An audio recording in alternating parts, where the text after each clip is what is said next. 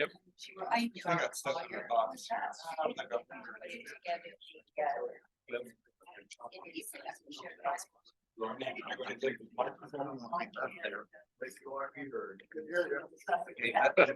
not used to that at home. This will be the first time anybody's listened to me in many months.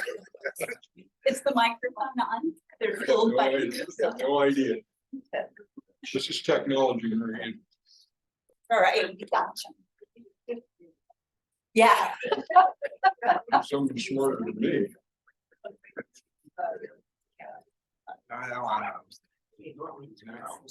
Let us check this mic. Can you hear me? No. Paul? Yeah. All right, thank you.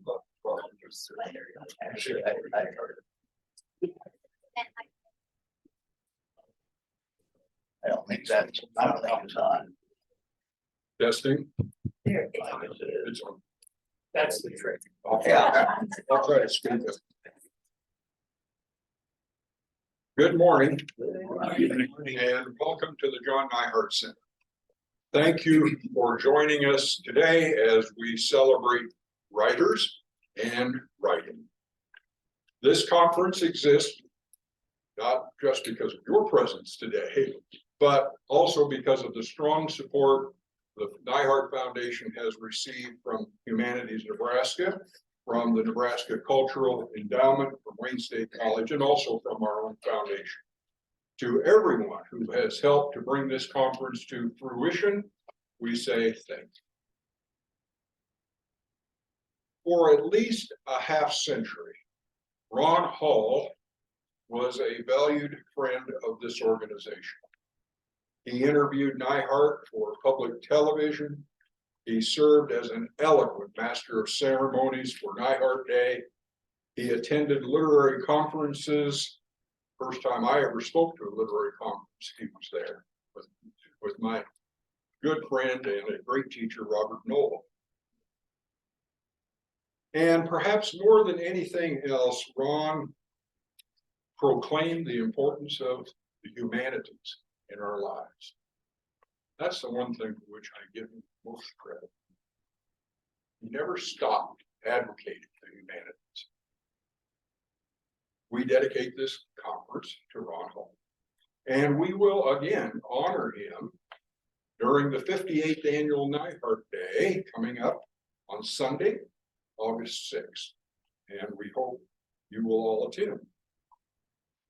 A couple of our scheduled speakers, as you may know, incurred some health problems as late as this past week. So we had no choice but to alter our schedule for today. I'm here because Marianne got to the bottom of her list and there she saw my name. And so thanks, Marianne. Don Hickey, Tim Anderson, and Rick Seiper are going to speak to you this morning. We'll take a break for lunch. When we return from lunch, we will hear from Donna Durrett, James Schaap, and I hope I'm pronouncing that name correctly. A chance to talk to him yet, and Nancy Gillis. Speakers you need to know. Well, you all know that we've seen the blue screen of death on our computers from time to time, especially back in the old days. Okay, well, today, speakers, you will see the blue card of death held up by Marianne when approximately 10 minutes are left in the time allotted for your presentation. Don't get mad at us for doing that. We should have a hook.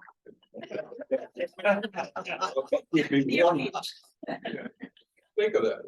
We'll think of that. Okay. Needless to say, our director, Marianne Reynolds, has had a very interesting week, revising the schedule not once, but twice, and thrice. A lesser person would have run the streets of Bancroft screaming into the night. But the indefatigable Marianne quickly devised a solution to the problems, and here we are. Well done, Marianne. Thank you.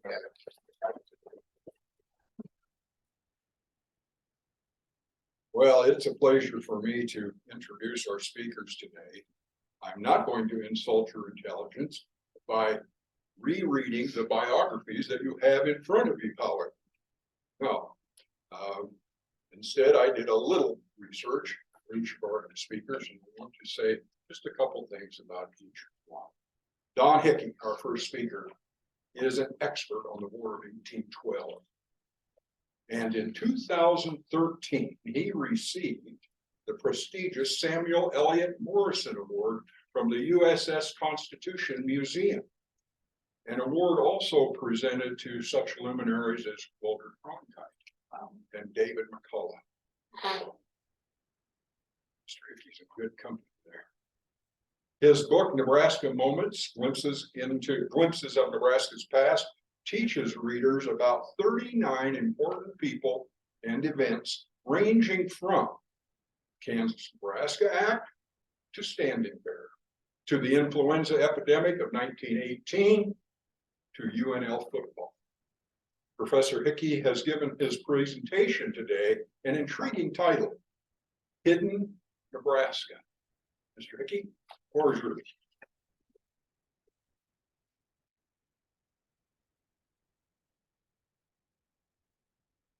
Well, I want to thank Mary Ann for and all the other people who had a role in putting this conference together, and all you guys for showing up.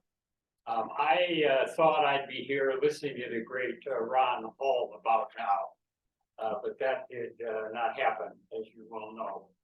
And I was tapped to speak in lieu of him, and I'm not going to be much of a substitute, I'm afraid.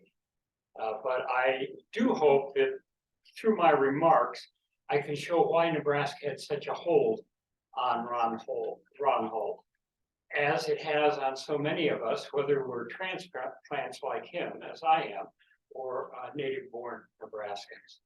I'm calling my remarks Hidden Nebraska, but we're not going to get to that title until the tail end of my remarks, assuming I haven't been hooked. I grew up in Illinois, did all my academic work there, and then held a series of short-term 1-year, 2-year appointments at big universities in Colorado, Texas, and California, before getting the call from Wayne State College in 1978. I had never lived in a small town. I was looking forward to it, and I was not disappointed. Everybody was open, warm, and friendly. Anytime I needed help, I could get it. It was actually a somewhat different experience of what I'd had at the big universities, because they were just so busy. It was as if they didn't have time for this newcomer, this young newcomer who was there on a short-term appointment. I did not know much about Nebraska. I knew it was a rural state, an agricultural state, and conservative politically. And that's about all I knew. And I was not alone.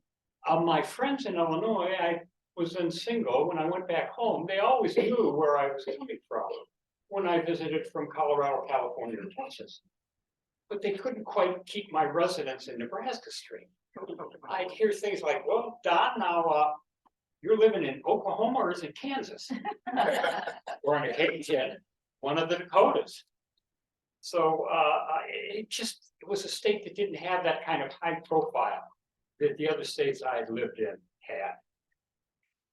And likewise, I did not know a lot about Nebraska's history, even though I was a historian, an American historian. There were a few places where it intersected with US national history. And I knew a little bit about Nebraska from that. I knew, for example, that when the Kansas-Nebraska Act was adopted in 1854, that opened the territory to settlement and really launched the Republican Party and in due course brought on the Civil War. I also knew that both the Oregon Trail and the Union Pacific Railroad ran through Nebraska. I wasn't quite sure why. I don't think I'd ever given it any thought. And I knew the great William Jennings Bryan, the great commoner, the boy orator of the Platte, was a presidential candidate in 1896, nominated by both the Democratic and the Democratic and the Populist Party, although that proved to be the first of 3 losses he would have as a presidential candidate, like Henry Clay. He was a 3-time loser in the presidential sweepstakes. Well, I would soon have an opportunity to learn more. I met my future wife, Connie Clark, at Wayne State College.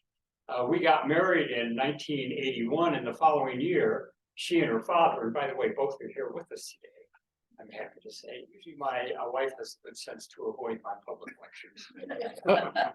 They decided to launch a magazine called Senior Life, which was basically geared for Northeast Nebraska, but it turned out it had a much wider circulation. And I suggested to my wife, well, why don't you let me write a column on Nebraska history?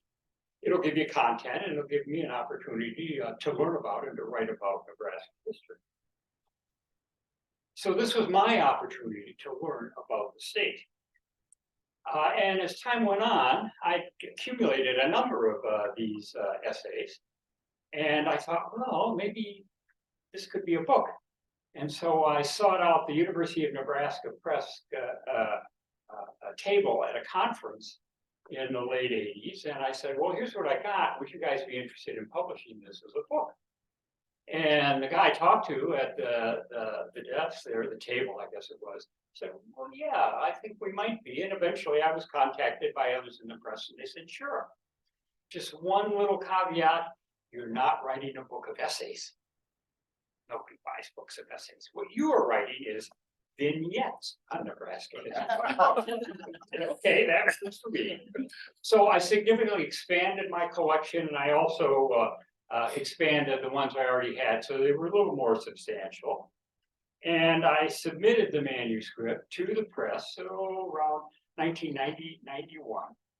And as is the custom with university presses, they sent it out to experts to evaluate it. 1, 2, or 3. In this case, I think mine went out to just one. I think it was a guy.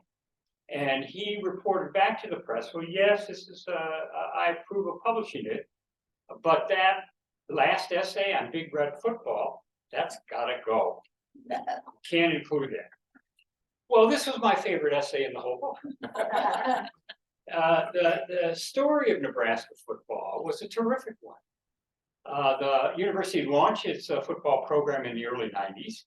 Its star player for 3 years was a guy named George Flippin, who was a black man. And in 1892, the University of Missouri would not play Nebraska in a scheduled game and preferred to forfeit that game. Flippin, by the way, went on to medical school in Chicago, paid for his schooling by playing football for that medical school. You don't see that very much nowadays. And then he returned to Nebraska, settled down in Stromsburg, opened a practice there, and became a prominent member of the community. By the way, he married a white woman. In those days, that was not legal in Nebraska, so they went over to Iowa to get married. So that was kind of an interesting sidelight of Nebraska history, or rather of Big Red football. And then in the 1920s, when the great Newt Rockne had Notre Dame riding high, they were just running over everybody. And Grantland Rice, the great sports writer, at one point commented that the backfield of Notre Dame, the 4 great backs they were like the 4 horsemen of the apocalypse. They just overran everybody. And they did. In the 3 years that those guys were in the Notre Dame backfield, Notre Dame lost only 2 games. Guess who beat them both times? It was Nebraska. And then as late as 1941, Nebraska went to the Rose Bowl. They lost, but that was kind of another interesting a sidelight of Nebraska football history. My thinking was, I was by then a fan, but my thinking was this: the story of Nebraska football was an important part of Nebraska's history. And I imagine that if some high school kid who didn't care anything for history happened to pick up this book, the one essay that he might read would be the one on Big Red football. So I asked my editor, a guy named Dan Ross, who later went on to become the director of the University of Alabama Press, why do we have to exclude this essay? And he said, well, our referee says it's too celebratory. My take was, this was some academic who resented the fact that Nebraska football got so much attention from the University of Nebraska and its graduates. In point of fact, even then we knew good football teams bring money into the institution. They're good for the institution. Alabama has just flourished in the last decade because of its terrific teams. So this guy was just kind of misguided. And I said to Dan, Dan, this whole book is celebratory. I don't have any bad news here. These are the highlights of Nebraska history. But he insisted, he said, I'm sorry, we have to follow the advice of our referee. Well, I was pretty upset, but what could I do? I mean, where else are you going to publish a book on Nebraska history? I would have pulled it if I had an alternative, but I didn't. So I said, okay, we'll not include this. And so that essay was excluded. Later on, when I talked to Dan, I said, hey, if we ever do a revision of this book, can we include the story of Big Red football? And he said, well, if we do a revision, everything's on the table. And some years later, I got a call from Nebraska, from the press, and they said, well, we would like you to put out a revised edition. Well, I was up to my eyeballs in other projects. This was after in the early 2000s. And I said, well, I really have been pretty far removed from Nebraska history, and I've got these other projects that are just consuming me. I can't do it. And they said, well, would you mind if we hired someone else? And I said, no, not at all. And so they lined up two fine scholars from the University of Nebraska, the great Western historian John Wonder and his wife Susan, and they put out a revised edition. And it did include a chapter on Big Red football. Now, in a way, their essay was better than the one I had, because when I wrote my essay, we had 2 national championships under Bob Devaney, although Tom Osborne's teams were really good in the early 90s. By the time they put out the revised edition, Osborne had won 3 national championships. So there were 5. So in a way, their essay was better. My one reservation was they only did the Devaney and the Osborne years. So they missed all those great stories that I thought were worth including about George Flippin and Notre Dame football and the Rose Bowl. But hey, even so, justice was done, and I felt good about that. It's human nature. If we think there's been an injustice, it kind of lingers with us a lot longer. And the example I would give from recent times is when Creighton got beaten by San Diego State in the quarterfinals of the NCAA basketball tournament. There was a foul call, a very dubious one, with 1 second left in the game, and the game was tied. And it was called against Creighton, and the San Diego player made one of the 2 shots, and that was the difference in the game. Now, 20 years from now, you ask a San Diego State player, what happened in that tournament? Oh, well, we beat Creighton by 1 point, and then we rolled over, or barely beat a Florida team, and then we were in the championship game, which we lost. But you ask a Creighton player what happened, you're going to say, I'll tell you what happened. We got robbed. That game should have gone into overtime, and we would have had a chance, and I think we would have beat them, but that didn't happen. And that's the way I felt about Big Red football. And it wasn't personal. You know, I wrote this essay, you got to include it. That wasn't the issue. It was that it was an injustice to Big Red football, the University of Nebraska, and the state of Nebraska. So I was glad that was righted. Okay, that's my somewhat long-winded introduction to Nebraska history. Now, here's what I learned in writing that. Where I saw national history intersecting with Nebraska history before I studied it was really a sort of more than I had anticipated. I knew about the Oregon Trail. I knew about the Union Pacific Railroad running through the state. I didn't know why, and it was partly politics, but it's also because the Platte River bottomlands are really good road bed, hard, and really a good surface, whether you're hauling a wagon through there or running a railroad through there. And this continued into the 20th century with the Lincoln Highway, which is roughly US 30 today. And then later Interstate 80, which I think is still the busiest east-west corridor in the United States. It certainly seems that way whenever you're on it. You just cannot get away from the traffic. My wife and I joke, well, we passed a truck. Oh, there's another one, and another, and another. So that was part of a larger story of Nebraska being what Maurice Sandoz called that long flat state, although we know it isn't flat everywhere. It stands between me and anywhere I want to go.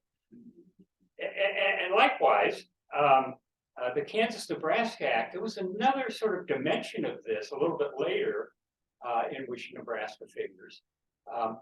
In 1867, Nebraska sought admission to the Union as a state, and the radical Republicans who controlled Congress insisted that the state not prohibit the right to vote to Black people.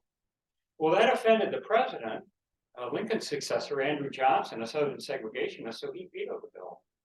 But the radical Republicans had such huge majorities in Congress, they passed it over to his veto. And that meant that Nebraska is the only state in the Union admitted over a presidential veto. And then there was that story of agrarian protest. It wasn't simply the Granger movement, Farmers Alliance, and populism in the 19th century. This continued into the 20th century with the Farmers Union in the 1900s, Nonpartisan League in the 1920s, Farm Holiday Movement in the 1930s, and then I'm sure most of you guys, or many of you will remember the farm crisis of the 1980s. So this recurring outbreak of radical agrarian protest in which Nebraska was often at the center. By the way, you probably shouldn't predict the future, but I'm guessing the farm crisis of the 80s will be the last. Simply because agriculture has changed so dramatically now. It's so commercial, so big time. And I think farmers probably have an easier time protecting themselves from the downturn. We'll see. That may or may not be true. I also learned about the stunning growth of Nebraska in the 19th century. The original Nebraska territory was about 5 times its size today. It extended all the way to the Canadian frontier and to the Rocky Mountains, but it was pretty quickly cut down to its current size. And in that size, there were maybe a couple of hundred white people living in the territory when it was open to settlement in 1854. By 1890, a mere 36 years later, the population of Nebraska approached 1 million people. Now, I say approached. The census of 1890 showed 1 million people, but I think they cooked the books a little because they were eager to show that they had reached that threshold. But this is a remarkable. It was Nebraska drew a tremendous number of people.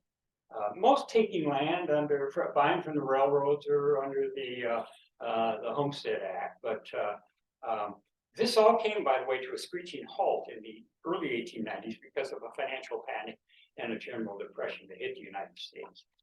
And from my perspective, the good news is that growth has never resumed. We had our first 1 million people in the first 36 years. It has been 133 years since then. And I think we're just about ready to hit our second 1 million. It's been very slow since then. And that has made it, I think, a desirable place to live. And as part of that growth in the 19th century, Lincoln was just humming, buzzing. Under the University of Nebraska chancellor, a guy named James H. Canfield, we had Willa Cather lived there, Louise Pound, the folklorist, John J. Pershing, head of the Expeditionary Force in World War I, Charles G. Dawes, little remembered today, later became Vice President of the United States in the 20s. And you also had William Jennings Bryan. So it was quite an impressive array of people who later achieved considerable fame. And I think most of these people knew each other. And Dawes and Pershing were real tight, and Pershing also knew William Jennings Bryan, even though they sort of were at opposite ends of the political spectrum. So Lincoln was a really hot place at that time. That was a story I was unfamiliar with. The whole story of water in Nebraska. We're sitting over much of the High Plains aquifer. We have underneath us lake the size of maybe Lake Huron or Lake Erie. Tremendous resource at a time when water is becoming ever more important of a public issue. Now, when I did my research in the early '90s, it didn't look like we were actually mining enough of that water to cause a change in the table. It was dropping in some places along the Republican River, but in other places the water table was increasing. And my sense is that's probably still true today, even though we irrigate a lot more. That we just have this incredible resource, and as long as we're careful, it's likely to be with us indefinitely. I'd never heard of the sandhills before I got here. I think that's the largest collection of sand in North America and maybe even the Western Hemisphere. And then finally, there was Big Red football. I knew a little bit about football when I came here. I was not a Nebraska fan, but once I've been here long enough. So I did learn those things about Nebraska. And then there were certain things that I thought were remarkable, and I called them noteworthy aspects of Nebraska history. My sense was the two most prominent public figures in Nebraska were William Jennings Bryan and George W. Norris in its history. Now, Bryan, in 1896, in my view, fundamentally transformed the Democratic Party from being an old-fashioned states' rights, conservative small government party to a more forward-looking party interested in using the machinery of government to affect change, which I think is the hallmark of modern liberalism. And likewise, George W. Norris, who was a Republican, broke the power of Speaker Cannon in the House of Representatives in the early 20th century, and then later was behind all kind of New Deal legislation in the early years of FDR's presidency. And then there's this story of agrarian protest, which stretched from for about 100 years, from the 1870s to the 1980s. The trial of Standing Bear, which was a benchmark in establishing the rights of Native Americans in the United States. The establishment of the nonpartisan legislature in the 1930s, very unusual. There had been 3 earlier nonpartisan unicameral legislatures. I see that's key. It is both nonpartisan and unicameral, but the sort of interesting part to me was that it was unicameral. We hadn't had one in this country for 100 years. We pioneered the initiative and the referendum. These were products of the late Gilded Age and the progressive movement in the early 20th century. At a time when many people thought that state legislatures were under the control of lobbyists and that the population at large needed a way to initiate or repeal legislation without going through the state legislature. And I think we were the first to adopt the initiative and the referendum. We also established Arbor Day in 1872. That was the brainchild of J. Sterling Morton. And Nebraska National Forest in 1907. That was the brainchild of Charles E. Vesey. And I think to this day it is the largest transplanted forest anywhere in the United States and perhaps in the world. There was Boys Town, founded by Father Flanagan, very successful charity to try to help kids who needed assistance, came from broken homes, from unfortunate situations. And what I found remarkable was he had the vision in the late 40s to establish an endowment. There was no other charity in the United States that sort of was thinking that way. And the upshot, of course, and it was helped a lot by the Hollywood movie, the publicity it got from Hollywood, is it built a very large endowment and has a lot of different initiatives today. It was also the Capitol building, the first one designed along modern lines, Pillar of the Plains. You know what else it's called. We'll call it the Pillar of the Plains. And it has, by the way, been copied by several other state capitals. And then the Public Power Initiative in the early 1930s. We were the only state in the Union which was called public power. Well, those were certainly interesting and I thought noteworthy aspects of Nebraska history. And I'm going to get back to these in a minute. But then there were the people of Nebraska. And as I sort of worked up this roster of people who had achieved some fame as a result of their lives, it seemed to me for a small rural state, Nebraska had quite a few. And I don't know if there's any way of ever measuring this, but my sense was we had a disproportionate number. And I've given you some of the categories here: statesmen, Brian, Norris, Dawes, and Morton; soldiers, Cody, Red Cloud, and Pershing; all those literary figures that I think most of us are familiar with, including Neihardt; entertainers, I miss Sandy Dennis in my list here, but a number of entertainers; athletes, we've got Grover Cleveland Alexander, Dale Sales, and all kinds of Nebraska athletes who have done well for themselves. And what I found interesting is how people who were here for a fairly short period of time, Pershing was here for 4 years, Dawes was here for 6 years before they moved on. Somehow Nebraska got a hold of them, and they couldn't let go. But Pershing and Dawes used to come back here and hunt and just kind of vacation in Nebraska. And when Pershing lost most of his family in a tragic Presidio fire in San Francisco, some of his family, he brought the others back and he settled them in Lincoln, even though he had lived in Lincoln for 20 years. But he thought it was a good place, good safe place for his family.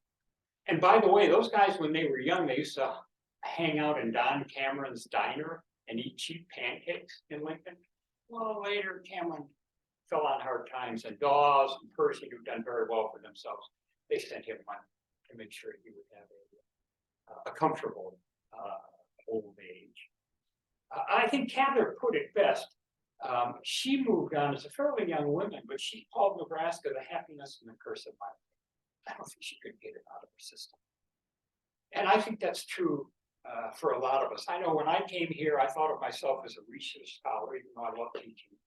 And I continue it now that I'm retired in this capacity. I thought of myself as a research scholar. I thought, oh, I'm going to be moving on. Well, at a certain point, my wife and I decided we're not leaving. We don't want to leave. So we're still here. All right. Now we come to the title of my remarks. And since I haven't even seen the 10 spot yet, it looks like I'm a little ahead of schedule. Maybe we can do some Q&A. You have 15 minutes. Great. We'll have some Q&A. All right. I look at our history and I think what of this history is hidden from outsiders, people living in other states? And I would say most of it. No surprise here. Insofar as we're familiar with our history, it's typically the history of the state we live in. Now, you probably would know a little more about some of those high-profile states that like Colorado or California or Texas, or maybe Massachusetts or Virginia. But Nebraska just doesn't have that profile. So I would not expect outsiders to know much about our history. Now, Nebraskans, I think, know a lot more about their history. But to me, there is something that is hidden from most of us, and I want to refer you back to that subsection I gave on noteworthy items. All of these things have one thing in common in that list. What is it?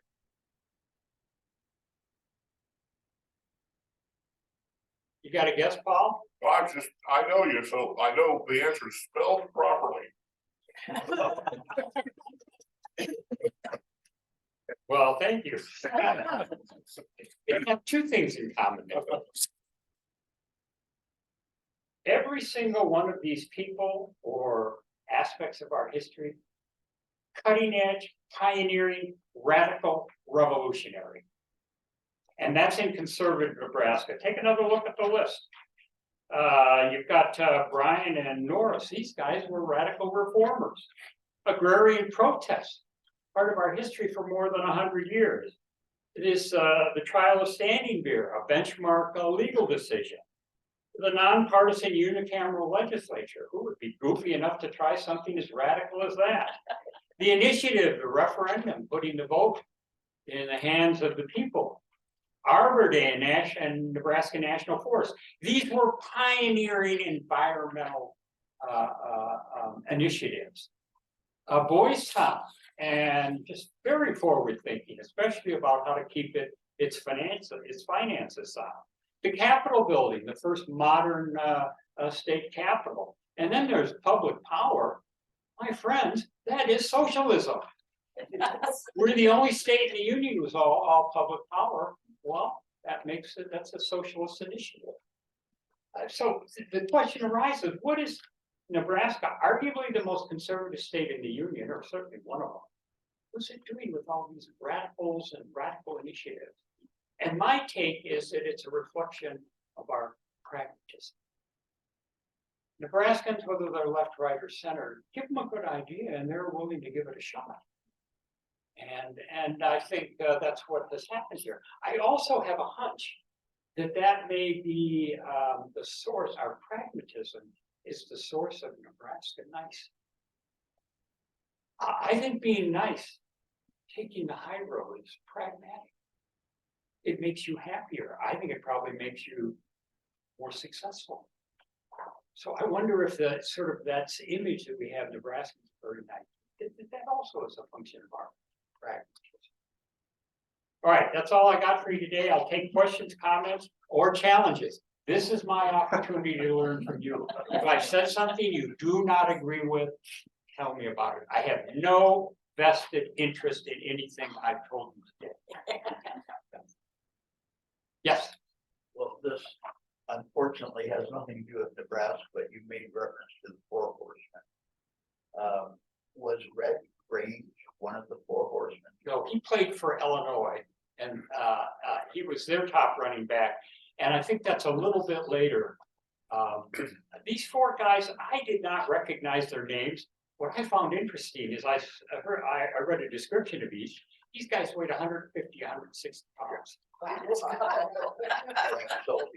so bad. And you know, they had the leather helmets. Grange was another story. Yes. Another first is the first Native American physician. Dr. Susan, what do you Absolutely. got?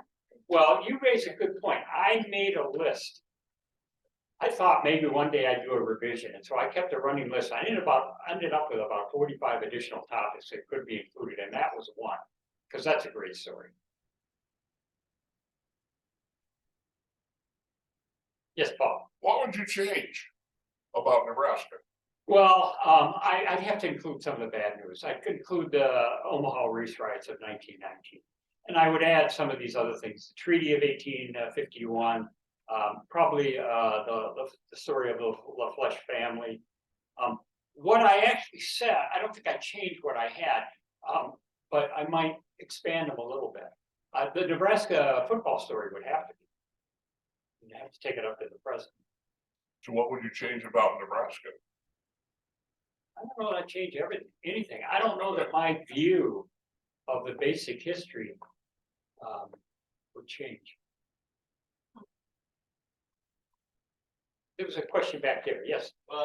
Comment and your points about Nebraska conservative state, et cetera, but then those examples that you brought up where Nebraska was on the leading edge, sometimes in a bit of a radical and so on, and the things that have occurred over the years, and it just struck me that the most recent Hall of Fame person, Nebraska Hall of Fame, my wife and I were at an event 2 Saturdays ago, and it was at the Malcolm X Center in Omaha, 34th and Grant, near the birthplace of Malcolm X, and it was really a wonderful event, and Another radical. and well, Yeah. and the things that you stood for and had moved ahead with the thought process, but your points about, well, here's Nebraska, and look at some things that have occurred,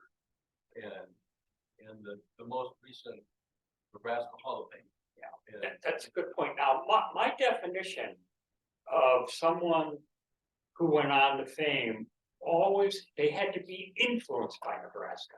And since Ford and Malcolm X left when they were like 1 year old, they would not make my list just because of my definition. But an interesting point that we honored a really radical early African-American activist. That's a good point. What else? Down here? Yes, sir. So these radical events that you mentioned, were these organized, or orchestrated by outliers at the time? Or obviously they must have gotten a majority behind them at some point for these things to have passed, but were they unusual in that regard? They were always organized by people within the state. And that's, you know, we have the big money coming into politics now from out of state often to try and influence elections. These were local initiatives and they caught on. I think George W. Norris, who was very much a reformer, a radical reformer, he sold the idea of the unicameral by driving all over the state and promoting it. And he said he wore out a car doing it.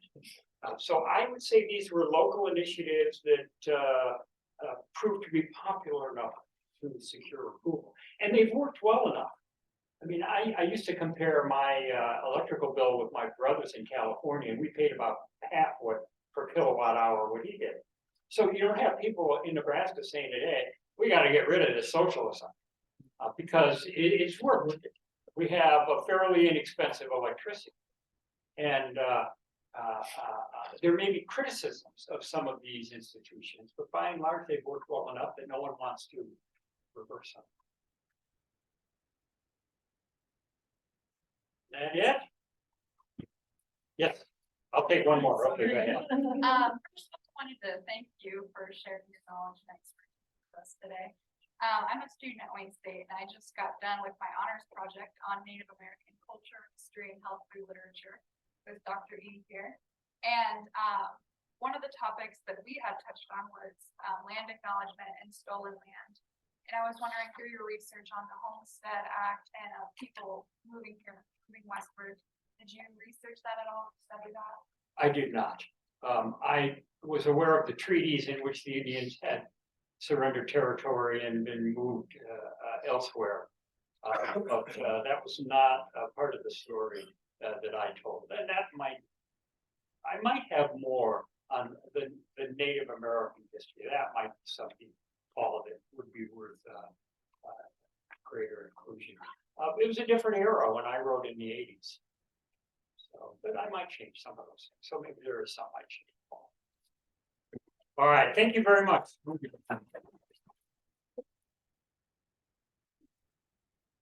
We'll now take a 10-minute, exactly 10-minute break, so we don't get the blue card.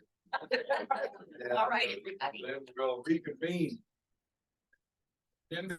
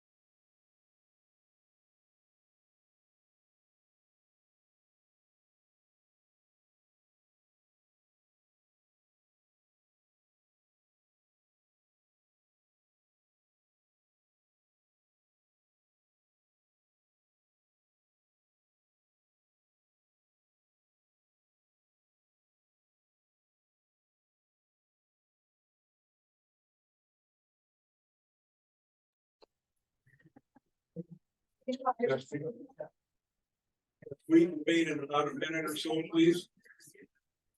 Yeah.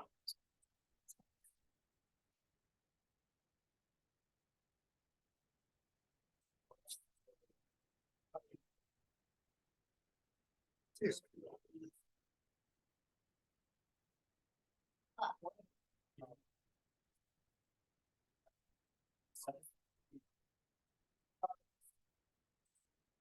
You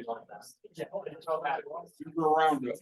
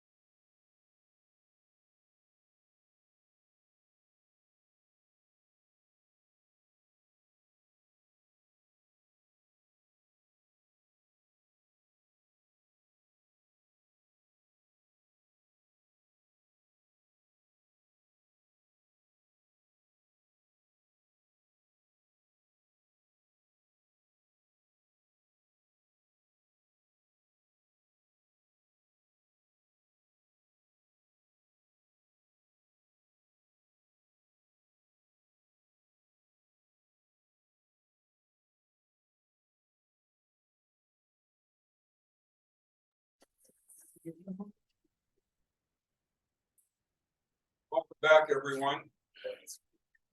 And thank you, Mr. Hickey, for that informative presentation. I have one thing I'd like to do before we listen to our next speaker. There's a gentleman sitting right here in front of me who is completing the longest tenure of any public school superintendent in Nebraska. He's now in his 30th year. John Cerny, congratulations on everything you've done.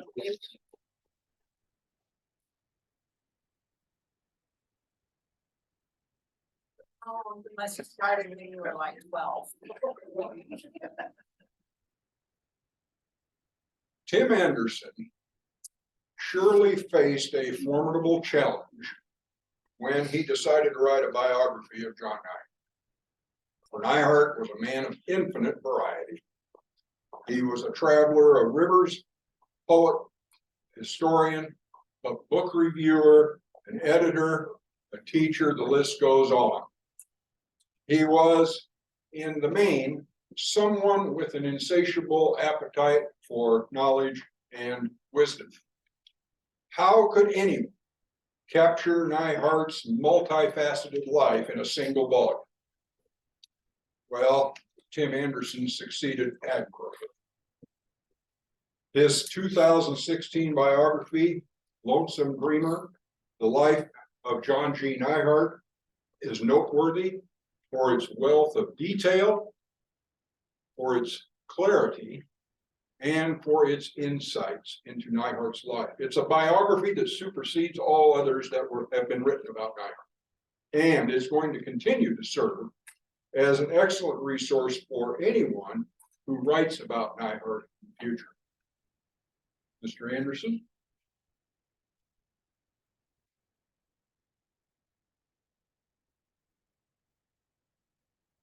Thank you, Joe, for that gracious introduction. I want to tell you a story today. Takes place right here in Bancroft. It's a crisp autumn morning in October 1913. Like I said, right here in this small town of Bancroft, Nebraska, John Neihardt, having just finished his breakfast, walks into his study and with a thick, soft pencil writes, "The year was 1823. With that brief line, Neihardt's professional career as a writer and poet changes forever. With that line, he stakes claim to a place and a period of American history that he believed though crucial to the nation's very sense of itself, were often ignored. With that line, he turns his focus to an American theme and sets off to explore the area of the Great Plains with which he will come to be associated, the rich Missouri River country of fur traders and Plains Indians. He is not even aware of it himself, but he is starting what will become his life's work. The tale he began to write that October morning, of course, was the Song of Hugh Glass, a biography in verse of a grizzled old fur trapper who had traveled up the Missouri River some 90 years earlier, a rugged band of men under the direction of William Ashley and Andrew Henry. Hugh Glass had been badly mauled by a bear on that expedition and left for dead by his compatriots. But he had survived, and living primarily on roots and berries, he made his way down the Grand River in what would become South Dakota, crawling on his hands and knees much of the way, until he reached Fort Kiowa. You may be familiar with Glass's story through Leonardo DiCaprio's Oscar-winning portrayal of him in the 2015 film, The Revenant. In 1913, John Neihardt was 32 years old, already the author of 4 volumes of poetry, a novel, a volume of short stories, and a nonfiction account of his own Missouri River voyage.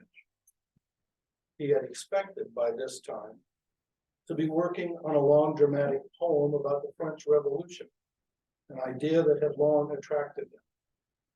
For the previous decade, he had focused on writing lyric poems and short stories, but he had grown bored with both.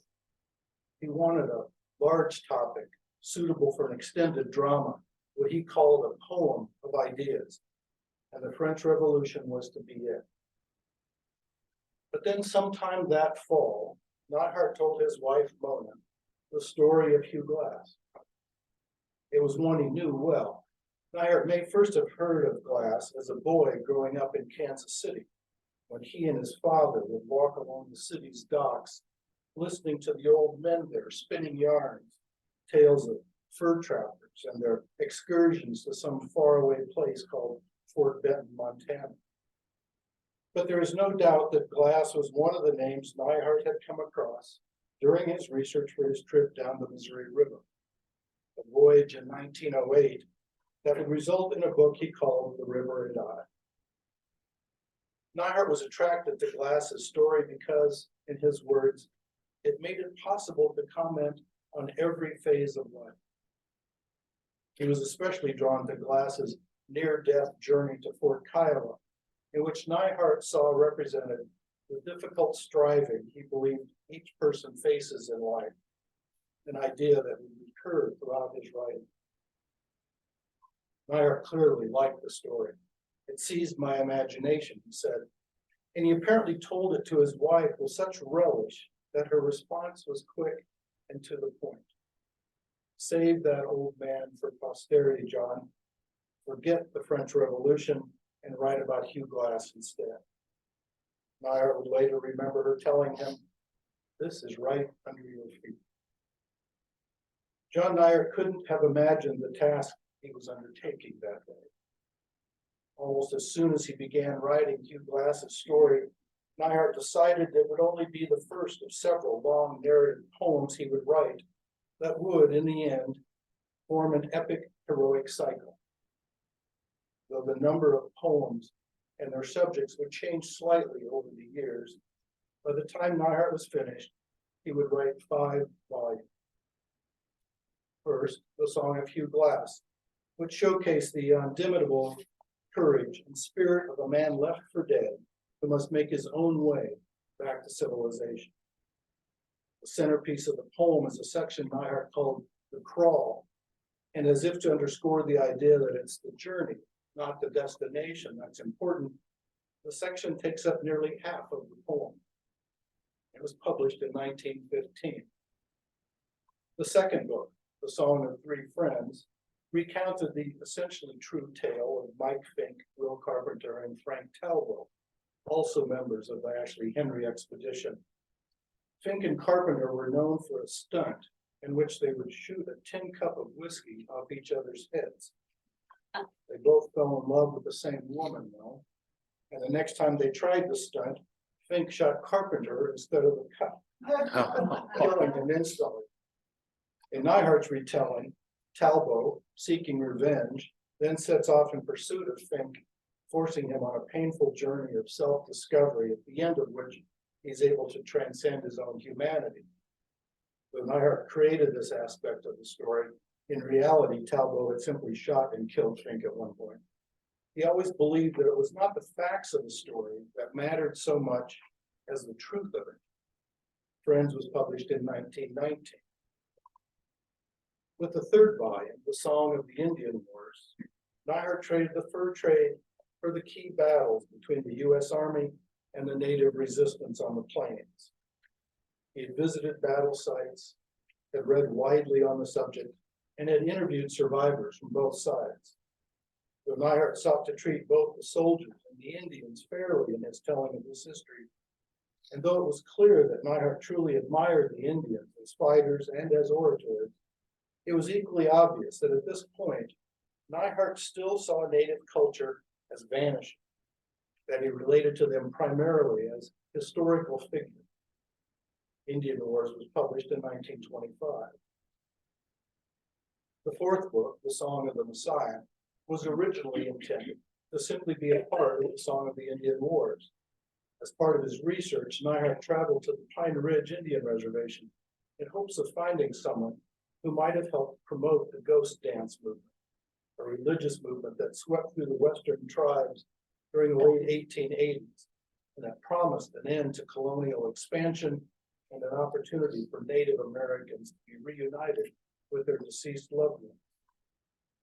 There he met Nicholas Black Elk, a Lakota man then in his 70s, who had witnessed firsthand many of the interactions between his tribe and the U.S. Army on the Great Plains in the last half of the 19th century. From the Battle of the Little Bighorn, to the Ghost Dance movement, to the Wounded Knee Massacre. Black Elk's insights, and especially the bond that quickly developed between Neihardt and Black Elk, altered the way Neihardt thought about the nation's indigenous population.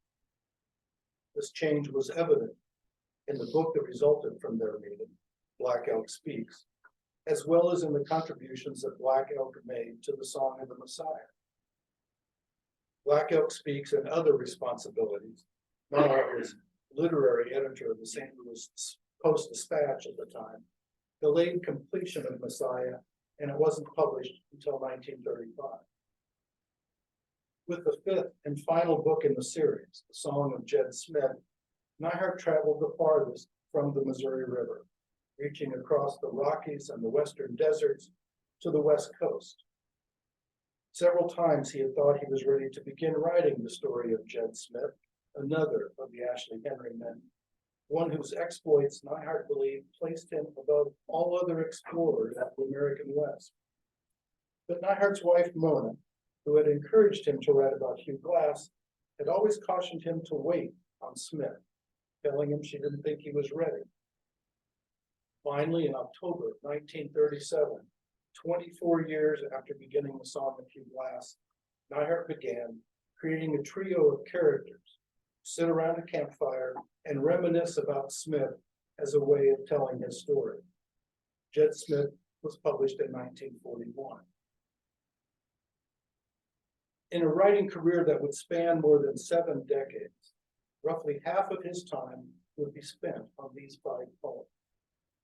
He would eventually publish books, not counting reissued volumes, in 6 of the 7 decades in which he lived in the 20th century, skipping only the 1960s, when he was in his 80s, a decade that would be marked by the explosive republication of the book for which he is today best remembered, Black Elk Speaks, itself, as you've just heard, a byproduct of the work on these poems.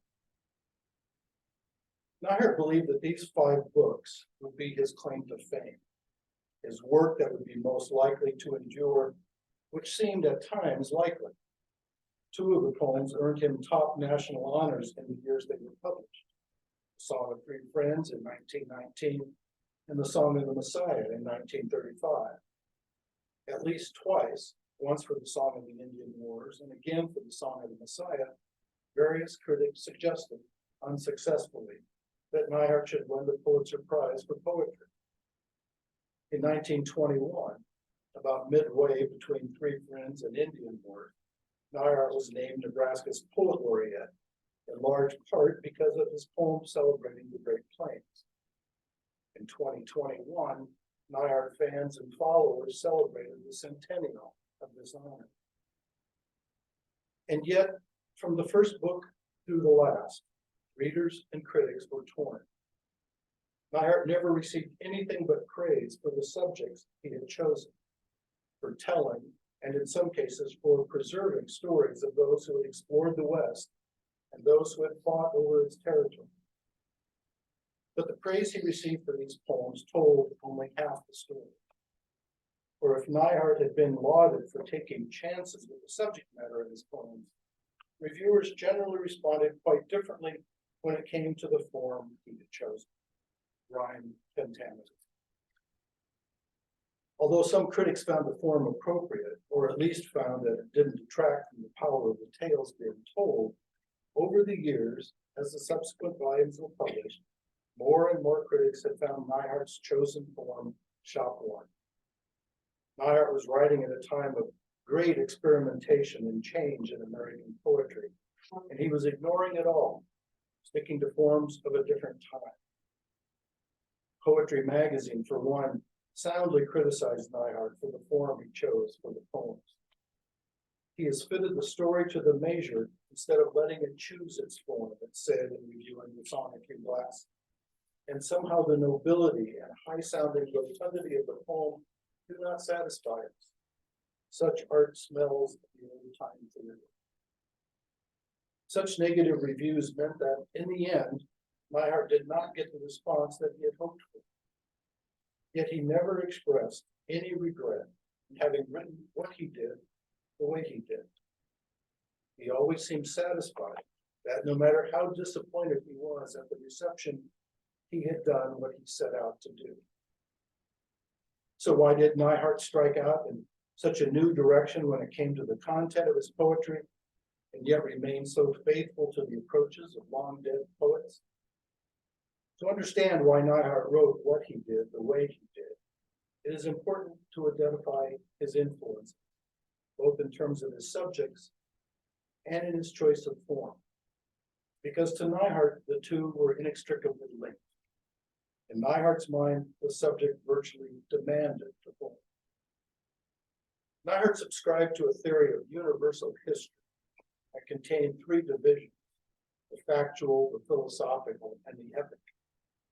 America, Neihardt believed, had the necessary raw materials for all three parts of this universal history, and he was attracted to the idea of an American epic in which a poet could dramatize the heroic events of the nation's history, perhaps especially those events that he thought were too often overlooked. He believed that in the stories of the fur traders of the Old Northwest and in the collision of cultures that culminated in the Plains Indian Wars, he had found the stuff of America's epic. We have often heard it said that America lacks the fine old traditions he wrote the year before he started working on the Song of Glass. Nothing could be further from the truth. Considering merely the fur trade era, we find men that Homer would have turned into demigods. It is no surprise that Neihardt mentions Homer, whom the ancient Greeks believed was the first and the greatest of the epic poets. Neihardt's first encounter with Homer had come as a young boy in Kansas City, and he became friends with a neighborhood schoolmate whose mother often read to the two boys. I think I heard most of the Iliad and Odyssey from her, Neihardt later recalled. And as he got older, of course, he would read English translations of Homer himself, and the Greek poems eventually offered him a way to view stories of other cultures, fur trappers, plains Indians, soldiers, for example. We can't say with any certainty where Neihart's precise word choice and writing style came from. But we know what he read, and we know what he wrote, and it's often easy to find parallels between the two. Homer, at least in translation, seems to have offered Neihardt a language in which to express the stories he wanted to tell.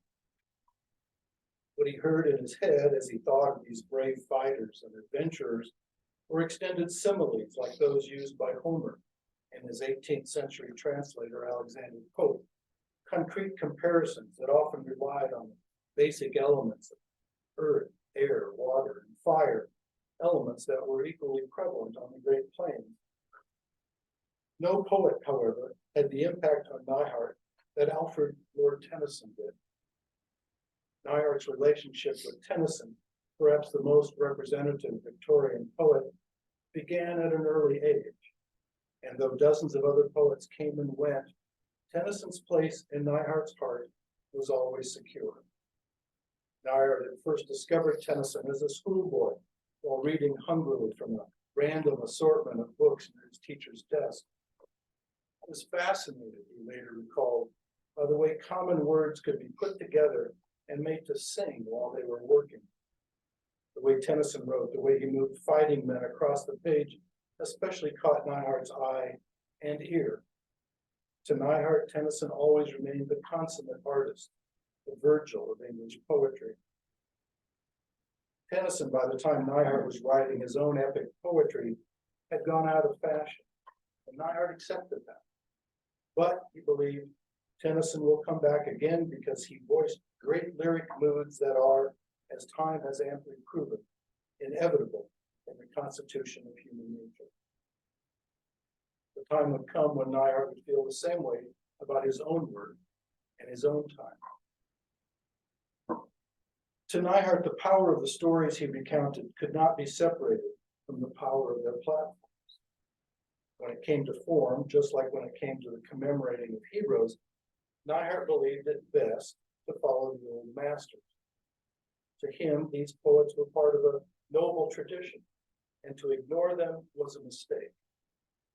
Neihardt had experimented with forms in many of his early lyric poems, trying blank verse and mimicking chants he had heard on the Omaha Indian Reservation, but he had always been most comfortable with the forms he had grown up with, like those used by his early poetic heroes, especially Tennyson.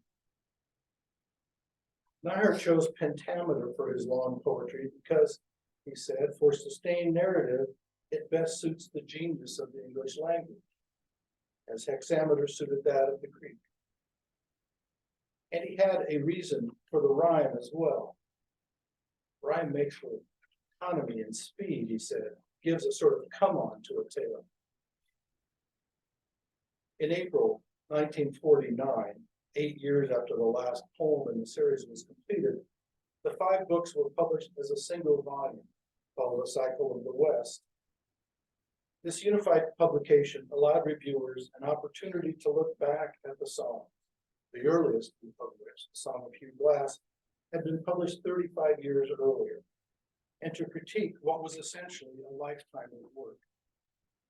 Given the decades critics had had to consider the various poems of the cycle, even the best reviews were of 2 minds.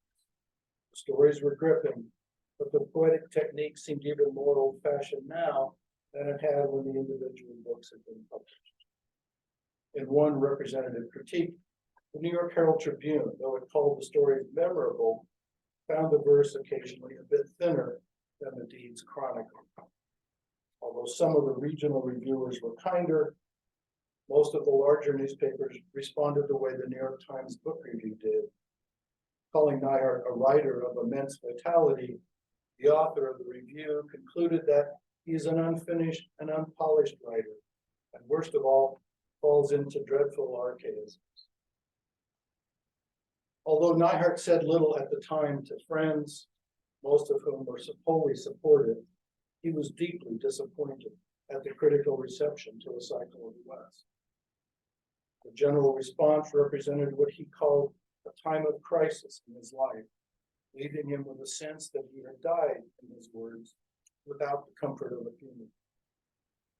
Knowing that his life's work was finished and that it was so little appreciated, he told a friend years later, made it feel like a voice that had fallen echoless upon empty air, leaving nothing to fill the emptiness it had left. Still, Neihardt was never one to feel bad for long. Just as his cycle was published, he was invited to teach at the University of Missouri. The opportunity to do something different was life-saving.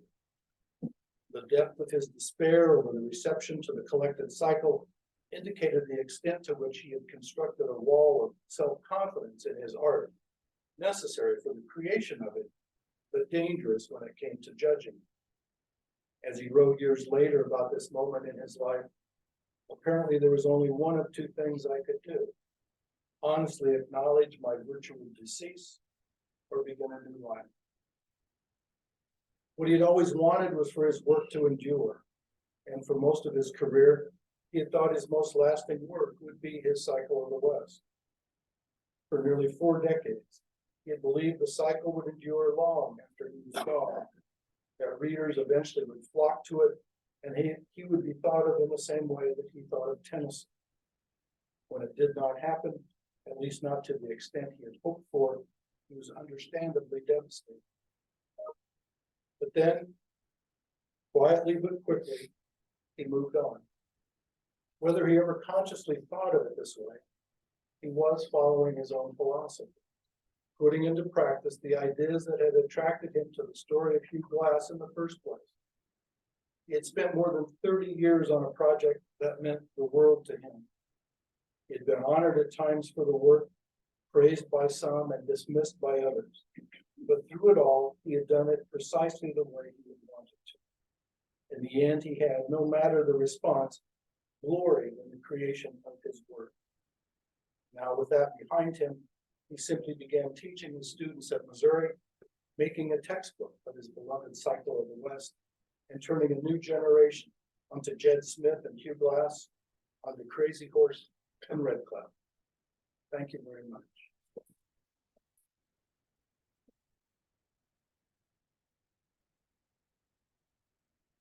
I would be happy to answer a couple of questions if anybody has them.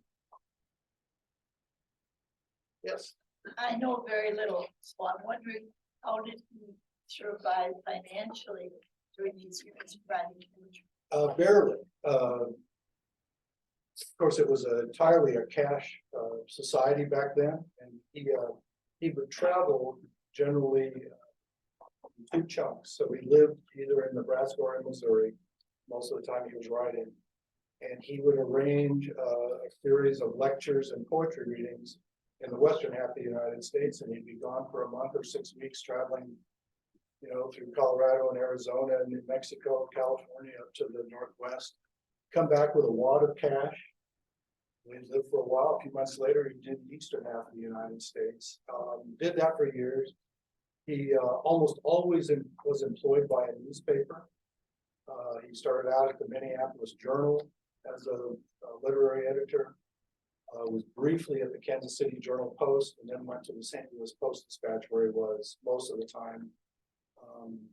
He occasionally lived in St. Louis for a while, but then made arrangements where he could live in Columbia and mailed his work in. So we always sort of had a baseline, but he and Mona always had a garden, always had an orchard. They had chickens. I mean, they struggled, but it never mattered to either one of them. I mean, they had enough to get by, and that seemed like that was plenty. Yes. First of all, you always give a good presentation, so thank you.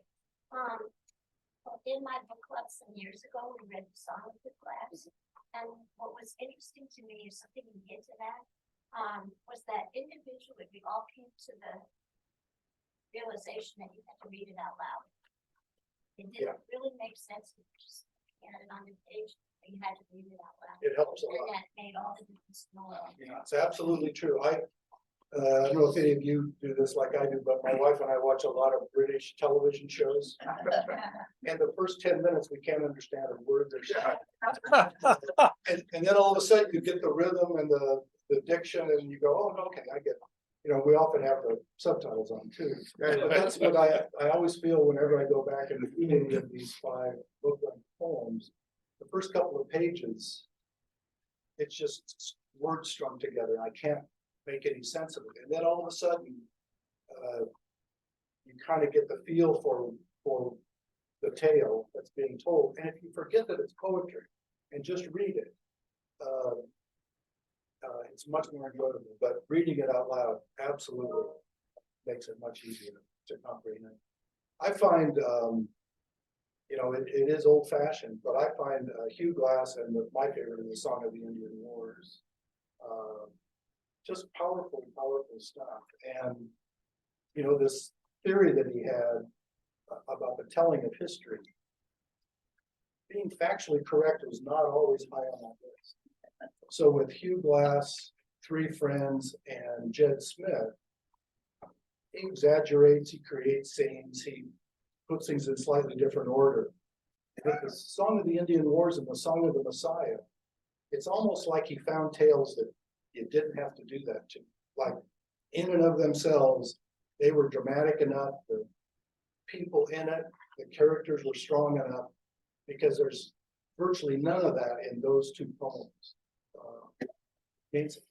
Yeah, those who knew Hilda, with her stories about her interactions with her father, she shared that one time she was going to be giving a recitation from one of his works. And she was sitting there reading through it, but she was reading it to herself. And he asked her, he says, what are you doing? And she told him, and he says, well, why aren't you reading it aloud? And she says, I can hear it in my head. He says, no, you can't. And she said from then on, she always read them out loud, even if she was by herself. Yeah, well, and I think the clue in the title, they're all called songs. Yeah. You know, they're not called poems. To him, they were, and he, you know, fortunately, there are a few videos available of him interviewed by Ron Hull or by Dick Cavett. And in the Dick Cavett interview, he reads The Death of Crazy Horse, which is really a powerful portion of the Song of the Indian Wars. And at this time, I think this was in 1971, so he was 90 years old. And when Cavett is questioning him, if you haven't watched this, it's really worth seeing. He kind of seemed like a 90-year-old guy. He's a little hard of hearing, a little confused sometimes about what Cavett just asked him. But when he starts reciting, and he recites from memory, the entire, and the Death of Crazy Horse, I can't remember what it is now, 6-7 pages out of this book. And he just takes on a power, and when he's finished, he's shaken. And I've only seen this one other time. When I lived in New York, my wife and I went to see Death of a Salesman on Broadway. And it ends, as you know, that play, it ends with this dramatic, almost monologue by the salesman's wife. And the play ends, and the curtain comes down, and then they come out, you know, to the applause of the audience. And this actress who played the wife is just, I mean, can barely stand. She's shaking so hard she can't, I mean, she's still in that throes. And that's what it looked like to me he was experiencing. He was so deep into that tale of Crazy Horse's death that he had a hard time coming out of it. And once again, Hilda said that they had cue cards for him and he never looked at them. Yeah, she said she would travel whenever he was being interviewed. She'd say, what are you going to read? He'd tell her. She'd always make sure she had those volumes with in case he needed them, and never did. Oh.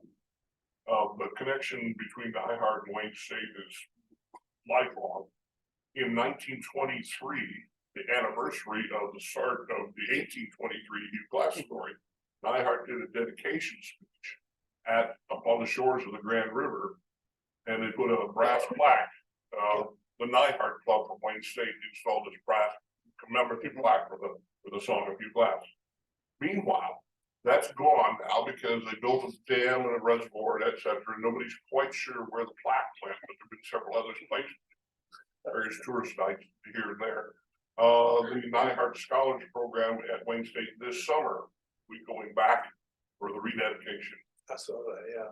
Yeah, my brother-in-law and I went to North Dakota hiking, maybe 5 years ago, and coming back, we came through northwestern South Dakota just to find that plaque. And we spent a day walking through bug infested, probably trespassing, and better term for it, and never found it. But we think we know where it is now too. So I'm thrilled that they're going to go up there and see it. Originally, they had planned to do one for each of the books, but they never got past the last one. But yeah, that's a cool story. Yeah. Well, after writing the cycle, he wrote When the Tree Flowered, and he said that was his favorite thing to write. And I wonder if it isn't just because of the therapeutic value that gave him to kind of change course and change direction. Possibly. When those 5 books of poetry were being reviewed, occasionally someone would say, if you'd only just written these as prose, like forget the poetry, just told the stories. But I don't know that would have worked. I mean, you can read them that way, but and then I've also Bill Clefcorn, who's a noted Nebraska poet, always told me that he thought Neihart's best book of poetry was The River and I, which is written in prose. But he said if you change the line lengths, that's the best poem he ever wrote. So we're still sort of tied up in form, I think, over functions. Yes, sir. There's an awful lot of things about Tom Neihardt that are extraordinary. But the one thing that sticks out in my mind is his connection to hockey. And he made that trip up to see Black Elk.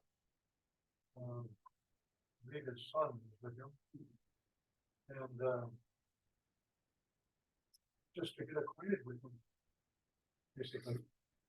And so they talked. And Black Elk's son could do translating. And somehow, for Black Elk, extraordinary experience. Yeah. Because he enjoyed talking with this fellow.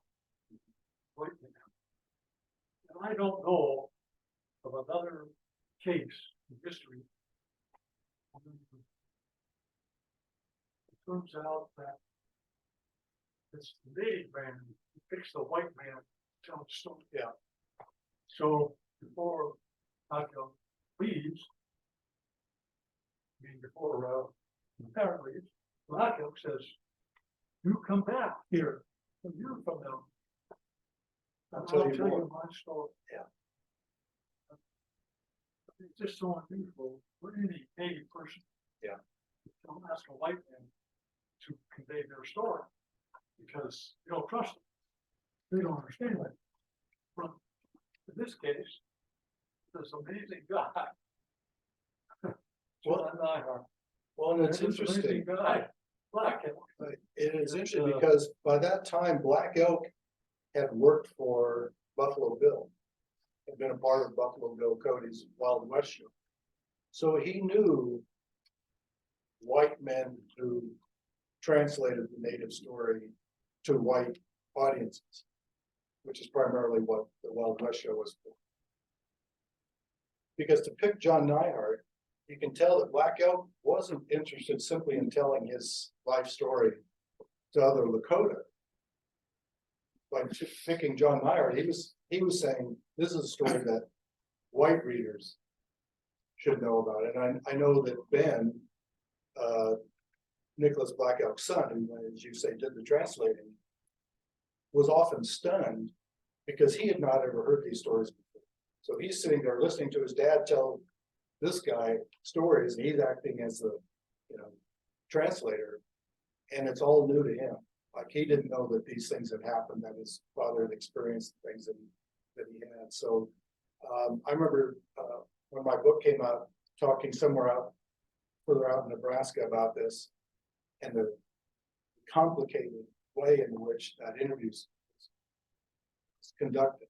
So Neihardt would ask a question in English. Ben Black Elk would translate it into Lakota. Nicholas Black Elk would answer in Lakota. Ben would translate the answer back into English. Neihardt would go, well, wait, I'm not sure I understand this part. It's back into Lakota. Back, and they would do this 2 or 3 times until they all kind of went, yeah, okay. We all understand now. And then Neihardt's daughter, Enid, would take it down in shorthand. And you can, if you know shorthand, you can go look at her shorthand notebooks at the University of Missouri. And then later she, transcribed them all, typed it all up. So it's this multi-layered family encounter, where it's these 2 extraordinary individuals and their children all involved in this. And I was telling the story somewhere, and a woman raised her hand. She goes, "Why didn't they just tape record?" 1930 and 31. Yeah, that's right. Yeah, just use Google Translate. Thank you for bringing Hilda Neihardt's name forward. She had a large part of that story. She was extraordinary. Yeah, And she continued it through her life. I always tell people there wasn't a lot of negative moments in John Neihart's life. There weren't any hidden years where he was doing stuff he shouldn't have been doing, and that was a biographer I had to dig out. But anything negative that I know about John Neihardt, Hilda told me.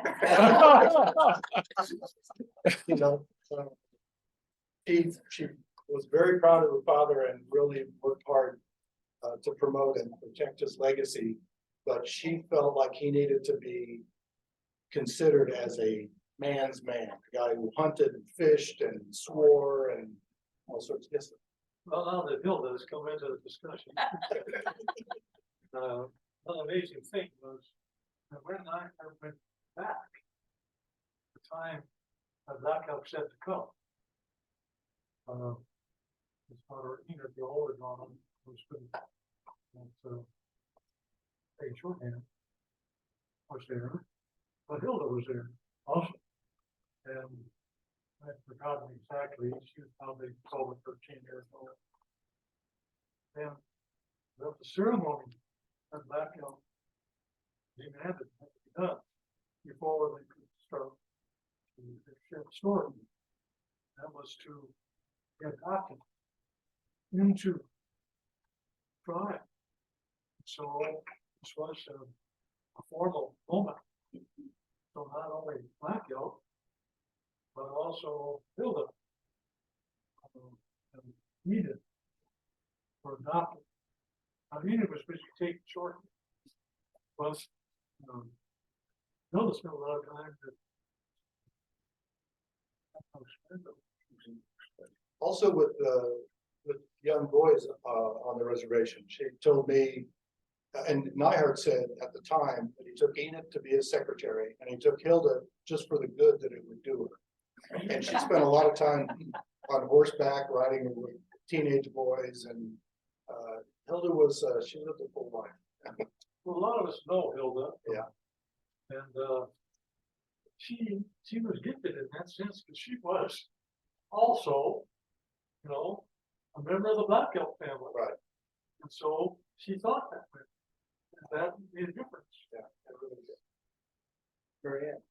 Just 2 quick things. I think it's important for people to know that many of Neihardt's works are available on audible.com. So if you don't want to speak them out loud, you can listen to them, and they are songs. It's so compelling to listen to them.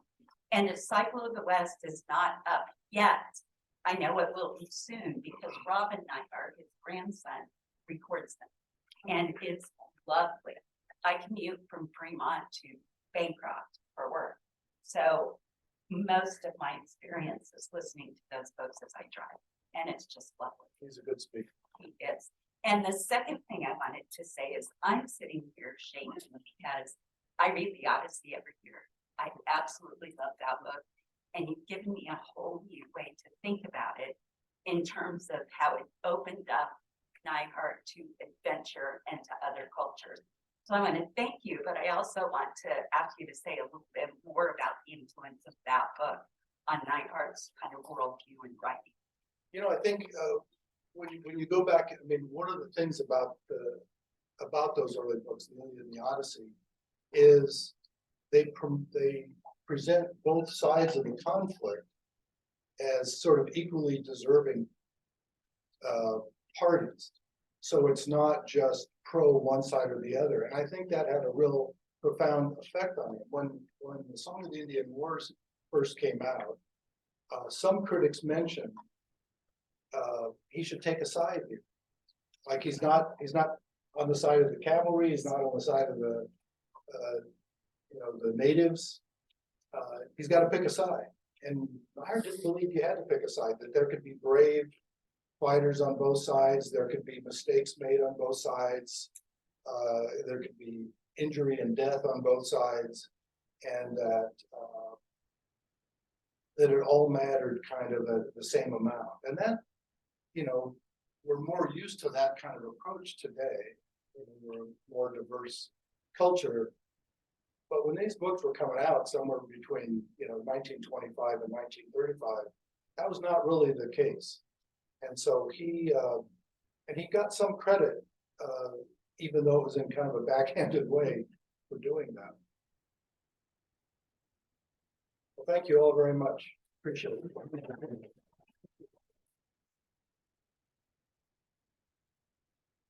We will now take our second 10-minute break and resume.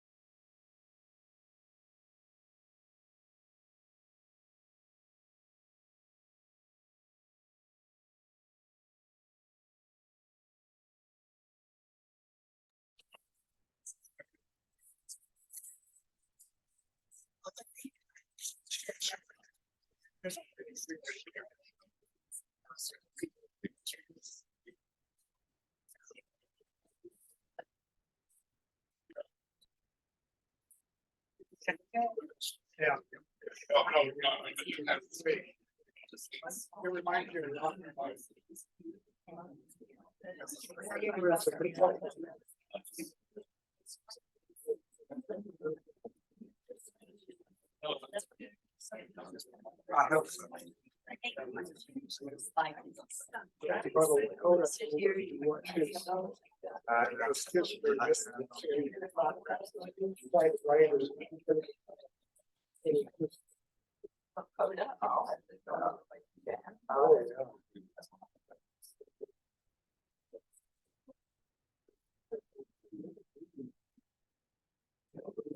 Thank you. Welcome back. Rick Cypher's extensive knowledge of mystery writer Mignon Good Eberhard comes from many years of research, culminating in his 2006 book, America's Agatha Christie, Mignon Good Eberhard, Her Life and Works. I have a copy right here in front of me, so you can see it.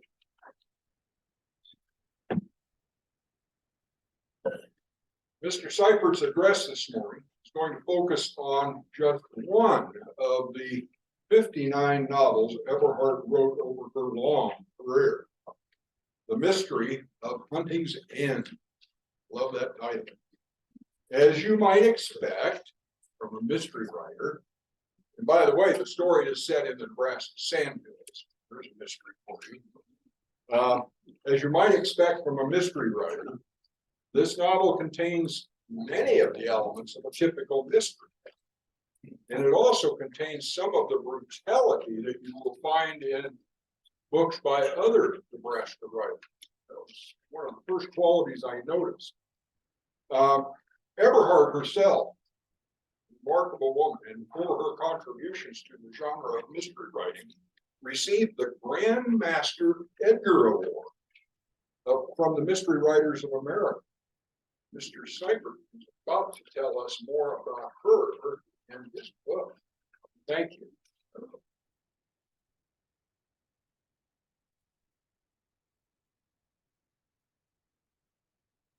Thank you. I'm delighted to be here. I appreciate the remarks of Don and Tim earlier. Learning more about Nebraska. I am a Nebraska transplant. At the dentist office the other day, they were asking me, where are you from? And I said, where do you think I'm from? Because I teach linguistics. We love talking about regional dialects. And they said, well, we'd say Virginia or North Carolina. And I said, well, that's the process of dialect leveling. Because when you move from one prominent dialect region to another, not sounding like where you were from, but not sounding like where you live. You enter what I would say a sort of dialect no man's or no woman's land, and people, well, where is this guy from? So in case you're needing subtitles, I'll tell you what happened. I moved up from a small ranching community in Texas. And so those are where my original roots are from. But I moved up here in the 1980s and found myself rooted here in Nebraska, which is a good thing. And then came to learn about Mignon Eberhard, who we'll spend a little bit of time talking about today.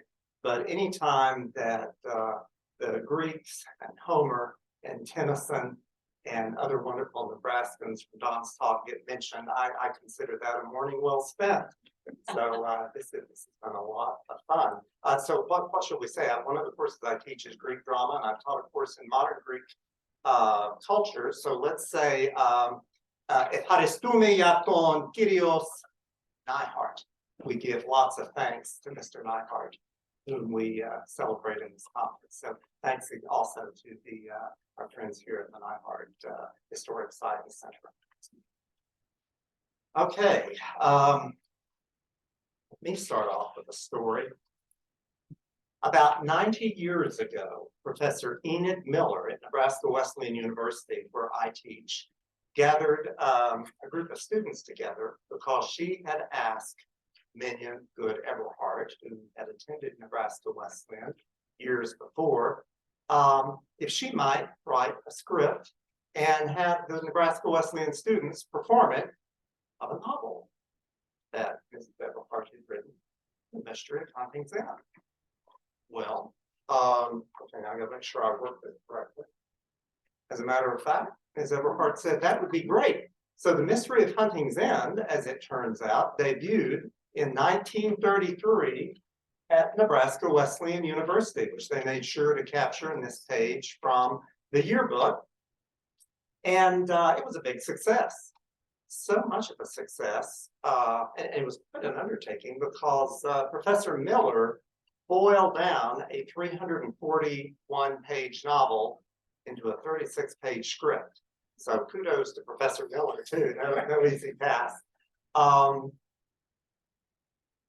In 1937, Professor Miller went back to Minion Everhart and said, you know, we'd like to do that again. This time it was the house on the roof that they had in mind. And so again, a Nebraska Wesleyan group of students took a script by Professor Miller and toured all over greater Nebraska. I think they got as far as Gordon. And then, of course, college students being what college students are, having been cooked up in a Pierce Arrow for some time. And Professor Miller, being, I expect, a wonderful professor, said, you know what, let's go up to South Dakota to a park, let you swim a little, have a good time. And the culmination of that trip was they talked some rangers at the Cave of the Winds Park into going down into the caves at midnight to do a production for the park rangers of The House on the Roof.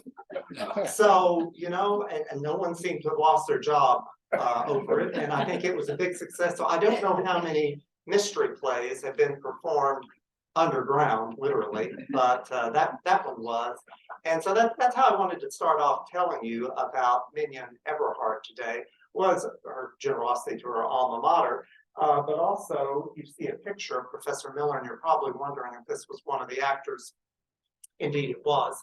It was Houdini, Professor Miller's German Shepherd, who appeared not only in The House on the Roof, but also in The Mystery of Hunting's Inn. Why named Houdini? Evidently, he could escape any leash or collar. It was a great fan favorite of the students, so Houdini had to go on the trip as well. Well, what about this mystery novel that we've come here to talk about today? The Mystery of Hunting's Inn was Everhart's third novel, and it features Nurse Sarah Keith, who really became one of Everhart's chief contributions to the mystery genre. She was a reluctant detective. She first appeared in two novels, which we're pretty sure, although it doesn't identify the city, we're pretty sure were set in Lincoln. The Patient in Room 18, which was likely at Bryan Hospital, or perhaps Lincoln General, and While the Patient Slept, which Jim McKee, our historian in Lincoln, is sure that he can identify the home, and I've never had a chance to ask him which home on the far south side did Minion Everhart, it was out of town then, have in mind when she wrote this.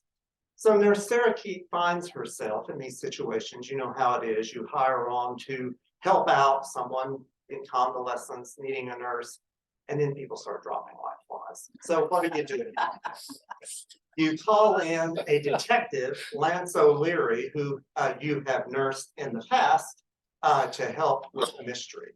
So Nurse Keith and Lance O'Leary become a great team in Everhart's novels. I believe you have a handout that shows some of her early novels, some of the golden age mysteries.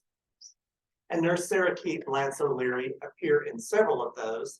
Another detective, a Detective Kraft, appears later on. Nurse Sarah Keith did appear in some of the novels without Lance O'Leary, but typically she had a police detective sidekick who was helping her with some of the duty. I mean, she did have to be a nurse part of the time, after all. So what about this novel, The Mystery of Hunting's Inn? Well, Minion Eberhardt lived in Valentines, Nebraska, when she composed this work. And that was what inspired her. She no doubt visited one of the many hunting lodges with her husband, Alan, to see what was going on. Let's see how I'm going along with these slides. See, I'm a little behind. I don't normally turn my back, but I don't have the computer here, so we'll just go through a couple of these. So what about the mystery of Hunting's Inn? There are no spoilers in here. If you haven't read it, don't worry. So we've got a young woman named Mathilde Kingery, whose father, Hubert Kingery, owns a hunting lodge. One of those many scattered about Valentine, owned by wealthy Nebraskans sometimes, perhaps like the Brandeis family. Mathilde Kingery and her father, Hubert, had some of his employees and some other folks up at this hunting lodge, it seems, some years ago, and Hubert Kingery is murdered. Except, when that happens in a hunting lodge, you typically encourage his daughter, well, let's just, let's not make a big deal of this. Let's report it as, an accident, a tragic accident. And so they did, but this doesn't sit well with Mathilde. And so a few years later, she decides, let's get to the bottom of this. So she contacts Lance O'Leary, who, of course, knowing that Mathilde's aunt, Lucy Kingery, Hubert, the deceased sister, will be going along on the journey to come help her. But Lance O'Leary is going to, his identity is not going to be known. He's just going to be a family friend to solve the mystery. Well, Lance O'Leary, being a really good detective, knows that he probably needs another sharp pair of eyes. So he encourages her to get in touch when she says she needs a nurse for her aunt with Nurse Sarah Keith. So there's all this behind the scenes getting to the lodge. And then we have a cast of characters assemble. And what always happens when you get to a lodge in Nebraska in November? Well, a blizzard, right? And when you have a blizzard and you're snowbound and you're locked in, the next thing, of course, that has to happen is murder. And it does, more than once. And so this is the setting. What have I forgotten on my board? I think I've gotten this up to speed now. So if you do decide to read this book, that's part of my job here today, is to convince you to give, if not this novel, maybe another one of Minion Eberhardt's novels a try. You'll have the basic scenario of what's going on. Go one more slide here.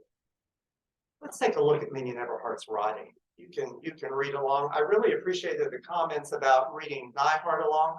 A colleague of mine in the psychology department and I do research on expressivity in reading aloud, so you'll be able to test me out. But there's a large body of research at the K through 12 level that our comprehension is strengthened when we can read aloud with expression. And we tested that out with some college first-year students to see what that bridge year was like. And lo and behold, you can't argue with numbers, right? Any of the empiricists in here will nod along. Indeed, we found that to be the case, that these college students with the study that we conducted were doing much better. So let's take a look at this passage. And I think it's going to relate to comments about Eberhardt's writing we'll get to in a little bit. So this is from Nurse Sarah Keith's perspective en route, the train from what she calls Barrington to Nettleton, but we know is Lincoln to Valentine. That train's still in operation, I hope. As I've indicated, the trip took exactly 12 hours, and I never knew any 12-hour journey to make such a difference in one's physical surroundings, unless it is the first 12 hours of an ocean voyage, when you go to sleep in harbor with the lights, surging motion of a city of heaven, and awake in the middle of a trackless waste of water with boundless horizons. In fact, that portion of our country, which I believe is called the Sandhill Country and abounds in duck hunting, is not unlike the ocean in its loneliness, its immeasurable horizons, its effect of existence, bare of everything, save still, swelling reaches of water and sky. But the waves were sandhills, rolling so boundlessly and silent but they gave an impression of incalculable power and strength, in whose grip I and the driver beside me and the little car which had met me at Middleton were like paper toys, unreal and flat and entirely without meaning or value. And the sky was not blue, being instead a heavy leaden gray, which blended imperceptibly into the dun color of the far reaches of sand. And there was a track through the sand, only a track, however, along which the automobile pitched and lurched and struggled. Many of you likely already know Minion Everhart's story. Born in 1899 to Bill and Margaret Good in University Place, Nebraska, she grew up playing with her older sister, Lulu. This book is dedicated actually to her sister. I'll read it so I get it right. For Lou, who knows about the paper dolls. Very provocative, wouldn't you say? So what about these paper dolls? Well, when they were little girls, you know, Lulu wanted to cut them all out and get them dressed very, very pretty ways. And then she was done with the game. That's when the game started for Minion Everhart. She'd say, no, Lou, stay. Let's create some stories about them. And can you imagine the stories that they created? Both the girls attended Nebraska Wesleyan University, and both were involved in a sorority that later evolved into Alpha Gamma Delta. Minion did not complete her degree at NWU, but was awarded an honorary doctorate by Wesleyan years later for her literary contributions.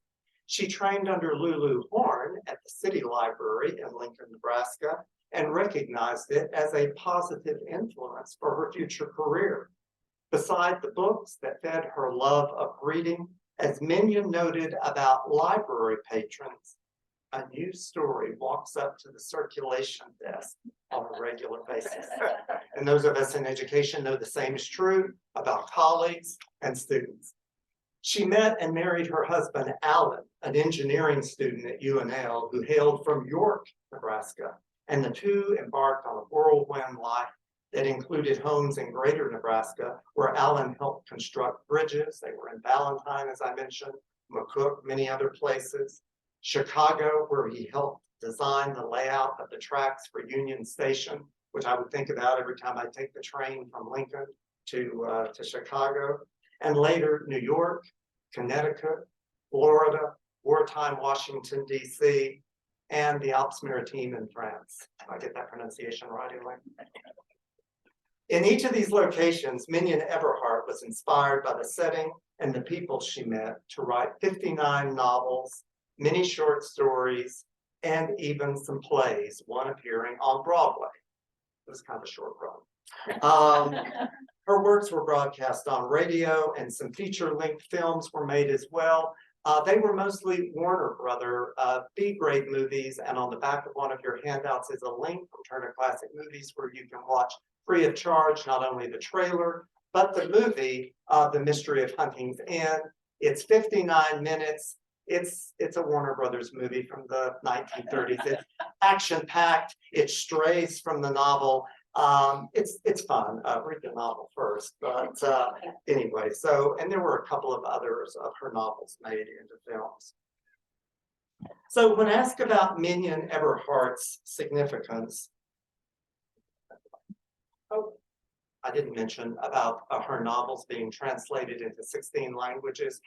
In the 1930s, just to give you a sense of her income, she was making about $50,000 a year, which in the early 1930s was pretty good salary. It's a good salary today, but I mean, then it was incredible. Magazine publishing and women's magazines, such as the Butterwood Pattern Companies, Ladies' Home Journal, nearly any magazine you can think of that she was published in. Many of her novels were serialized, appearing in the Chicago newspapers, New York, the Toronto Star, and they were quite popular in that serial form, and often provided an audience later when they were published in book form. So quite a career, and as you see, her circle included some interesting people. but I want to focus on one person that I'm at the right place, interviewed. So when asked about Minion Eberhardt's significance, one of the things I like to comment on is her success as a writer in 20th century America, as a woman working in a man's world of publishing, navigating those contracts, working with a very, very good editor, Harry Mall of Fairmont, Nebraska, and who had wound up in New York working for Doubleday, her first publisher. And when things weren't going well at Doubleday, Harry got contacted by a guy named Bennett Cerf, who went on to form Random House, and that was Minion Eberhardt's publisher ever after. And Bennett Cerf and Harry Mall were great promoters of her work and good friends. But not only was Minion Eberhardt a fascinating woman, she had fascinating women friends. One of them was Carlene Roberts Lawrence, who I had the opportunity to interview when I was working on the biography many years ago, it seems like now. Carlene had an interesting life. She was born in rural Kentucky.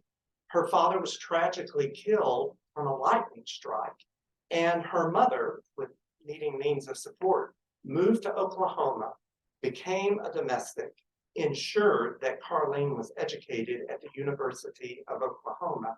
And Carlene worked her way up the career ladder and ultimately first with Braniff Airlines and with American Airlines, and went on to become the first female vice president of American Airlines in 1950. Her first husband was in the Eisenhower administration. Justice Lawrence was her second husband from Kansas, who was also in the Eisenhower administration. Her first husband died in early death from heart problems, and so she was a really significant person, a delightful person to visit with. This was just one of Minion Eberhardt's friends. She was also friends with Fanny Butcher, the literary editor for the Chicago Tribune. Faith Baldwin, a romance novelist. Anybody heard of Faith Baldwin by chance?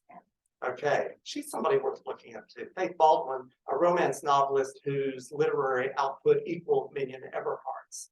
I heard reference to shorthand earlier. She was friends with John and especially his second wife, Janet Gregg. John Gregg was the creator of the shorthand system that we use today, and I would have known that even had my mother not been my high school business teacher. Alas, I did not take shorthand. I think it'd be useful even today, even with tape recorders. So she was friends with the Greggs as well, and Janet Gregg, John's second wife, was an influential person in her own right. Who am I forgetting? Probably lots of people. Sorry, gonna pause here for a moment. Oh, good heavens, pigeons in the grass. Alas, I forgot the most important person, not the most important, but someone whose name I'm sure you'll recognize, Gertrude Stein. Bennett Cerf, who was not only a great publisher, had an eye for how to sell books, which you need to know how to do. And he convinced Miss Stein and Miss Alice to come to America for lectures in America tour in the 1930s. And when Gertrude Stein landed in Chicago, where Minion and Allen were living at that time, Fanny Butcher, the literary editor, made sure that Minion was invited to the parties, as did Bennett Cerf, and that she had a chance to visit with Miss Stein, and that Miss Stein went away with some of Minion Eberhardt's books, particularly ones like The House on the Roof and The Dark Garden, set in Chicago. I got to see a letter when Fanny Butcher's papers were finally made available at the Newberry Library, and I found a letter from Gertrude Stein to Fanny saying, I've just been reading Minion Eberhardt's last book, all about how Chicago looks, and it's wonderful. I can still see it now through the window. Gertrude Stein praised Minion Eberhardt for her sense of interiors. Minion Eberhardt, and exteriors too, I suppose. She did a nice job with the sand hills. That was one of the things that Minion Eberhardt was known for, was her ability to create atmosphere, create suspense, and on occasion put together a pretty good mystery yarn. But Minion Eberhardt also knew her fellow Nebraska writers. at a meeting of the Nebraska Writers Guild in 1929, attended both by Minion Eberhart and Bess Streeter Aldrich, an enterprising journalist reported that Miss Aldrich did not like mystery stories. In a later article, she responded to a query about whether she had ever considered writing a mystery story by stating she did not intend to write one, that she didn't believe she could write one if she tried. In fact, she indicated she rather disliked mystery stories, but she did acknowledge that she gave first prize in the Creighton College contest to a mystery story because it was well done. However, it had a great deal of sordid detail and had overstepped the bounds of good taste. The reporter in the next paragraph quoted Ms. Eberhart, who rather agreed. Ms. Eberhart believes there is a tendency toward the elimination of the more horrible details, a change for the better. This is why some of the early Golden Age mysteries were often called cozy mysteries.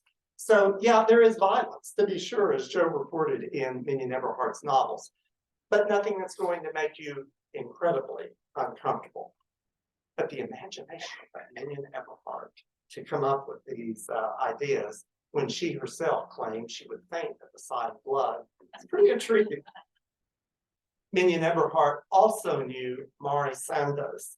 In a letter written to Eberhart in 1944, Sandoz comments on a dinner that the two recently had attended, and that slightly incredulous man who suffered so sitting between us.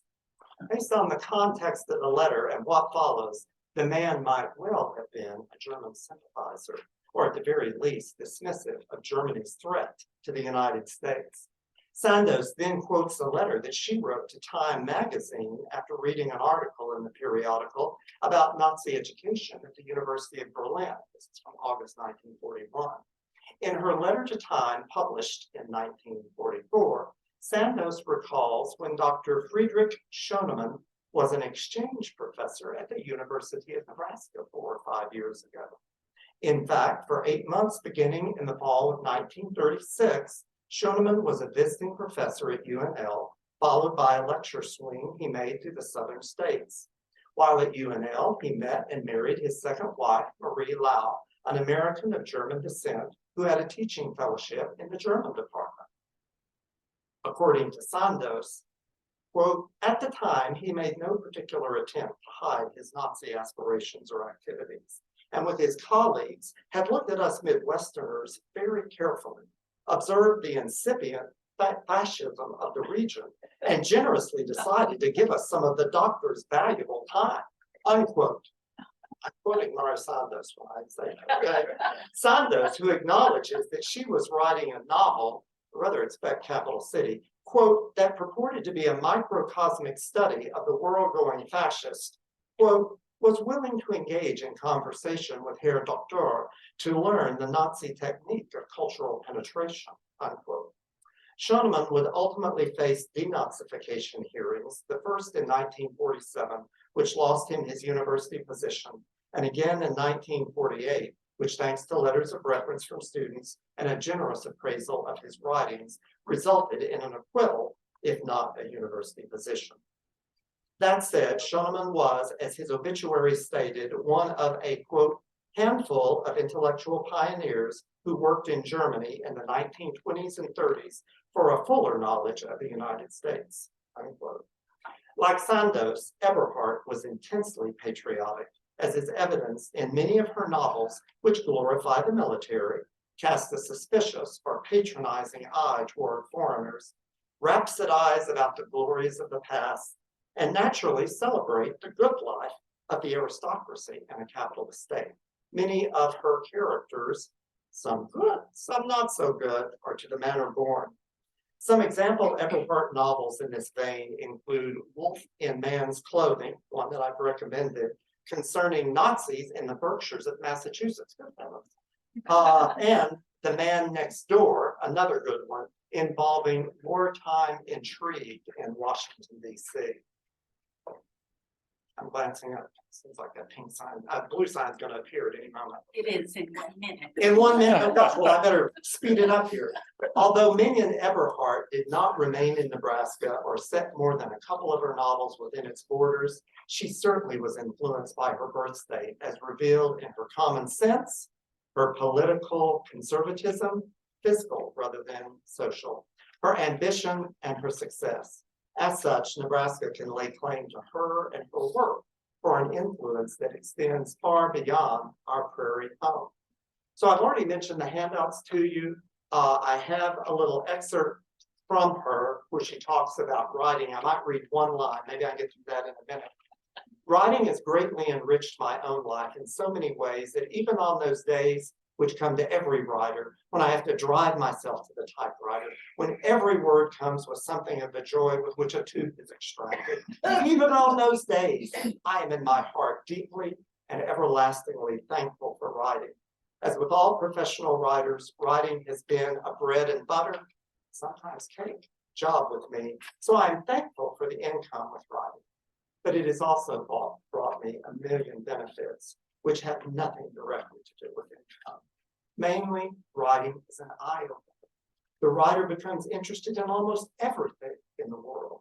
He is strongly aware of the fact that all is grist that comes to an author's mill, so automatically he sets about gathering grist. He is deeply interested in people, otherwise he could not be a writer. He writes of people, so he must know people and think about their character, their motives, their probable reactions to given situations. Since people have extremely varied interests, the writer naturally must become interested. The writer develops something like invisible antennae, which are tuned into everything that happens around and brings to him a richness in living, a great reward. And that says 10 minutes. I thank you very much. And if there's time for questions, I'll be glad to answer.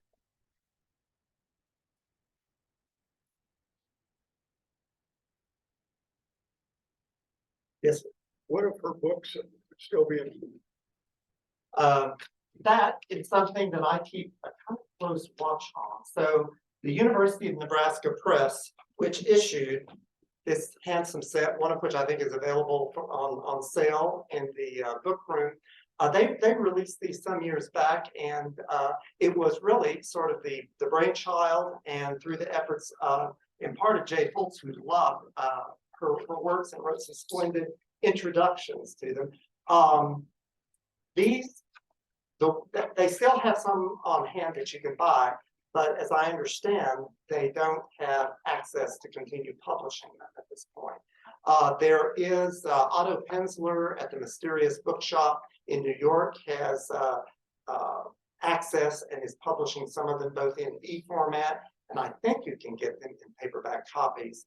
You can still find them at used bookstores, and I'm hoping that there will be some more re-releases, but I think Otto Penzler right now is the main group, and it's not all of them. I would say it's mainly that first grouping and a few more in the second grouping. Like Man in Man's Clothing was also in this group. Yes. Why do we know about Agatha Christie, but we don't know about Exactly. That's why I titled this, and I expect it really irritated some Agatha Christie fans, who I'm a fan of Agatha Christie, and some Eberhardt fans. In the 1970s, I think, there was a Miami News reviewer who characterized Eberhardt as America's Agatha Christie. And thereafter, they started printing that on the back of some of Eberhardt's novels. They liked that as a tagline. And so I got to thinking, well, how is Minion Eberhardt, how are Minion Eberhardt and Agatha Christie alike? I did a really dreadful job with this, I see. This is a newspaper article of some of the different writers. The groupings I mentioned, the thing I read to you, okay, you didn't slide. Run past some of this to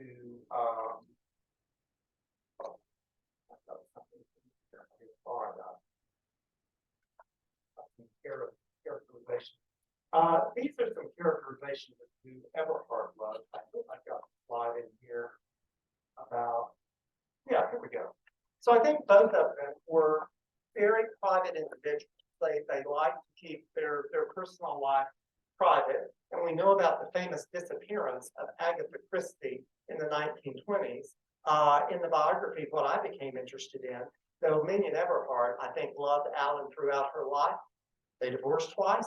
They got back together. She had one marriage in between to a rather wealthy fellow from back east in Connecticut, and a neighbor.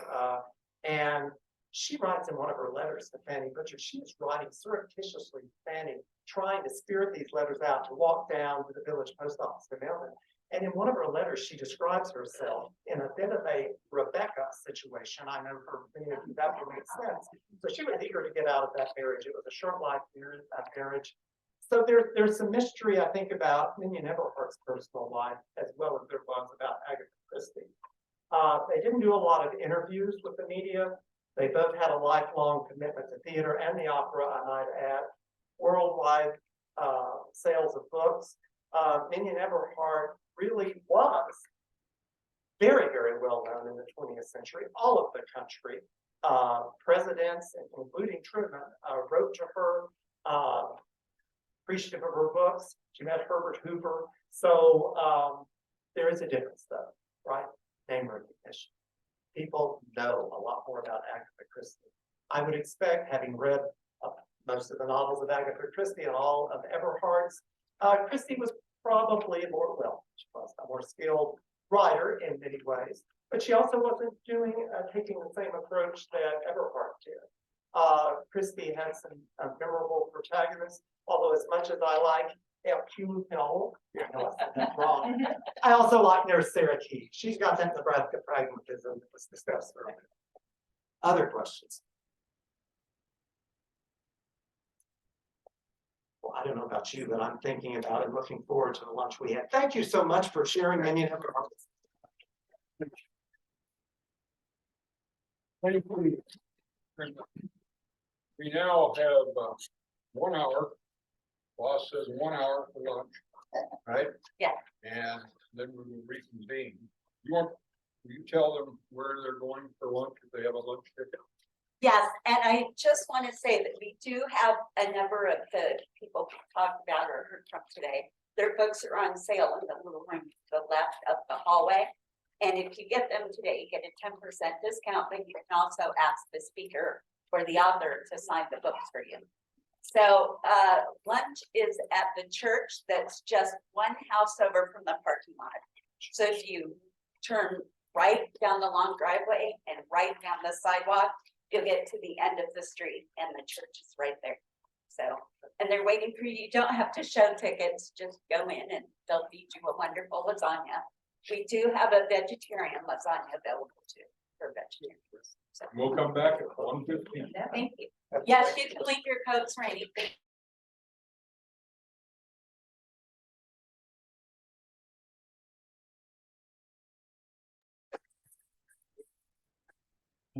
Jessica?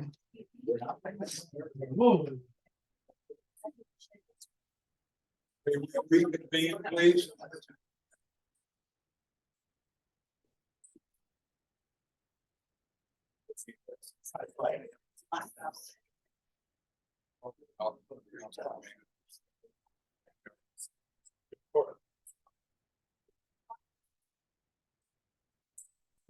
While we are waiting for a few people to rejoin us, housekeeping matter, if I may. In your program today, you may have noticed an evaluation form. And if you did, or if you need one, we would be grateful if you would fill out that evaluation and turn it into the desk before you leave today. Please. Thank you.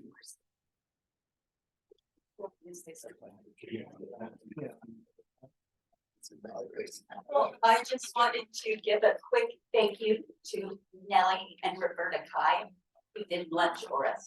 They've been doing fast. I've always told them that when people call them on to know who the speakers are, either their first or their next question is, and are the guys cooking lunch? So I will pass along that applause to them. friend Mr. Duda has a brief comment to make.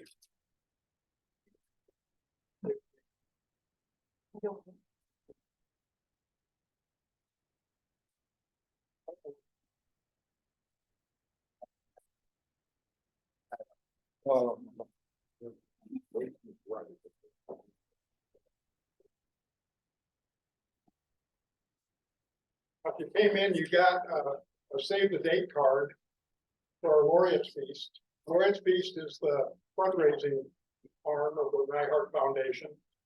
Without the income from that feast, we couldn't put on programs like this. We couldn't take care of the grounds like we do. We couldn't hire the staff we do. It's a big part of what keeps us going. And so we would encourage all of you to put that on your calendar and keep it in mind. And one of the speakers for today had to back out because of health reasons. She'll be our word sender, Jonas Agee. So if you want to join us for that evening, it's November 12th. At a view on state in Omaha. We'd encourage all of you to attend and help keep us going. Thank you. If you need a save the date card and didn't get one, look me up afterwards and I'll get you one. Will there Thanks, be Walt. snow? What? Will there be snow? No, we called for no snow on that day. Yeah. Okay, so on behalf of the John G. Neihardt Foundation Board of Directors, it is my pleasure to present the Neihardt Wall of Fame Award. This award goes to annually to somebody who from the foundation board that has made significant contributions to the mission of our foundation, which is to promote the legacy and works of John G. Neihardt. This year, the 2023 Neihardt Wall of Fame goes to Joe Green. Joe has developed a school curriculum guide for teachers that is on the works of John Neihardt and is available for free use for any teachers who decide to teach Neihardt. And so we're very appreciative of him putting that up and allowing it to be accessible for teachers across the country. So in recognition and appreciation for your dedication and commitment to the Neihardt Foundation, Joe, congratulations.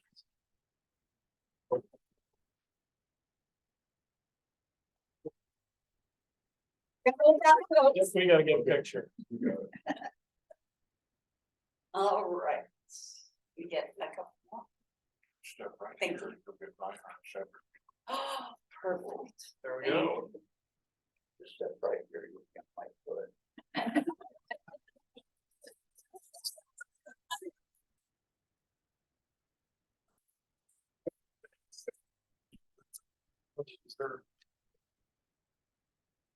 Bye. Do we have any other items of business, Mary Ann, to take care of? Thank you all for coming back. When I was young, my mother spoke frequently of Bess Reader Aldrich's books. And we had two of them in our home that I recall, The Rim of the Prairie and her more famous A Lantern in Her Hand. If you've read The Grapes of Wrath, you will understand Aldrich's theme in the latter novel. The loss of dreams. That loss of dreams seems inevitable in A Lantern in Her Hand once Abby marries Will Deal, the man she loves, by the way. Her new life in Nebraska brings pregnancies, grasshopper plague, at least one very unfriendly neighbor, and eventually the death of her husband. Loneliness appears in this book to supplant hope. How does one rise above the despair that often accompanies the loss of dreams? you've read The Grapes of Wrath, you know Steinbeck's answer comes in the final 5 pages of that book. Aldrich also offers an answer to that question near the end of Lantern in Her Hand. And it's an ending worth reading. In fact, I will say this. It's been a while since I've read that book, but I do know one thing. It deserves a more prominent place in our schools than it receives right now. I think it's a fine story. And it's a profound story in many ways. And it, like the novels of other female Nebraska writers, it captures a unique vision of Nebraska and what it means to live in this state. And it ain't always easy. We even saw some of that in Mignon Everybody, right? All those murders. You never want to go to a lodge near Valentine. Today, we're fortunate to hear Beth Streeter Aldrich herself. How about that? Her character will be played by Donna Durrett. Now, if you go to the Aldrich House in Elmwood, Nebraska, as part of a tour group, Donna will no doubt be there, and she will perform Mrs. Aldrich for the tour group that goes. So if you ever had a chance to visit, you might line up something and you'll see them perform. We are the beneficiaries of her acting skills. Donna.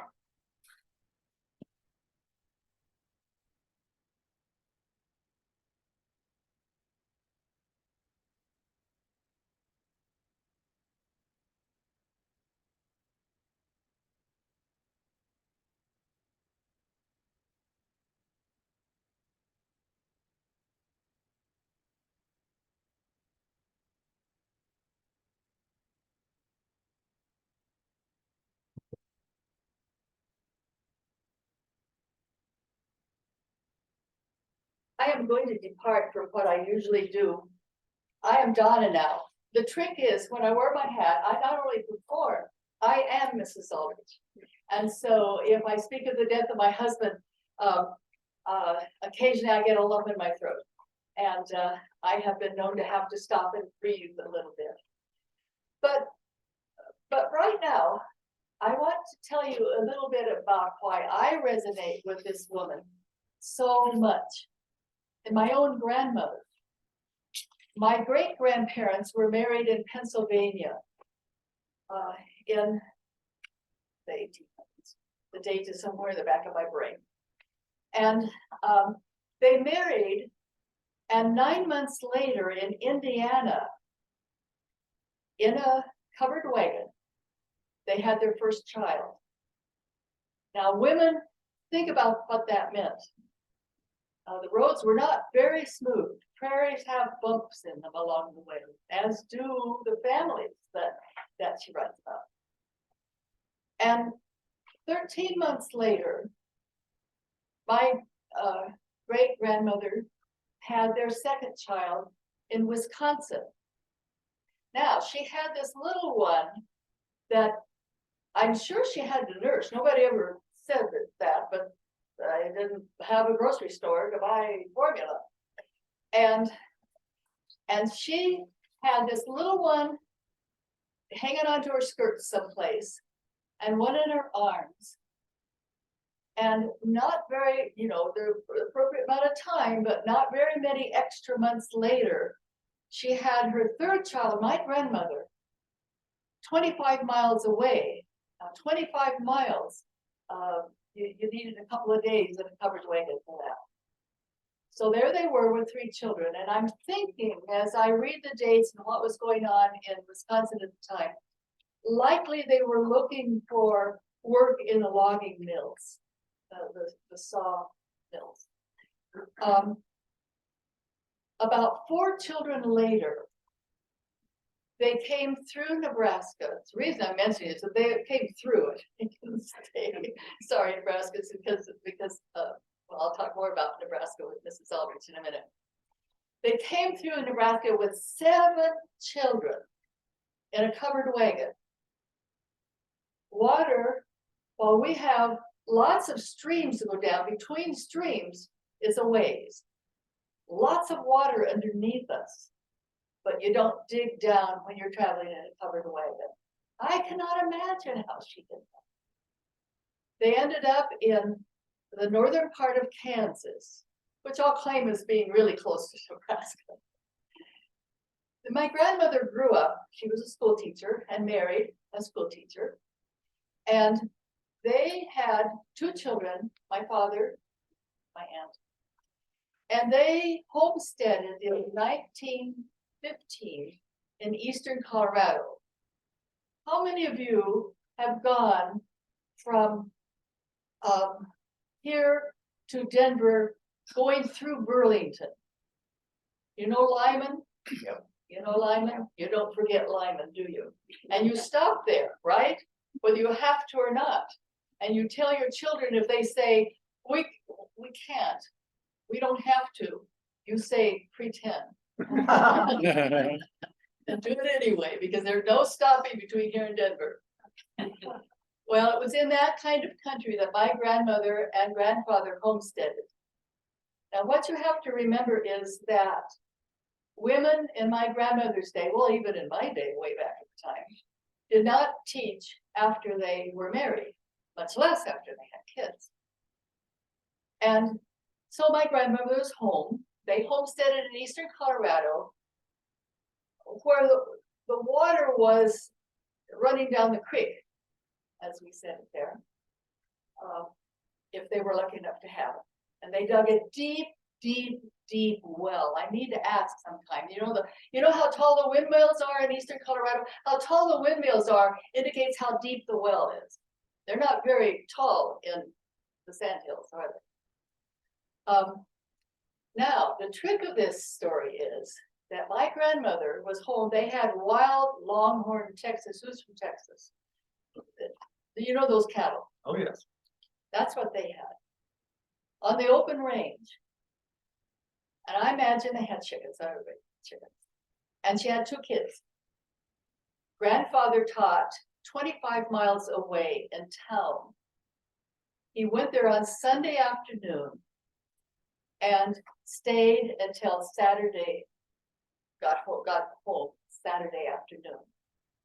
Mostly he was home in time to go to church.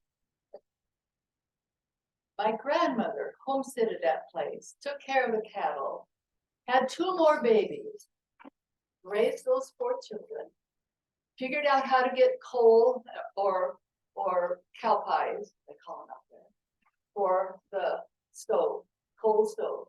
I remember that stove. Did what needed to be done. Now, you know, one thing they have out there is rattlesnakes. And so she fought off the rattlesnakes, they didn't have to worry about the rattlesnakes getting into the grass. You know why? They didn't have grass. Now, there were people from Texas and Oklahoma. I'm sorry, Texas, we pick on you a lot. I gotta tell you, I've got all kinds of jokes from friends in New Mexico and Colorado about Texas, and Texas deserves every one of them. People who came out there, you know, you had to plow up land in order to homestead. Now, their land was bigger than they could get out there than you could get in Nebraska. But if you drive out there today, things are getting green out there. It's south of here a long ways. If you drive out there today and you would look out over the prairie land that my grandparents homesteaded, you would see those beautiful patches of green, squares of green around. You know what that is? Fall off for you. Those are weeds. Because they dug up the grass that had roots that went down 100 feet to where the water was. You can't plant that anymore. What happens is that the few times it rains, it grows beautiful wheat. But there's no irrigation out there because the Okolala Aquifer doesn't go down that far. My sister lives north, they have irrigation. They have great great, wheat. And, and, and I think as I read Mrs. Aldrich's book, I think of my grandmother and 100,000 other women who traveled in those covered wagons with their babies. I think one of the saddest things that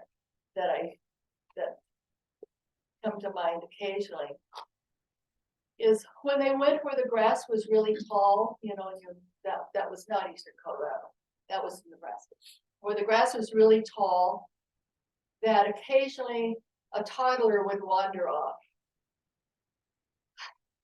It was all lump again. You know what happened? They couldn't wait. When they traveled in those wagon trains, they needed to be on the move because they didn't have enough food or water to last any extra days. And so that baby would be out there until it cried itself to sleep. I'm gonna need a glass of water. Elizabeth, bring me my tea, would you please? And you talk about tragedies, you talk about loneliness, and you talk about sadness. These people felt that. And that's what Mrs. Aldrich wrote about. Thank you. Sorry about this. Okay.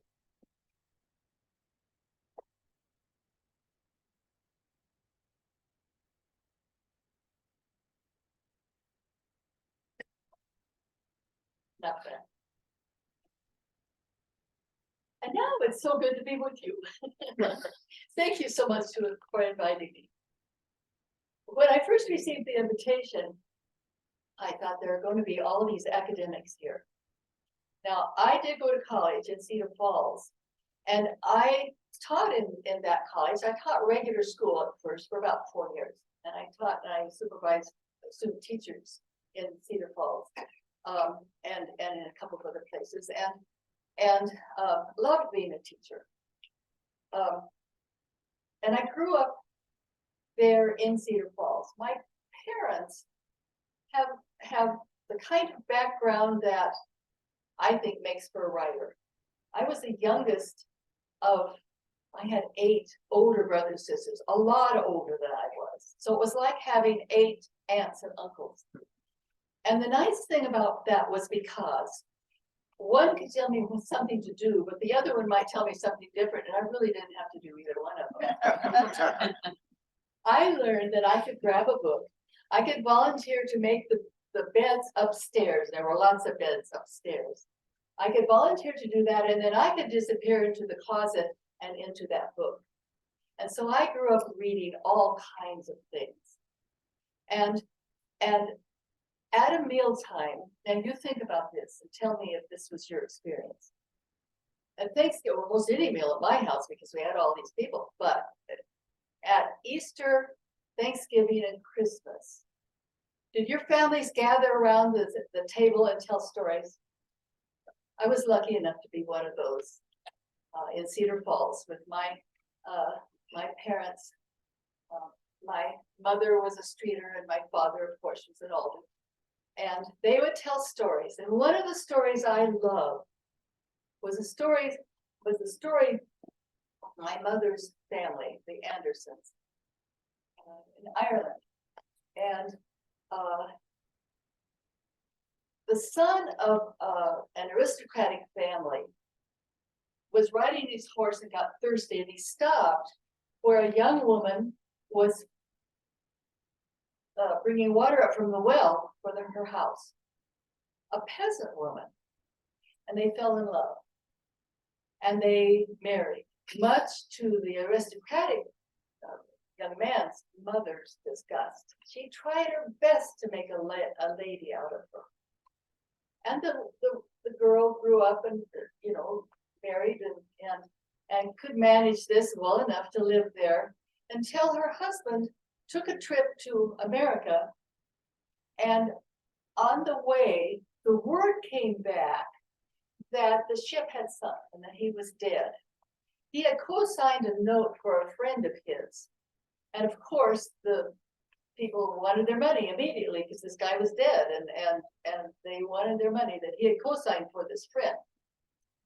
And so she lost the estate. She was allowed, of course, to take her children She had several children. She was allowed to take her children and what they could wear. So she wore a pair of beads, and I wear beads that was regularly in remembrance of my grandmother. She wore a pair of beads. She was able to get a calfskin box with some things in it. The kids, they put on extra coats and, you know, they had a few things. And she left and she went back to her parents on the peasant farm. She had visited them occasionally. She would wear a brown shawl, and she just got all fed up with the estate business. She would put this brown shawl on. She would go home. Well, lo and behold, her husband had not died. He had survived and came home, and the estate was lost. They couldn't undo it. So the two of them decided they would go to America and make a new life for themselves, and they did. They went to Canada first, and they came down into Illinois. Excuse me, Illinois or Indiana, one or the other.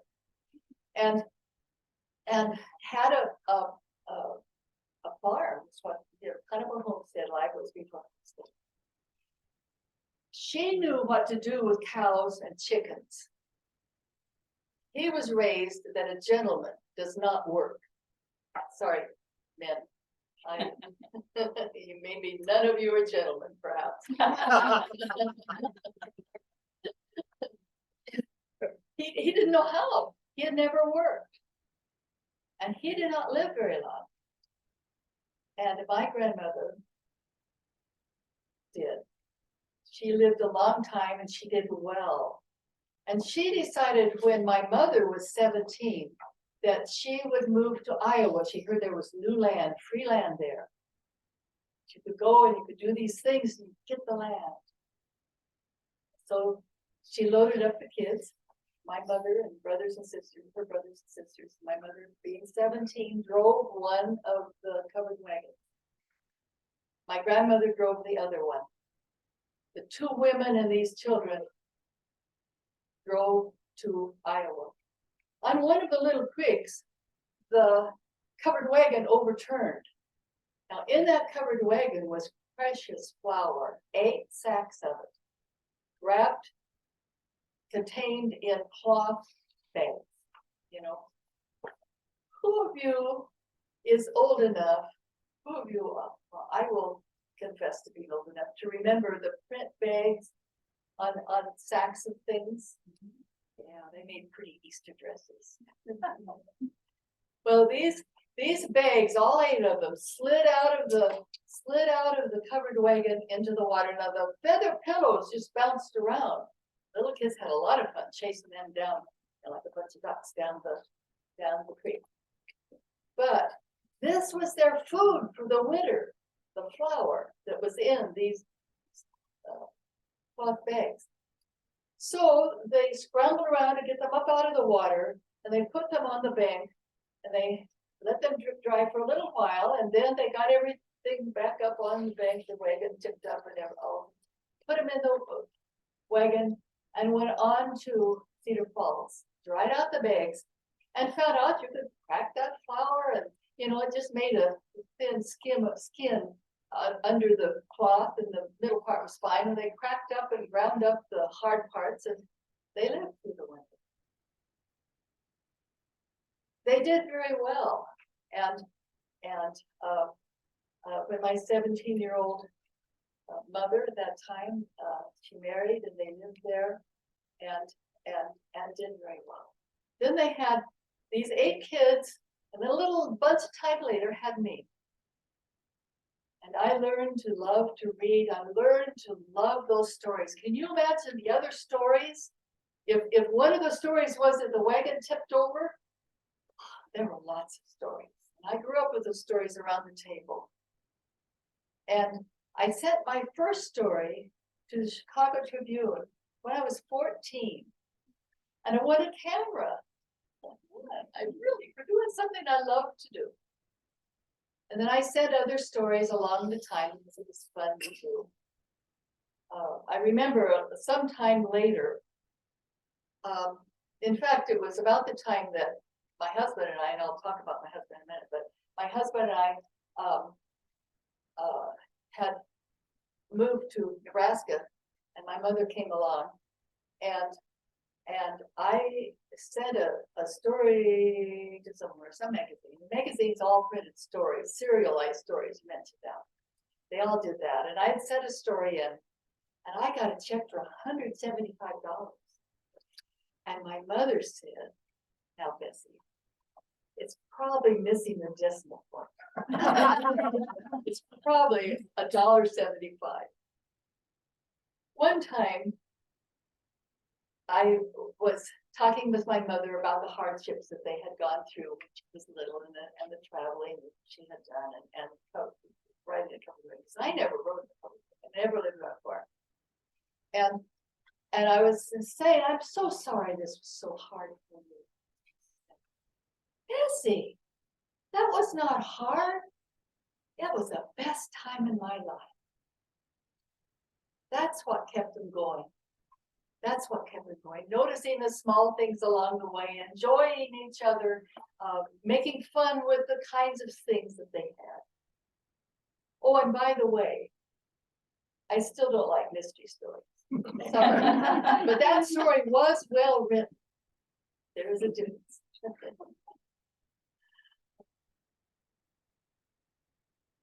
Now, one other thing I want to say has nothing to do with any of this, but I'm going to tell you anyway. A good old preacher one time said to me, the mind will absorb only what the seed will endure. And I want to thank you for some breaks along the way, and also want to thank the speakers for making it wonderful, enticing to absorb what you had to say. It's been really good. Well, back to being a teacher, Cedar Falls. The teachers there lived in a boarding house. You didn't live in an apartment by yourself. You lived in a boarding house with other young women. And they had a room, a dining room where we ate. They had another dining room in that house for the young men of the town to come after their work or during the lunchtime of their work. They could eat lunch there and then go back to work and then go home, I presume. And one time, two young men were too late to get a seat in the men's dining room. So they came over and came to our table. And my friend who was sitting next to me said, Bessie, look, there's two of them. One for you and one for you. You know, one for you, she married, one for me, I married. We had a wonderful marriage. And of course, I quit teaching.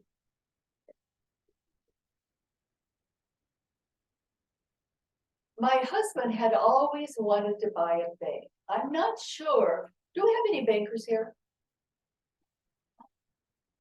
Do you know any bankers? Ask them why anybody would want to buy a bank. Because the money's not theirs. But anyway, he had always wanted to buy a bank. He had been a commissioner in Alaska, and he'd been here and there. He was older than I by about 10 years. And he and my brother-in-law, John Cobb, found the bank they wanted in Elmwood.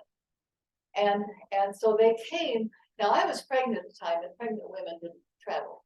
So they settled in at the bank and found a rental place for us to live in. And I didn't want to go to Nebraska. Now I was not a wimpy little woman, but in a marriage you share. And he really did want to buy a bank. And I knew that. So now, okay. I didn't want to come to Nebraska because my mother and I had filled, you know, the barrels that they used to send on the train, about this tall and around. You can't see about that tall, you know, however tall they were. And they filled them full of old clothes and dried apple slices. And I worked with my mother in the basement of the Methodist Church in Cedar Falls, and we would send these barrels of old clothes and dried apple slices to these poor women in Nebraska. And I did not want to be one of those poor women in Nebraska. That didn't work for me. Well, I never was. I never turned out to be. But came to Nebraska.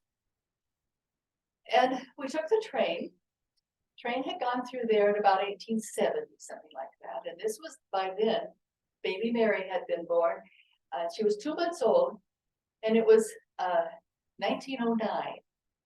Couple of years before Neihardt moved to, I think, was it Bangkok? Did I see a sign that he moved here in 1911? He came to Nebraska, perhaps?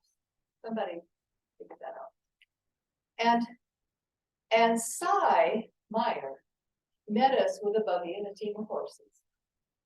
And we landed, it was my mother, who remember was a widow, my mother and my sister, whose husband, John Cobb, bought the bank with my husband, and my sister. Now, the 4 of us owned the bank. And believe me, we were partners. We 4 figured out what needed to be done at the bank. But that day, we got off the train in a dirt storm. Who remembers a real dirt storm? Not just the kind of thing you drive through when they're farming and the wind is blowing. But you know, the big clouds that come up and like a blizzard, you can't see your hand in front of your face. It was one of those kinds. And we got in the buggy and went down the street, and I could recognize the house my husband had rented for us, because there on the front porch was my favorite rocking chair, a present with a broken arm that had not survived the train trip. But I went in the house and fell in love with Elmwood, because Cy's wife had unpacked my pots and pans and dishes, had set the table with a tablecloth. Who remembers a tablecloth? Had set the table with my dishes and had cooked a meal. Now, she knew when the train was coming in. And so she had cooked a meal, and there it was, ready for us. Warm and hot and smelling, filling the room with wonderful smell, out of the dirt storm, out of the noisy old train, and into this warm, welcoming kitchen. That's what I found small towns to be. I grew to absolutely fell in love with Elmwood. My husband and I were both active in a variety of clubs in the church and school as we continued to have children. I had 4 children, baby Mary, Charles. Charles studied to be an aeronautical engineer. As he grew up, planes became the thing to do. Now, you're all used to flying, probably. During this wartime, in the middle of the century, flying is becoming more and more popular. And if you haven't flown very much, I have a feeling you will. He invented something. Do you remember the first time you flew and you were up in the air, and then pretty soon it was clunk, clunk? The landing gear had gone up. Charles invented something to do with that. Then there was James. Now, James was my artist son. He is a illustrator, a book illustrator, and it's one of the proudest moments of my life to work with him as he illustrated my books. And if you look on some of the books you might have, it might say illustrated by James Aldrich. Then Robert is my youngest son. Robert's a journalist, and I think he'll go far. He's a good writer. Now, at this point, when I'm at the house and have people that I take through, I will ask, how many of you are writers?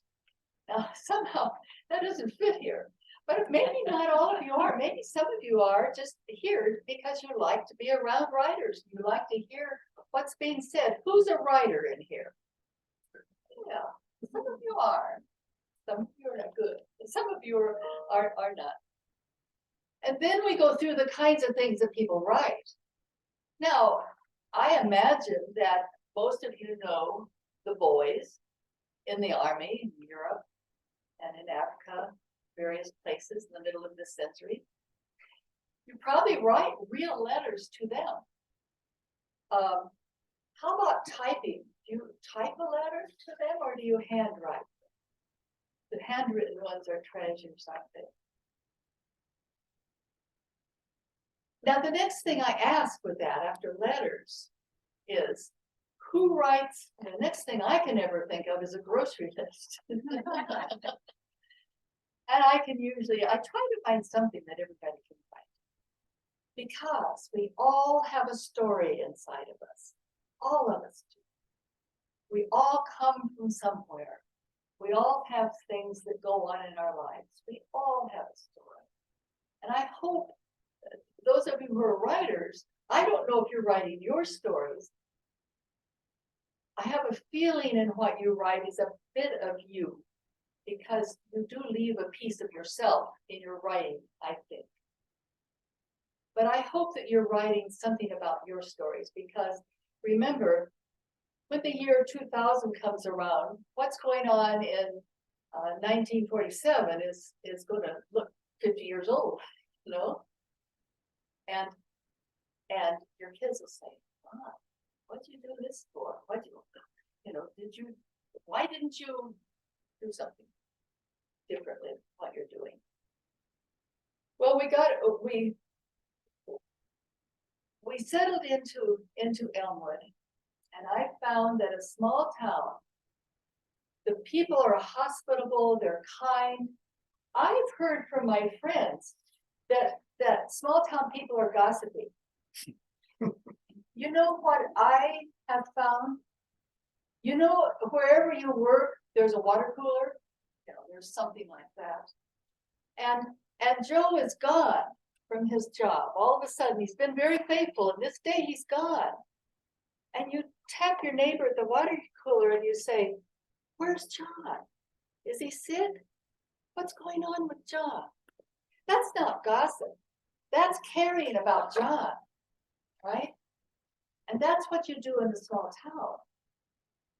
In our small town, one of the farmers broke his leg right at harvest time. So what did they do? The farmers brought their combines, their corn pickers, and they brought in the harvest. That's what they do. The woman next door dies and leaves a passel of kids. So somebody brings food. And did you ever see kitchen in a small town where someone has died that had no food in it? It has a lot of food because people bring things. People care in a small town. They're hospitable. They come and fix lunch for you. Dinner, we call it in Elmwood. They come and fix dinner for you at noon and do the dishes afterwards so that you can unpack and rest a bit from your travel. That's what a small town is about. So we had our 4 kids, and it was time now we needed a bigger house. I was writing stories because how could I not? Most of us, I have found, write because we have to write. I have always found that writing was hard work because I wanted to make sure that what I wrote about was right. I wanted to make sure that this sentence said what I thought it said, you know? And have you ever had somebody read a sentence of yours or a paragraph of yours and come out with a way wrong idea of what you're trying to say? And so you tore it up, you started over again. I've had any number of college students tell me, oh, I wish I want to write in the worst way. But they don't, because they don't want to write badly enough. If they wanted to write, they would write something. So when my husband, when I was writing short stories, and I had written about 100 of them. In fact, one of them, The Man Who Caught the Weather, I was persistent. I had sent it off to 29 publishing houses. I got this little slip, and they all said, Mrs. Aldrich, we really liked your story, but whatever the but was about, they were not accepting it. They were rejecting it. So I would take the front page and the back page off, and I would send it off to this publishing house. And got it at 29 times I got rejection slips. It was about a man whose wife was afraid of storms and how he cared for her even past the end. It's a wonderful story, I think. It touched my heart. And those things that touched your heart are the kinds of things to write about. What touches your heart is what it does to somebody else. And we had built our home, a new home, and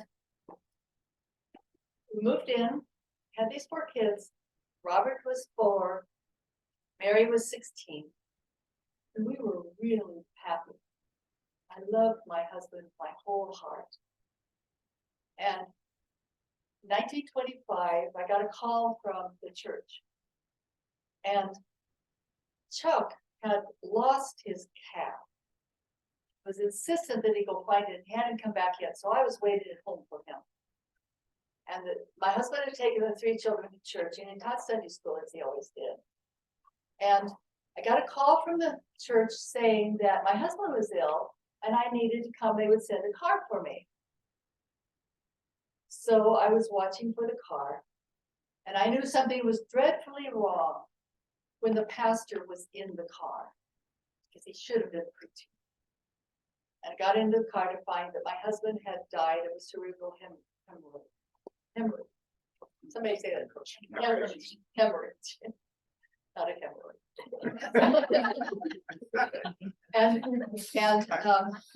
I was, needless to say, devastated.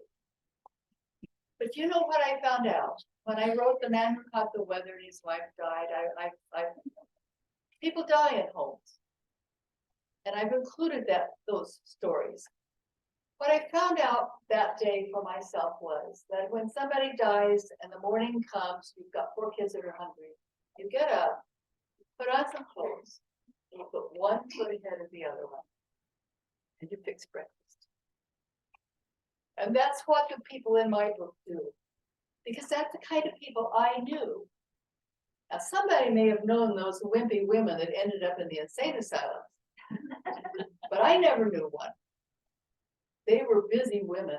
They could do whatever it took. They were pragmatic. They could do whatever it took to make the household work. But there was sadness and there was loneliness.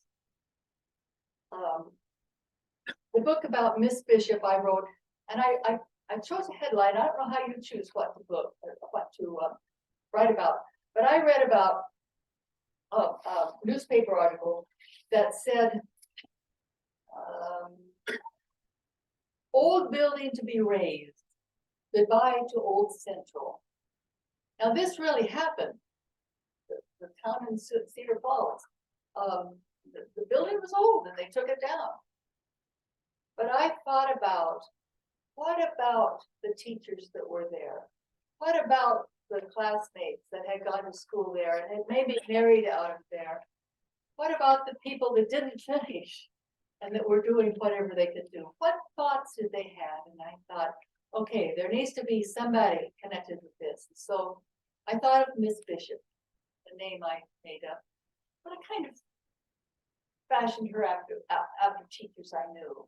And I gave her an old-fashioned name, Ella.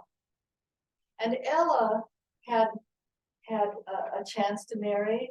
Then her husband, her fiance had died. And she took a job as a teacher.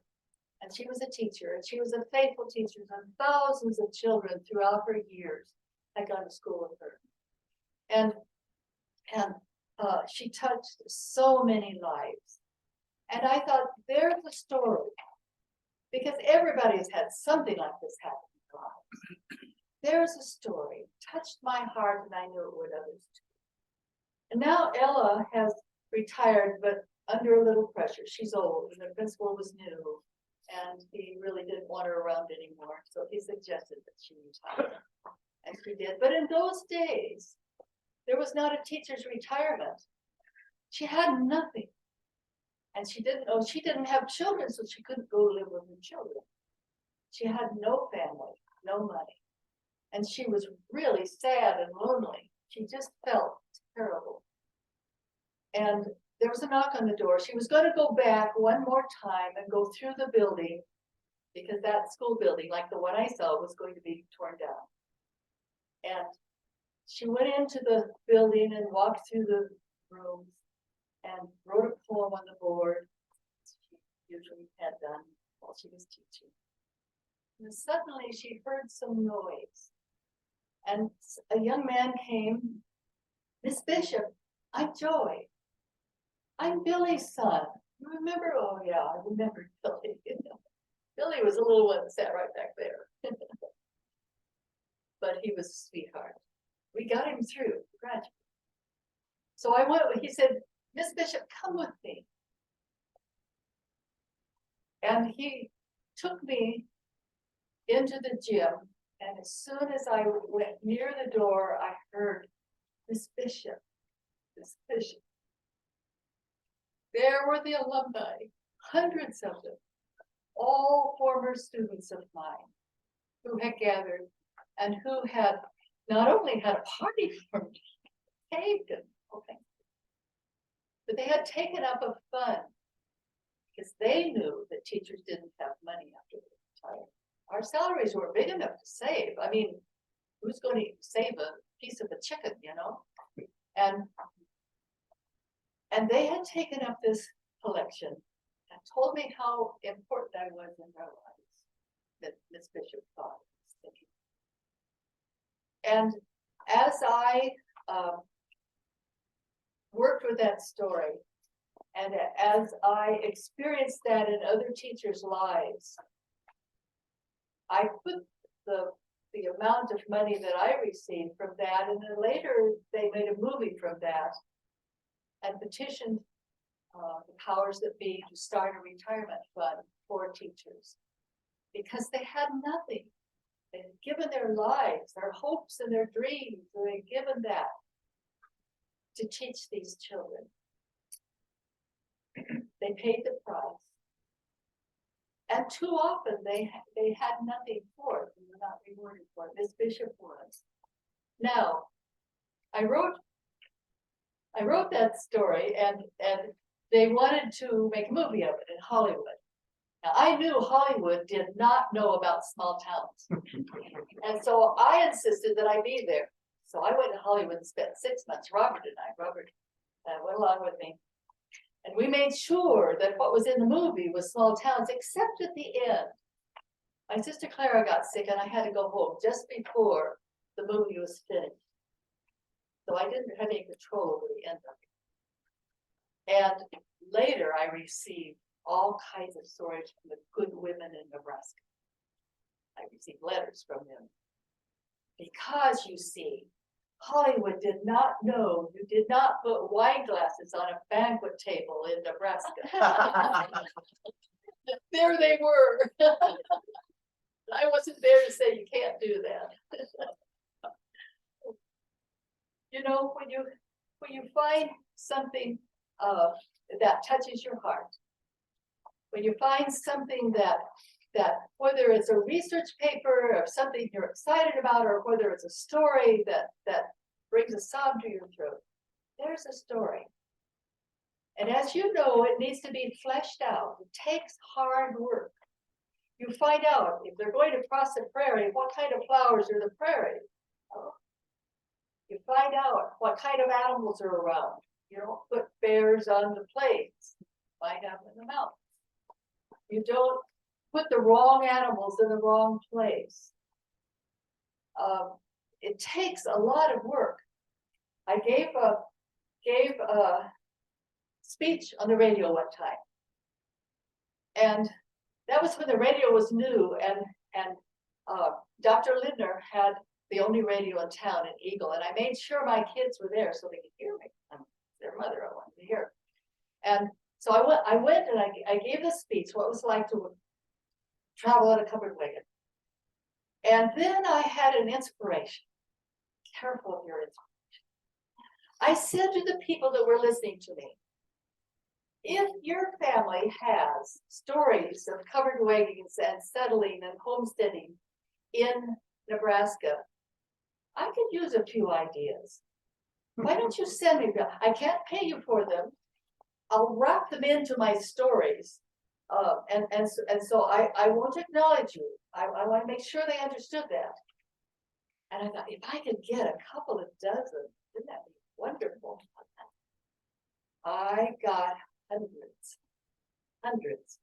I received diaries. In fact, 2 of the diaries I put together to make the Lieutenant's Lady, which has been a Nebraska Reads book about traveling up the river into the Dakotas and marrying a man because she had to have a place to stay. He was a lieutenant, had to have a place to stay, and they couldn't really stay together unless they were married. So they got married, and then they later broke up. I wrote that from diaries that people sent to me, backs of envelopes, napkins. And it took me 15 months to sort these out so they were in some kind of order. Then I wrote A Lantern in Her Hand in 4 months because it was there. I knew the story of my parents and my grandparents, which is the basis for that story. And with all the little details to be filled in, these wonderful people in Nebraska sent me their stories. You have the stories. Some of you do write about them and others do not. I'm encouraging you to find a piece of paper, back of an envelope, something, and write it down. Don't worry about any sentences or grammar or anything. You use it, you can fix that. But write it. Don't let these stories, you see, 1947 for us now, they're not unusual. They're the kinds of things you do every day. But in 50 years, what's it going to be like? What it will be like for people to look back to see what it was like in 1947. And 100 years from now, if you don't write it, they'll never recognize it. You do write it. I give you great thanks for my being able to be here. Thank you so much. I might entertain some questions, and I think I'll stay Mrs. Aldrich while I have questions. Okay, now I have to say that I don't know all the background as well as you know all the background of what you were talking about. So what questions do you have? Well, I have a question, Ms. Aldrich. I live in Lincoln and I've been to Elmwood and it's a beautiful town and been past your home. I hear that you go to the drugstore after you pick up your mail and read, Yes. and the covered wagon, all the stories you got from people that helped Yes. with the writing the lantern, Yes. the hand makes sense. Is there other memorable correspondence or a letter or things that Yes. you recall? Mr. Green owns that drugstore, by the way. He's getting old, but he surely seems to be doing well. And he has a little ice cream parlor table with chairs, you know, that I sit and I read I read the letters. I thoroughly enjoy getting letters from students. I get letters from all kinds of people. Many of them have experiences similar to what I have, but the students will write and they'll say, Mrs. Aldrich, I don't know where to start to write a book, or I don't know how to do such and such. Where did you learn to write? And so I'll answer them. And I have to confess, I don't always answer them in a timely manner. So I was looking back through some correspondence the other day, and I noticed that several times, several letters I had said, I am so sorry that this is so late. I hope it's in time for whatever it was. I don't suppose any of you are like that, your correspondence. But yes, I received wonderful letters. And many of them have encouraging, heartbreaking, lonely, happy memories. Questions they have to ask me. I'm keeping my correspondence. I don't know what my children will do with it. I don't have any secret lovers, so I don't have to worry about taking any nonsense. I understand that it's a really good idea to go through some of your but nothing that exciting in my life, I'm afraid. Other questions?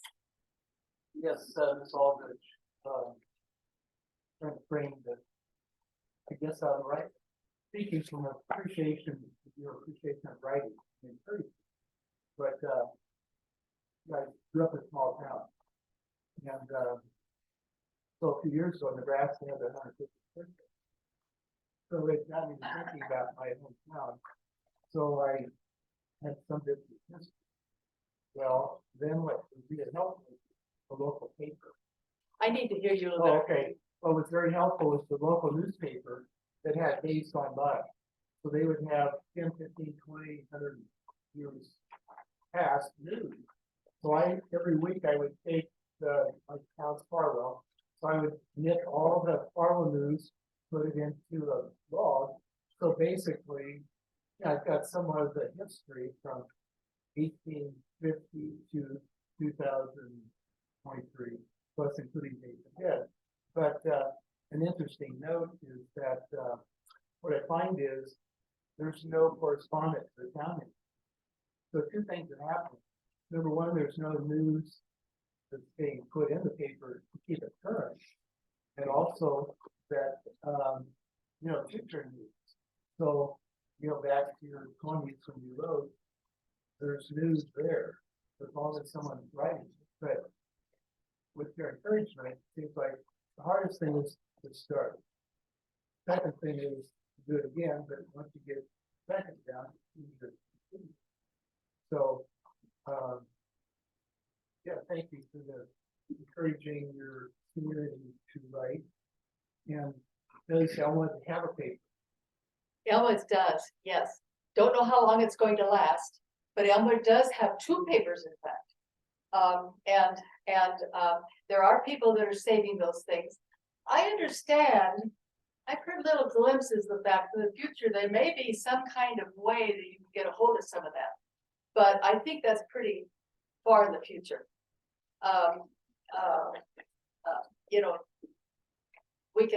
We can all think of what might be in those magical future days.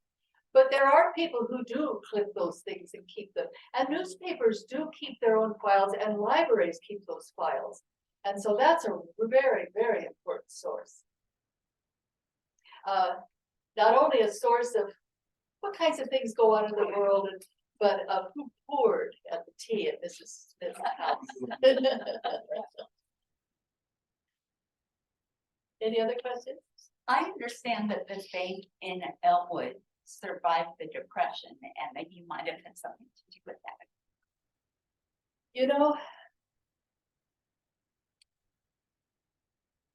Okay. Swear. Everybody, raise your hand, swear. Okay, don't tell, because I only did it after the banking people promised me that nobody would tell until after I died. Okay, that's not for a while. There was a furlough called by President Roosevelt. You remember? And for the duration of that furlough, it was a week, the banks were closed. And they were not allowed to open if they didn't have enough cash on hand to cover what they were supposed to be covering. And I knew that if the bank in Elmwood closed, the whole place would just go down the drain. Elmwood would not exist. How many of you, do any of you farm? Okay. Do the rest of you know a farmer? Okay. Do you know there's a symbiotic relationship, I think you might call it, between a bank and the farmer, right? Because how are you going to get the money for what you need to put on the land, seeds and fertilizer and that kind of thing? For the tractor you might have to buy, might cost a couple of $100.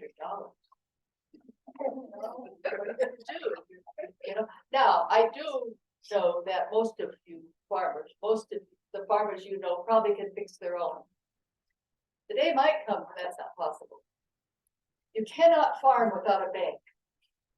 You borrow the money from the bank, you make this arrangement, and then when you get your harvest in, you pay it back. Except during the windy days, the dust storm days, they didn't have crops. They couldn't pay it back. And a lot of banks were able to ride it out with them because they knew that when it rained again, they'd get crops again. But Roosevelt called this furlough, and I knew that our bank, because I was a banker, I was a partner with my husband as much as as John Cobb was. Okay, so I knew the situation and I knew they would have to close. And I knew the farmers would go bankrupt and then they would leave. They could not survive without the bank.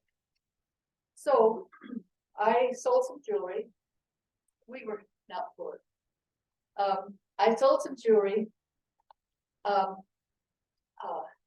husband, as I said, had been gone for quite a while, but I was still active with the bank. I sold some bonds that we had, and then I visited with the neighbors and with different people that I knew. And I raised $40,000. Might check that out and see what that's worth in the future. And I put it in a satchel. You know what a satchel is. And I went to the train with my satchel full of money. And I went to Lincoln and I knew the banking commissioner. Bankers know banking commissioner. Work with.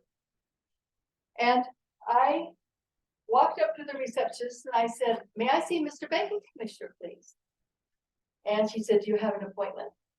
And I said, because I'm Nebraska nice, I said nicely, no, but he'll see me. And he did. And I took that satchel and I put it on his desk. And I said, Mr. Banking Commissioner, the bank must stay open in Elmwood. If this is not enough, I'll get more. And it was enough. Now, I went back knowing that the bank would stay open. And we met the people coming in. And somehow the word passed quickly that they needed to get their money.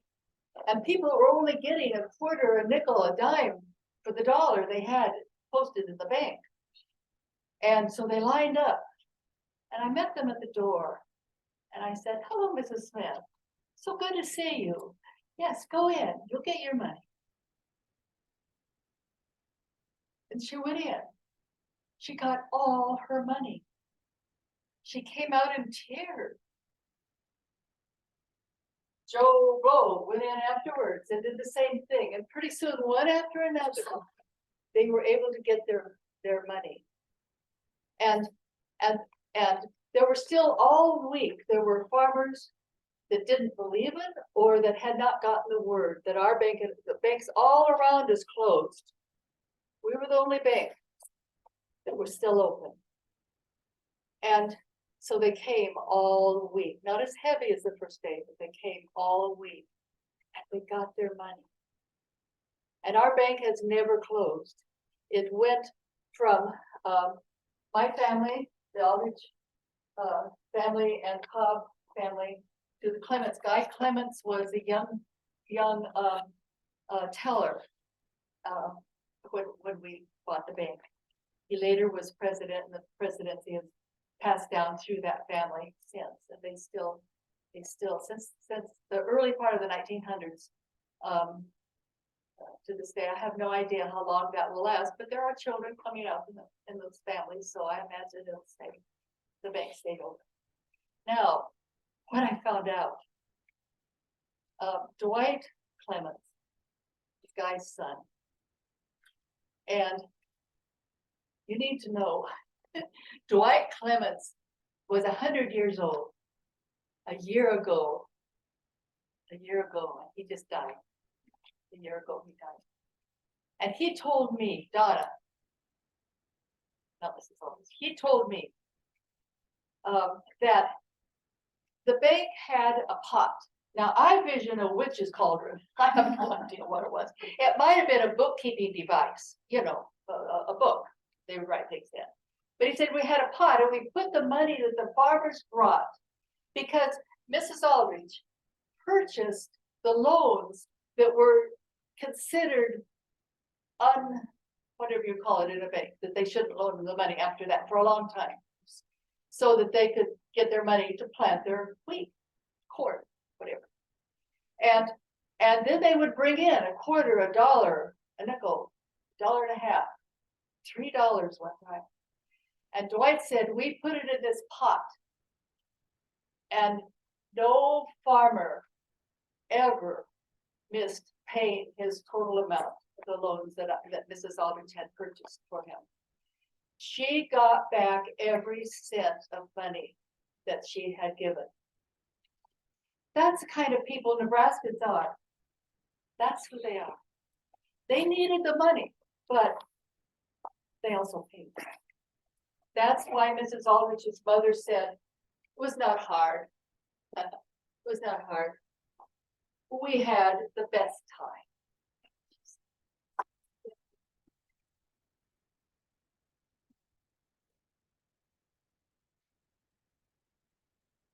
We will take a 5-minute break.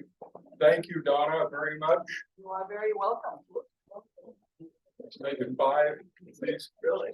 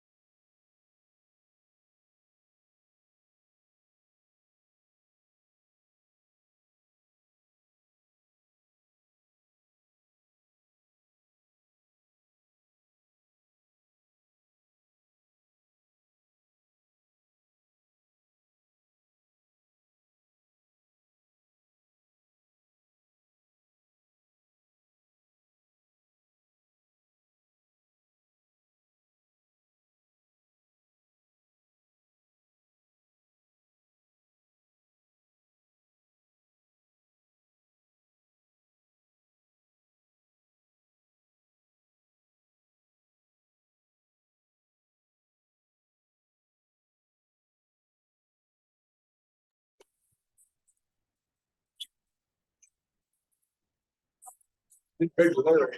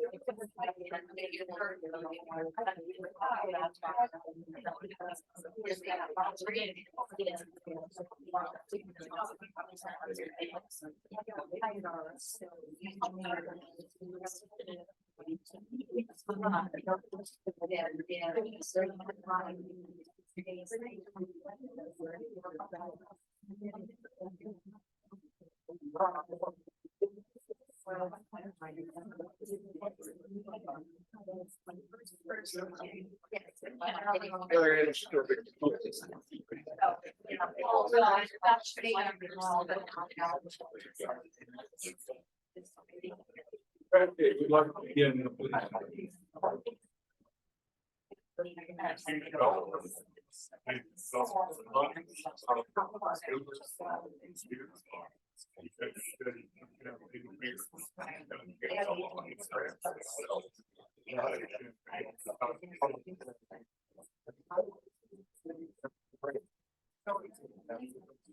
Need a big balloons.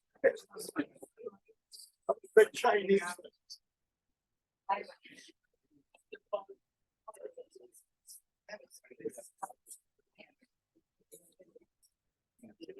Go around the house.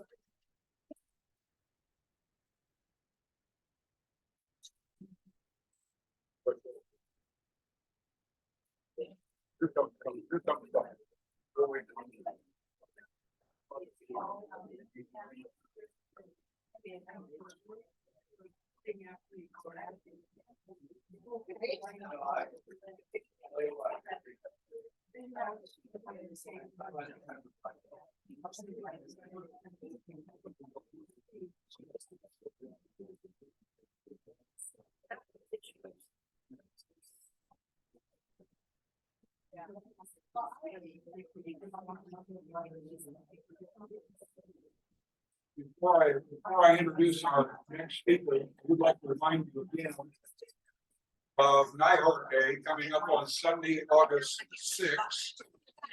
And we hope that you can attend. That's a very important day for us. We'd like to see you all there.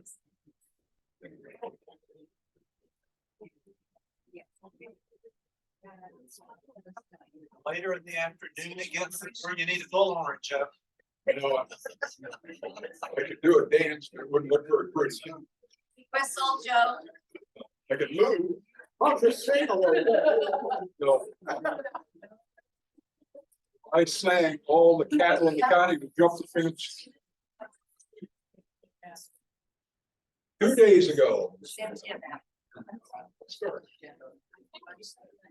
At my church one time, the choir director put up a notice saying, want people to try out for the choir, except one leader. Hey, I did well. I got up to the first column.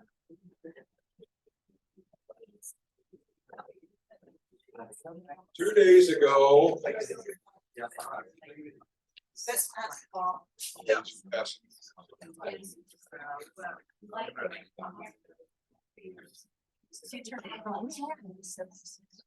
His father.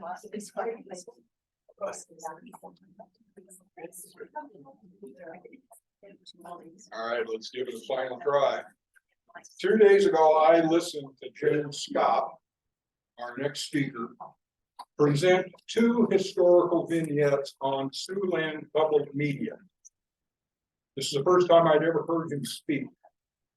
In one of his programs that I chose by chance, he uses the occasion of a visit to the Negro League Baseball Museum in Kansas City to teach one of the most profound and compelling lessons I have ever heard. And he did it all in about 4 minutes. In another program, that was a hint. In another program, he tells of the terrifying 1874 grasshopper plague that hit the Fremont area and part of nearby Iowa. And when he described the 12.5 billion grasshoppers that descended on the rural Midwest, my skin was crawling. And again, that all happened within 4 minutes. This afternoon, Mr. Scott will tell us a few more stories focused on Nebraska. We're glad to have him here. Thank you.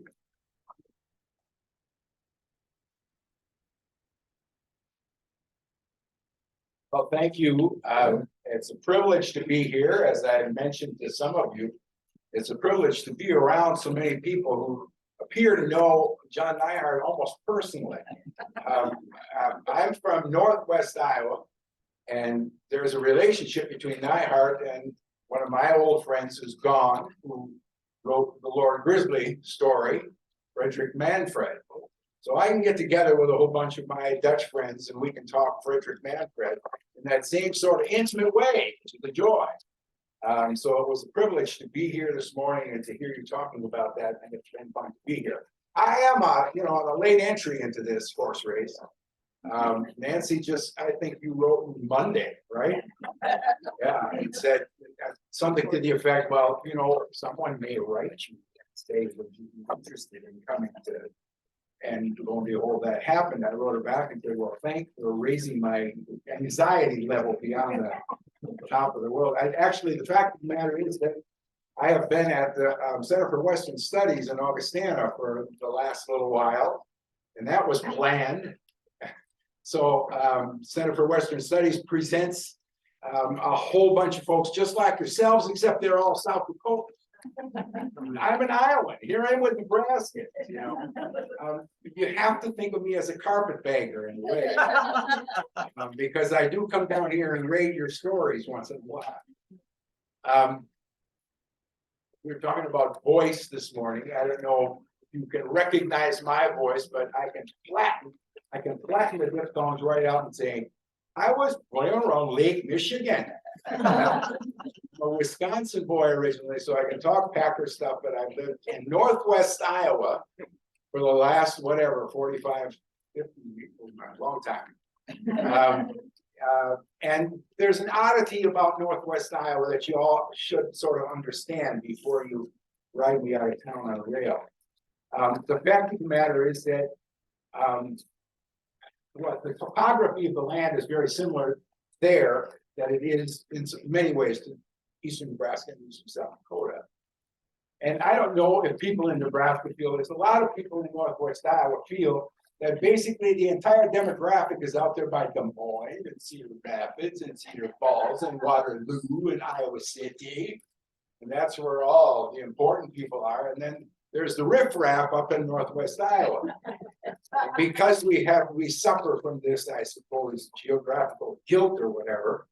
I like to think, as well as I think other people do, that we are way more sort of kissing cousins with Nebraskans and South Dakotans than we are with Eastern Iowa. So anyway, while I may be in fact a carpetbagger, I hope that you'll allow me to reap your bounty every once in a while. I can control this camera. Nancy said to me, well, tell them who you are. Tell them how you got the badge.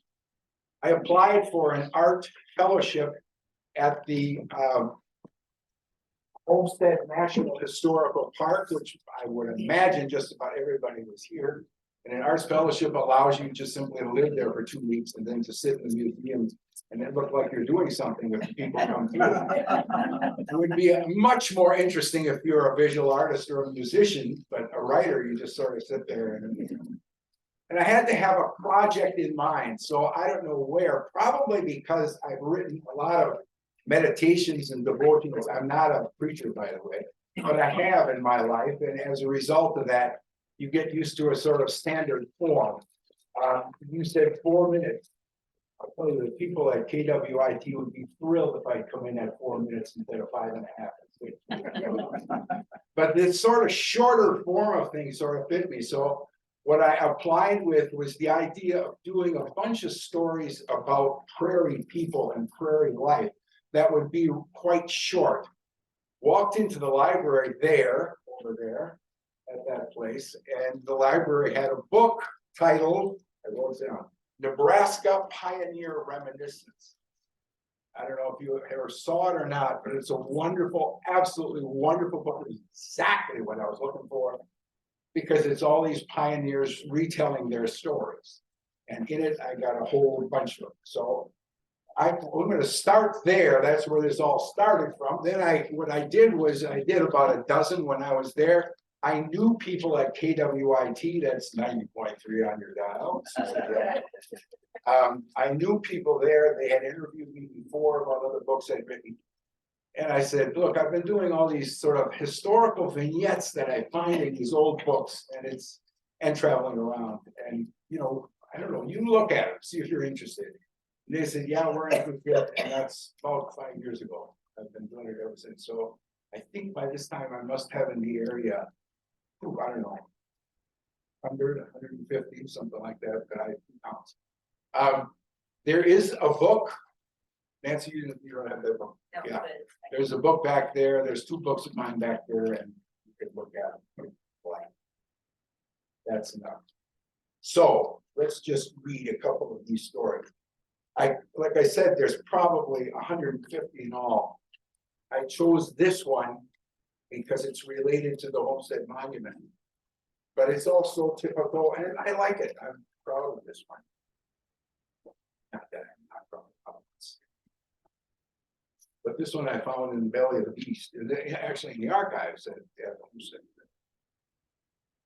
In the barest of outlines, theirs seems a marriage of convenience. If you stop at the Homestead Monument, you might think the gray gravestone up on the hill marked something cold. Pioneers like Daniel Freeman were incapable of expressing their emotions, if they have emotions at all, isn't that right? Besides, old Daniel had to be flat out lonely. Civil War was finally over. He's got a place of his own, a homestead, first one anywhere. What he needs is a woman. Just about the only one he knows, Agnes Suter, an Iowa school teacher, had been engaged to his brother James, who was killed in the war. So Daniel writes her. She calls him Brother Dan, but soon that changes to Dear Friend Daniel. Daniel was a divorcee, Agnes a widow. Their coupling may seem pure convenience when you consider photographs of homesteaders with their scorched cheeks, their gnarled hands, with their stiff with dust work clothes out front of a sod house. Why would a young lady like Agnes go for an old war vet 17 years her elder? Daniel Freeman wrote Agnes Suter his brother's love for the first time in 1863. You really ought to read the letters. Listen, it's Daniel who brings up his grief. The cause of my writing to you on the 4th, I was thinking of James, no one can tell my feelings unless they have lost an only brother, he tells her in his own bungled style. And then, before his death, I never was lonesome or homesick, no difference where I was. But now I am lonesome, whether in company or alone in the city or on the plains. Capital P, no I. His scrambled spelling are quite dear. He says, I always got letters from him, and that was the cause of my writing to you, thinking you might write a friendly letter in return. Now that may be a ruse, but something in it struck home. So Agnes opens up the next letter with a confession from as close to her soul as her heart can be. This is actual letters in the archives at the Homestead. It is sad to lose an only brother. I lost my only sister last spring. She was young had not attained the age to share my joys and sorrows, and I know I will feel lost without her. She's answering her, and she's edging into a dialogue of hurt and loss of those without. But when James died, it was more than a friend, she tells his brother. It's strange how we learn to love one person more than a brother or sister. What great. It promises promise and truth and double meaning. But nature laws are such, she says, and we cannot avoid it. I need not tell you I love James, your brother, more than any other person living or dead. He was indeed my first love, and I often think that no one other can take his place in my affections. There it is, it's about mine. But then, at least that is the way I feel now. Darling line, because there's no mistaking the way it allows for more letters. A half dozen letters passed between them, and a little more than a year later, Daniel Freeman and Agnes Suter are married. They're dead there, so I'll just without the letters, it would not be hard. It would not be hard to imagine their union as loveless. But their 7 children suggest their relationship could not have been bereft of passion. Perhaps a little kids may not evidence romance or even intimacy, but you know. Here we go. Names. Oh, there. The names of Daniel and Agnes Freeman are carved in stone up on the Homestead Monument. Both of them, I'm sure, were solid as granite. Had to be out there. And all those kids. But what the letters suggest is not the solid rock of their character, but instead their tenderness. The two of them fell in love by confessing in writing the depth of their mutual sadness. Not by what they won, but what and how they lost. They were America's very first homesteaders. And I'd like to think they were lovers.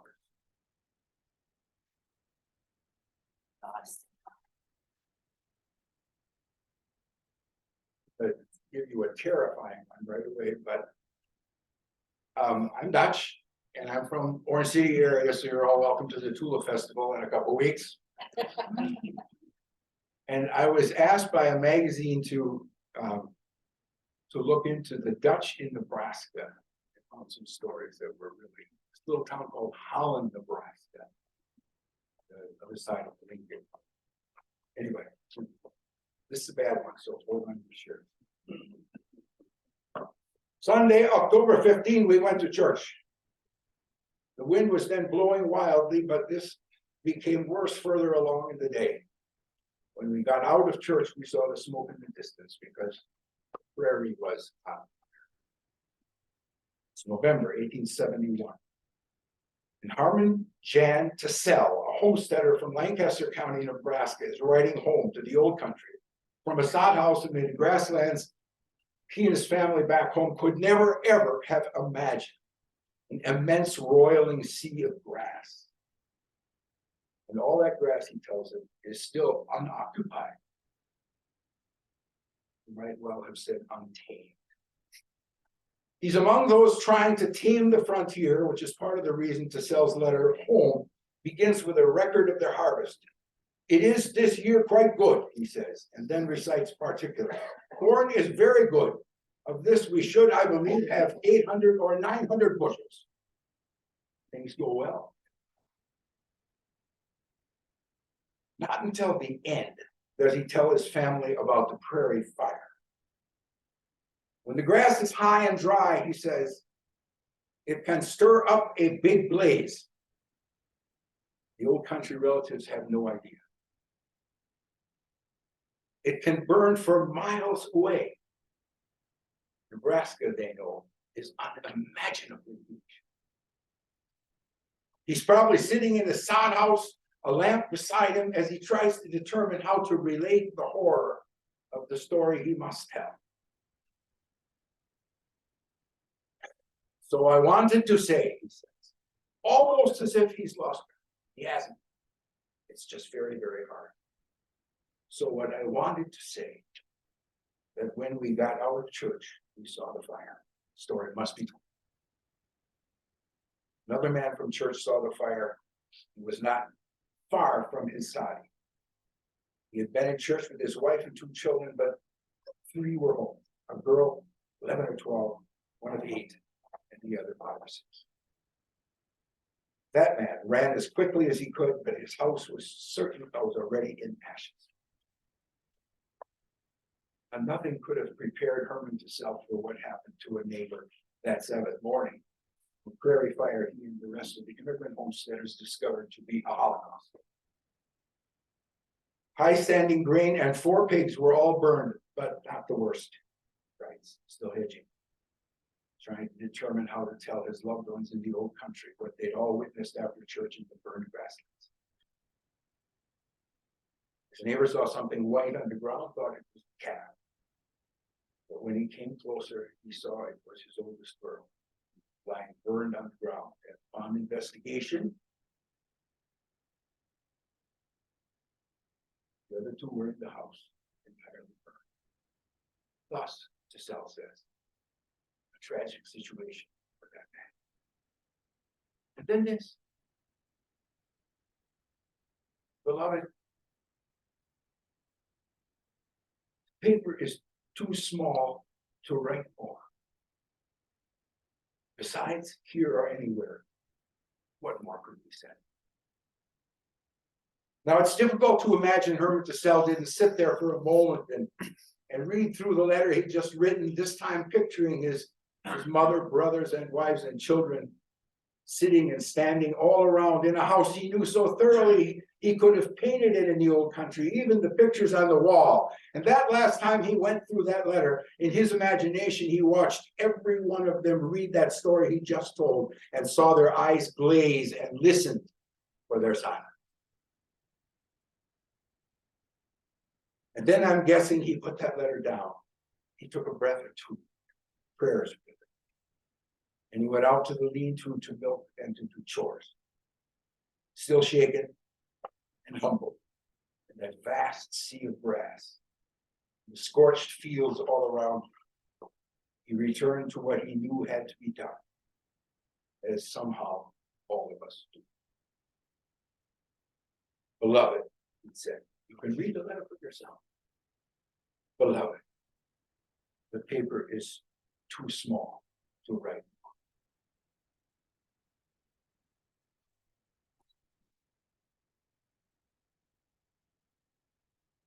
Yeah, but funny thing goes on at the station, because I like to write the stories that take you way down, as well as the ones that put you way down. And not all the station personnel are totally at home with it. In the morning, the guy who's running them would say, and now we'll have another, Small Wonders from Jim Scott. This one's a little tough. Like he gives a parental warning. He did it for that one, and that is a tough story. That is a tough story. This one's much lighter. This is also from that book of Pioneer Reminiscences. It's a great, I'll tell you about it now. Now, boys, it's our time for fun. That's what the hoity-toity artist said when he saw a herd of buffalo. Comstock, the rancher, had spotted him along the Republican River. Albert Bierstead was on his way back from California when he and the newspaper man traveling with him stopped at the Oak Grove Ranch and decided to try his hand. Not at hunting buffalo, but at painting them. Comstock and his men armed themselves with rifles. Bierstead packed brushes. He wanted an angry bull, he said, so mad that he'll bellow and tear up the ground, Bierstead told Comstock. That kind of rage would take some doing, Comstock thought. But he aimed to please the famous artist. So we put Bierstead and that easel of his up on a knoll high enough to see Prairie Comstock was proud of. the land where he'd chosen to live. Comstock said he and his son and a neighbor named Eubanks would create the scene Bierstead wanted. He'd pick out a bull and wound him and then get him hot blooded. I didn't get the funny part yet. All these years later, this whole business sounds beastly and wasteful, but it is, after all, 170 years later. Besides, this whole thing was being done in the cause of art. Eubanks shouldered his rifle from a draw near Bierstead should the beast decide not to sit still for all the portrait. Once that bull was fierce, Comstock figured to steer him out toward the knoll where he'd attain eternal life as art. And it worked. Buffalo spit and bellowed as predicted and charged Comstock, who was aboard a horse so expert he could circle the bloody animal and still aim him toward the artist. But the story goes that Comstock played it a bit too close and got himself beside the buffalo where that bull couldn't see him. And just like that, that huge animal raised its shaggy head like a dying king and looked straight up the rise at the artist Bierstead, and then started pawing and snorting. Now Bierstead took off running faster than he ever thought he was able, and that insane bull made short work of the easel, and then he took after the artist. Now no one can prove this, but what Comstock claimed was that Bierstead ran so fast his swallowtail coat flowed out behind him so straight and hard the whole gang could have played a couple hands of Euro. And finally, that bull taking aim at the artist behind, Eubanks' rifle cracked and the animal fell in its tracks. And for years, Comstock told people that the artist Alfred Bierstead fell over, wiped out, but saved from a fearful death. I don't have a picture up there. Oh, back one. Oh, there's more yet. That's the end of the Oak Creek Ranch chapter, but there's more to the story. In 1998, U.S. Postal Service created a commemorative stamp to celebrate American art. One featured a massive painting wide as the prairie by none other than Albert Bierstead, last of the bomb. You may have seen the stamp. And there's more. In 1897, that famous Bierstead painting was put up for sale at the Chicago Exposition. It sold, now hold your breath, $75,000. Now, no, that's not Comstock riding the majestic white horse. It's something like a half-naked cigar store Indian deliberately chosen and outfitted to make rich Easterners buy art. Less hills and all, you'll see the landscapes, not the prairie either. Siouxland, we talk about our area, Siouxland. Siouxland has Spirit Mound, but otherwise nothing close to mountains in the background. Now, any art teacher will tell you that Albert Bierstead knew how to paint sprawling American landscapes, but the fact is he also knew how to sell when he committed to canvas. And what about Comstock, the rancher you asked? That man never forgot the story and was more than happy to tell it, the whole truth, right up to his grave. Well, maybe not the whole truth.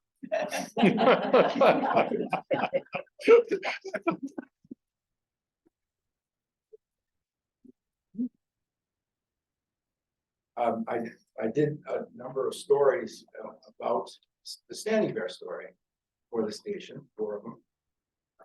And then I told them that I'd like to do some of the Omaha. And, you know, I noticed almost right away that the LaFleche family is just full of stories. So I did 4 stories on the LaFleche family, Nancy show. And the one, you know, it's not hard to do the stories about the important personages who really emerged from that world. But Rosalie was not so much that, and for that reason, I think she got in. So this is the Rosalie LaFleche story. Throughout her life, Rosalie couldn't help but feel great pride in her illustrious siblings. It's a veritable who's who among the Omaha. Although she would not share that spotlight they did, she made her own mark on history. I should mention also, I was really taken by the fact that she didn't tell me after her. How many people have that?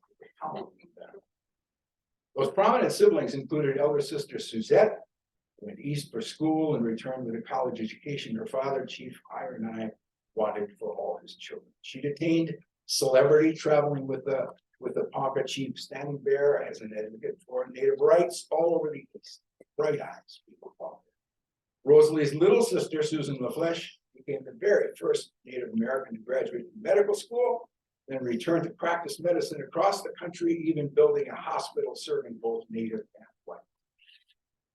Sister Marguerite went east then as an accomplished teacher at the government agency school right on the reservation. Half-brother Frank went east, returned as an ethnologist, and devoted his life to recording and preserving the history of the Omaha people and their Osage neighbors. Sister Rosalie also got an education, but didn't go out east to get it. She stayed home, which may well be a good way to describe her life. Rosalie LaFleche Farley stayed home, handling a load that required considerable heavy lifting. Rosalie and her husband had 10 children, loved and educated them all, and spent decades staying put on the reservation, helping her Omaha. In the 1880s, when the Omaha feared, what the Omaha fears was being death marched off to Indian country or moved anywhere over the chessboard that the Southern Plains had become. They'd seen the Ponca, the Iowa, the Potawatomi, the Kickapoo all pushed out there to get them out of the way of white settlers gobbling up land. Some recommended getting a head start on what eventually would be the Dawes Act of 1887. Each Omaha head of household could claim a piece of paper designated specific acres their own, what white people called deeds, to guarantee no one could run them off tradition tribal land. Submitting required registration, the paperwork that goes with government programs, Rosalie LaFleche Farley found herself in the middle of that mess. No one was better fitted, however. She had an education, she was fluent in Omaha English, and had spent years managing the funds from Suzette's lectures and the benefit of the entire Omaha tribe. What's more, she was adept at managing the family's large stock feeding business. Lot lines on land that just a decade before beheld roaming buffalo herds seemed perfectly ridiculous to the Omaha and wasteful to the white squatters who didn't care what the government did or proposed. The land distribution meant to help Native people became a painful legacy, and Rosalie was in the middle of the mess that too often turned friends of both cultures into enemies. In the closing years of the 19th century, she was not just a quarterback of the whole land use operation, she was, in essence, head coach of the whole tribe in direct business dealings on leases, rents, and other government projects on the rents. Years of her diary list a compendium of responsibility. I think mother doesn't have the right food or her food better. No. I think mother doesn't have the right food or her food better. Wrote for little dear and wife for $3 worth of groceries at Grove. We ate and Conlon came to have me interpret. 5 chiefs' wife came by and got her things, did a little washing, sewed balance of day. And reward here, Ed helped him get $5 worth of groceries from house, going to bed early, 10:30. For nearly 2 decades, Rosalie stayed home and held things together, both the family and the tribe. Her brother Francis tells a story about the day 3 boys determined to run away from school and follow the tribe on their hunted instead. When they were returned, Francis was put down on the floor, his hands tied behind him around the leg of a table. Soon flies started to eat him up, he says, and the chicken pecked at his toe. And then he realized someone was coming. A little figure cautiously approached the door and looked all around and then came up to me, very sad, as wrinkled up as some ancient crucifix. It was Rosalie, he said. Little Rosa brought him a drink and stayed at his side, brushing away the flies. Francis never forgot. Rosalie stayed home. And then there's this. I wrote this first. Nancy gave me the idea of using this last part. And then there's this. No matter how much ink our siblings received and still receive today, look at any map of Thurston County, Nebraska, and you'll see only one Rosalie. She's the only LaFleche sibling in the town named in her honor. Her tombstone. Her tombstone in the Bancroft Cemetery states, the nobility of strength of two races were blended in her life of Christian faith for decades. She just mostly stable.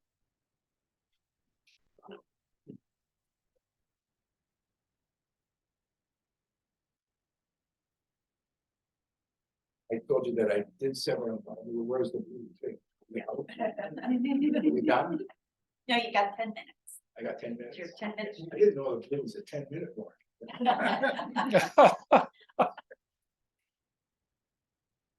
Well, why don't you, we'll just, no, I'm gonna go ahead. Last one. This one that's not been reported. But I sort of promised the station that I'd try to follow Lewis and Clark for a while. And Lord knows we got enough written about Lewis and Clark that you don't need anybody else say anything.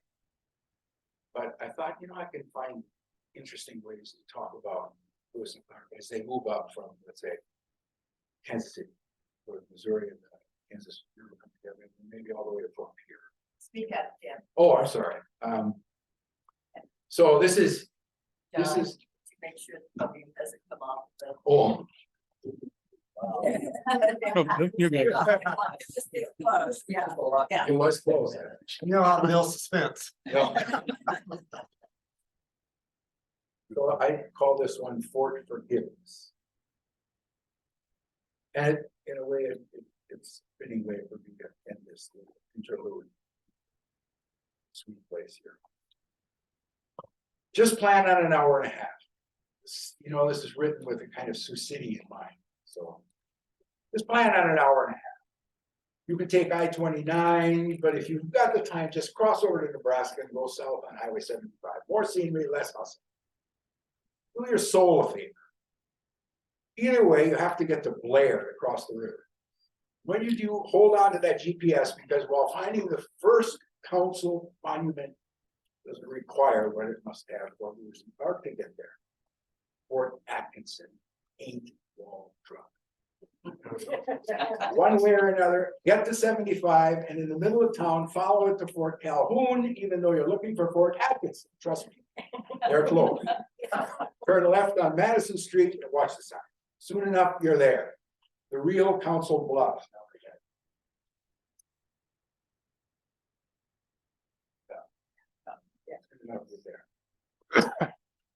Not that hillside city east of Omaha. That's not Council Bluffs. In 1804, neither Fort Calhoun nor Fort Atkinson or even Omaha existed. But you're where you should be right now, standing on holy ground. The very place where Lewis and Clark finally, for the first time, met up with a delegation of honest to goodness Native people, Otos and Missourians. Together, people say, because both tribes had taken horrible losses from smallpox. The meeting was a big deal, and it goes a long way towards determining why this facsimile fort, and it is a facsimile, is here. The meeting between the Corps of Discovery and their first bona fide Louisiana Purchase natives is not the only big deal, because Lewis and Clark had their wits about them as they moved up the Missouri, and what they found at this Council Bluffs was a promontory of such renown and reign that it would be a perfect place for a fort. That's why there was and is a Fort Atkinson. Jefferson listened to him, and if you follow directions right now, you're standing at an assembly of stiff metallic figures, some in uniform, some in blankets, and all very commemorative, sturdy enough to stand out there in prairie extremes, but still facsimile. There's very little, if anything, left of the original Fort Atkinson, but the place once buzzed with life, thick with buffalo hides and beaver pelts, the bounty of prospering fur trade up the Missouri north to Canada. all the way west of the Rockies. Lots of what you see around looks like it was just erected because it was. The real Fort Atkinson was here for only 7 years, barely an adolescent when it was abandoned in 1827. It would have been little more than a mirage these days if locals hadn't been proud enough of its history to keep its memory alive. There's plenty of reasons for this wonderful little facsimile fort, but here's one you just might know. Once upon a time, an old trapper with a snowy beard got eaten alive by a she grizzly up north of the Black Hills. The mountain men he was with thought he was gone and so abandoned him because the Rees were looking for scalps. Amazing thing happened. Old Whitebeard somehow pulled himself along through a couple 100 miles of dangerous, mostly treeless country, kept himself alive by eating bugs and grass and occasional mouse, his strength slowly building once again, fueled by an understandable human emotion he absolutely could not forget, sheer anger. Old Whitebeard lived and breathed revenge. He was his lifeblood. Now listen to this. When that old guy got here to Fort Atkinson, he met up with a kid named Fitz, the one he was hunting. One of the two who left him out there alone to die, even taking his rifle and died. For months, or so the story goes, he fed himself on an exquisite dream to kill the two compañeros who left him to die. His grave already dug beside him. When he got there, right here, to the ground beneath your feet, something happened. Something no story of this guy gets particularly clear. Old Whitebeard, an old mountain man named Hugh Glass, didn't kill Fitz, didn't carry out the dream that fueled his unearthly call. Hugh Glass did something nigh unto impossible for most of us. He forgave Fitz. He let him live. He did. I'm not pulling your leg. He forgave Fitz right here at Fort Atkinson. And we've been telling his unbelievable story ever since, a story of strength and courage and indomitable human will, but also right here at the fort, an even better story, a story of forgiveness. Now I say it's worth your time to be serious. It's holy ground. Thank you.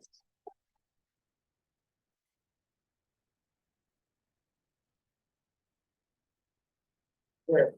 Is that it? Yeah. You're going to have Q&A or? Yep, you can have a Q&A. Yes. My understanding is, you say it was only 7 years, but correct me if I'm wrong, it was the largest military outpost in the United States at that time. I didn't know that it could be described that way, but that is not published yet, so I will put that in. Yeah. Tells me that from a really good looking guy. Well, it makes sense. I would believe it.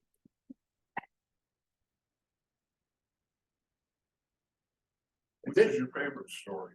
Pardon? Which is your favorite story? Out of all these. Yeah, three yeah, books? you have to help me with this. Because I'm sure there are people in this crowd. I want, the Standing Bear story includes the story of the lost child over here and the lost child farther down. And the name of that little town. In Nebraska, Neely. Well, the first time I read that story, that you could actually go to that graveyard and look over that graveyard, and the only stone in the entire graveyard is that one. It was almost so preposterous I couldn't believe it. So I got up early one Saturday morning, just determined to go there. And, I found the town. I hadn't been there before. Then I tried to find a cemetery. It's up on the hill. And I started driving through that cemetery. There,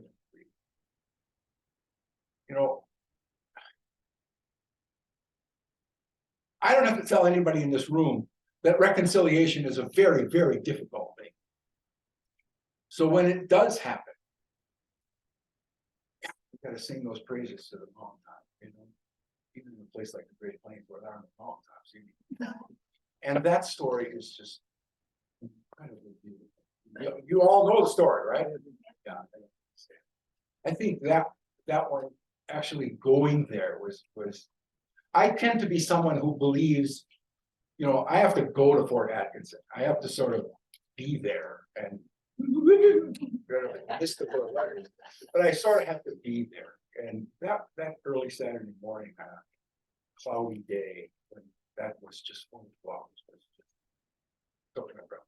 It's always people still decorate with flowers. Still do, yeah. A few years ago, the Pockets came there and had a thank you celebration for the town, Really? mainly for taking care of one of their own. Another one that involves the Poncas is, I don't know how many of you again know, but this down there by Niobrara, where Niobrara flows into Missouri. Where the Ponca homeland is being established sort of by the Santee reservations. You know, there's a big Mormon monument there, and that Mormon monument is to the Ponca people for essentially saving the people who didn't die there, the Mormons who didn't die there.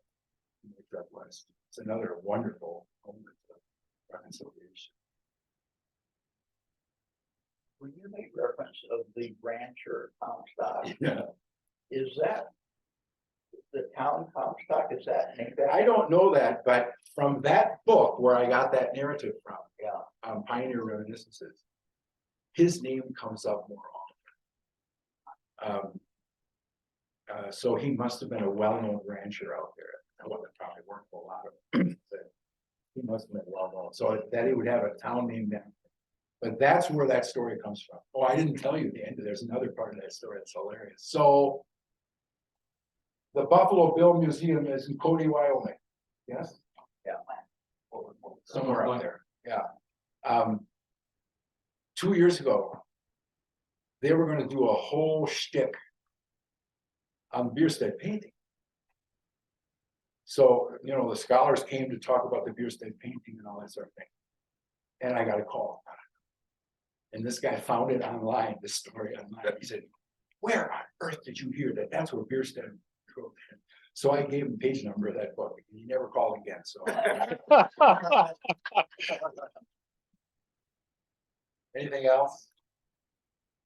Once again, thank you for asking.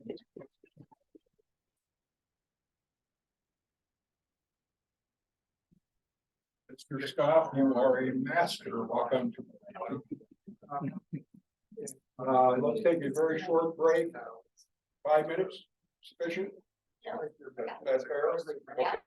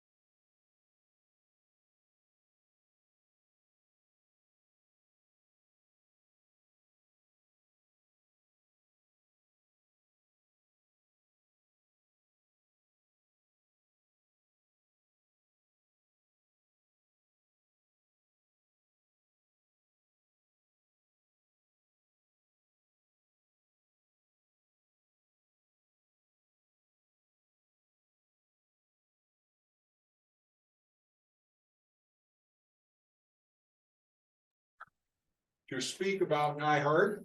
She has addressed this conference on occasion. She knows Neihardt's works well. I suspect she has taught Neihardt, right? I knew you had, and she has done one other thing. You'll notice so many of our speakers today talked about the strength of women on the plains. And I remember when we had a conference on the fur trade, for example.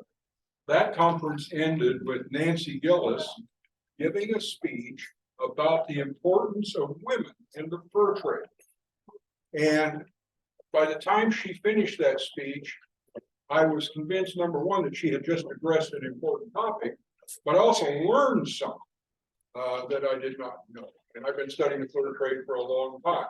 I knew that women were involved, but you can suspect on my perception, you suspect my perception on how they were involved. Okay, so Nancy straightened me out and informed us of the importance of women in the fur trade. So it was a really fine speech. Today, she's going to speak about another woman. This is a woman I know absolutely nothing about, I'd never heard of until I saw this name. So I'm probably going to mispronounce this name. I'll look at it. Gertrude Bonham. She was an author. She was a suffragette. And Nancy's going to tell us all about it. Okay, thank you.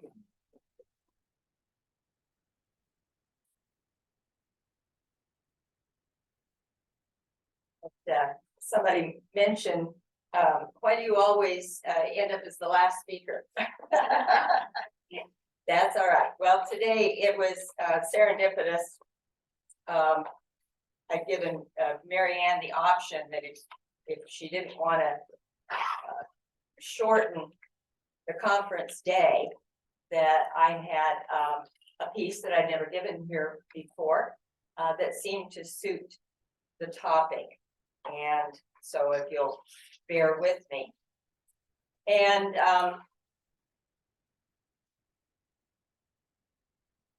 for many years, there were few biographies of Native women and very few autobiographies by Native women due to the erroneous assumption that women were only a background figure in history and in their tribes, although they were and still are central to tribal existence. One in particular was born to an unmarried, uneducated Yankton, Dakota woman at the Yankton Agency in 1876. The year of both the centennial of the United States and the Little Bighorn Battle.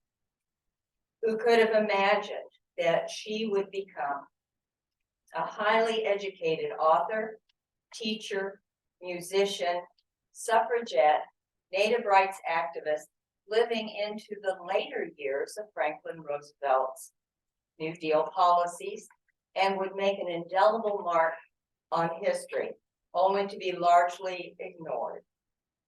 Her story is that of many Native women of the 19th and 20th centuries, whose lives have been left out of the political and arts equation in America's historical and contemporary narratives. This was Gertrude Simmons Bonham. Now, there have been several biographies written about Gertrude, and any of them will give you her life in detail. What I want to explore is what I call her divided mind, something known to so many of mixed race. I have shared before my background. I am half Cherokee and Choctaw and half Scots, Irish, and French, and was raised very traditional Cherokee. The language was still spoken at home. My great-grandmother used to tell me, you will wear two dresses, because I grew up in both cultures. That's very Western education, very traditional at home. And so the struggle to find one's true self while balancing two or more heritages. So her life was defined by passions. In capital letters, passion, not ambivalence. passion to correct the misconceptions regarding Native history and cultures, passion to further Native ability to define and chart their own paths, passion to help the non-Native world not only tolerate, but fully accept them as equals in the American epic. Her divided mind began early. She was born Gertrude Simmons. She was denied an Indian name. She was given the first name Gertrude, not by boarding school, but by her mother. And the last name Simmons, that was her mother's former husband, not even her natural father's name, who was a Frenchman named Felker. She learned English easily, which she and her mother hoped would give them a life free of the many government restrictions imposed on her tribe. However, it resulted in alienation from her mother, her heritage, her life on the reservation. Nor did entering mainline white society give her the happiness she sought.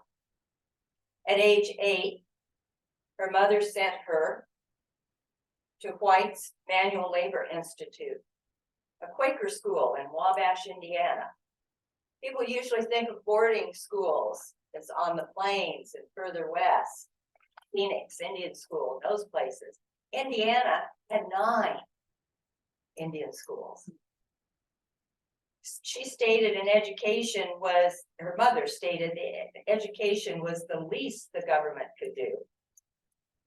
But her idea of required education did not include anything beyond basic reading, writing, and manual skills, which caused great tension between Gertrude and her mother in later years.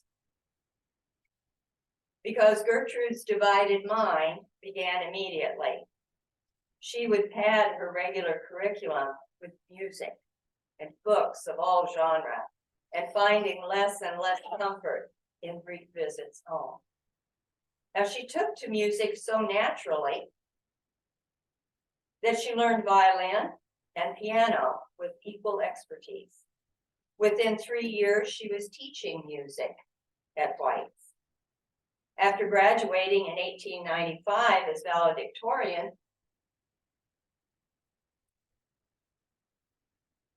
she enrolled at the Quaker-run Earlham College in Richmond, Indiana, in defiance of her mother's orders to return home and resume the life of a dutiful daughter. Now, Gertrude's mother's idea of why she wanted her daughter educated was so that her daughter could run interference with the government and make sure that they had, food and clothing and so forth. But Gertrude decided, no, education was the route she was going to take further. She was miserable at Earlham. She felt the loneliest she'd ever been. And she stated the other students were only, quote, courteous at a safe distance and treated her as a curiosity. She excelled in all subjects, especially debate. She wrote for the school newspaper. She improved her musical talents, and she began promoting women's rights, particularly suffrage, the right to vote. Now remember, at this time, not even white women could vote. Native women nor men were citizens of this country, even though they were the original inhabitants. And in one of her essays from 1896, she defends the Indian right to be angry and seek vengeance. This is directly from her essay. What if he fought? His forests were felled, his game frightened away. He loved his family and would defend them. He loved the fair land of which he was rightful owner. He loved the inheritance of his fathers, their traditions, their groves. He held them a priceless legacy to be sacredly kept. He loved his native land. Do you wonder still that in his breast he should brook revenge when ruthlessly driven from the temples where he worshiped? Do you wonder still that he sulked in forest gloom to avenge the desolation of his home? Is patriotism a virtue only in Saxon hearts? Her public debut was in 1896. She'd been chosen to compete in an oratory contest in Indianapolis. She was the only female and the only non-white contestant, so she was put last on the program. But she astounded the audience and her fellow contestants. What was her topic?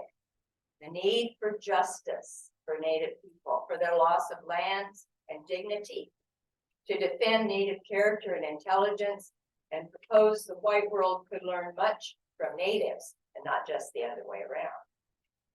At this event, a rival college displayed signs covered with racial slurs, which only strengthened her resolve to continue protesting injustice and stereotypes.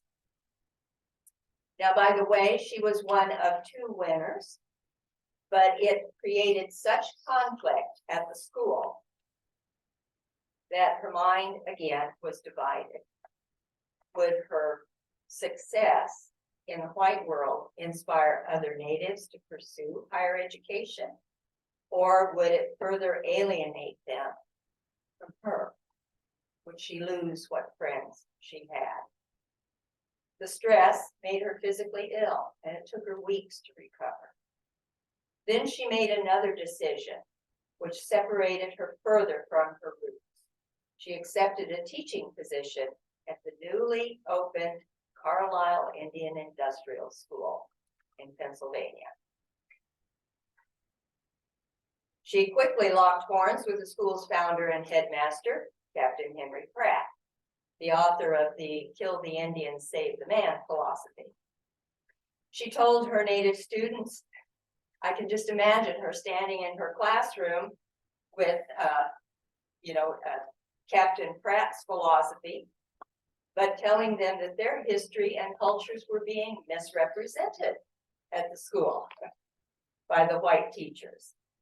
And she spoke to civic and literary groups, and she added her musical talents to create performances of music and oratory that attracted much attention, to the chagrin of Captain Pratt. She was not turning out to be the poster child of his educational model he had envisioned.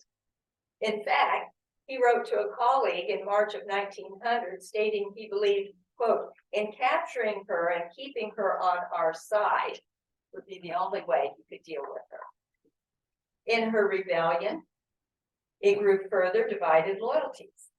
For while she taught music at Carlisle for Pratt, she also used her expertise in the English language to begin publishing controversial articles against Pratt in the progressive magazine, The Atlantic Monthly, which still to this day, Paul and I consider some of the best journalism out there.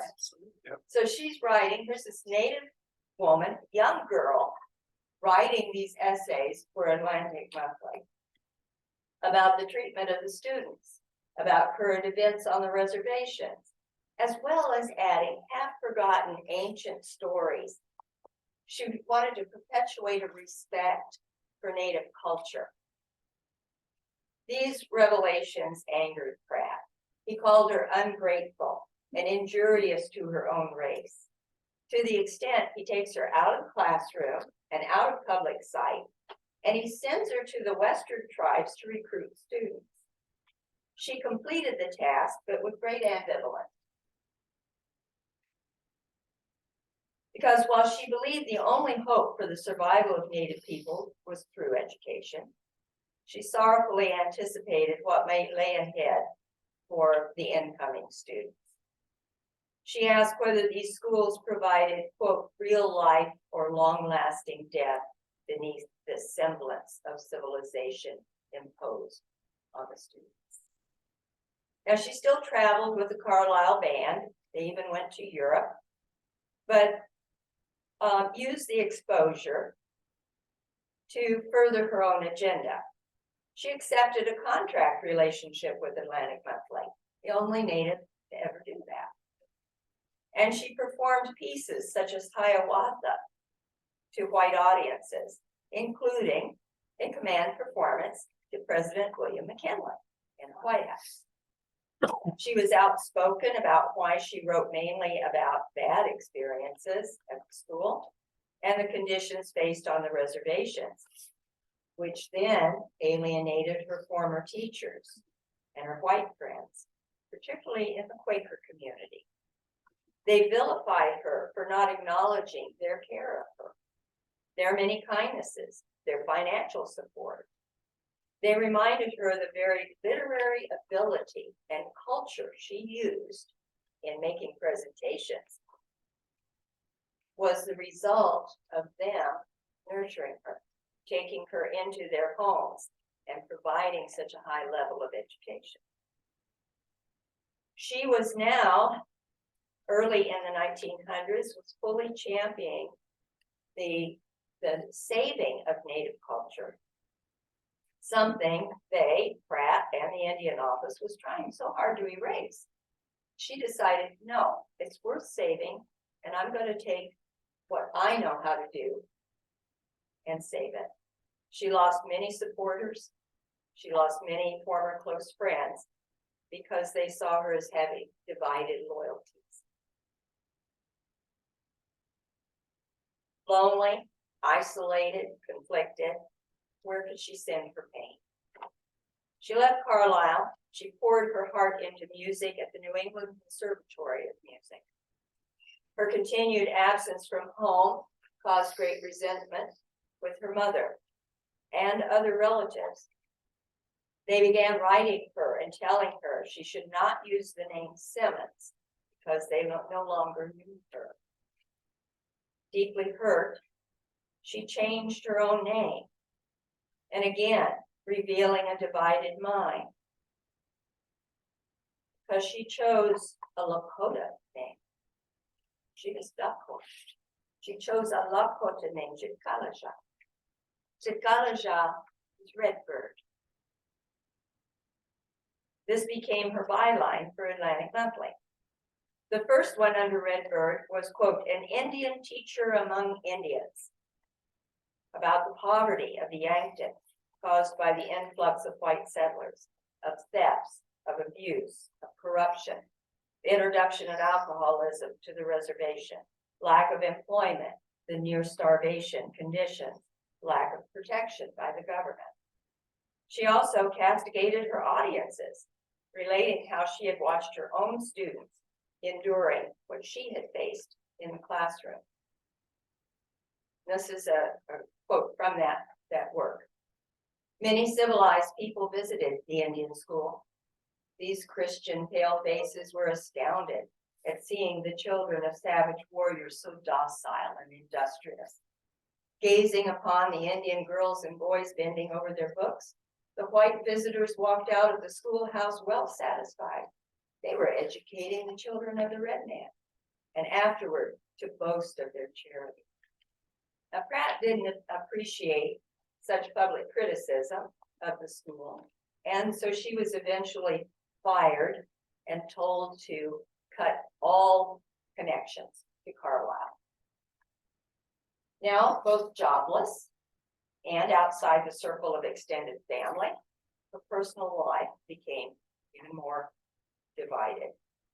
She had fallen in love with Carlos Montezuma, a Yavapai Apache, the second native to become a medical doctor after Dr. Susan. And they married. They had met at Carlisle. He was a few years ahead of her. By 1900, he was practicing medicine in Chicago.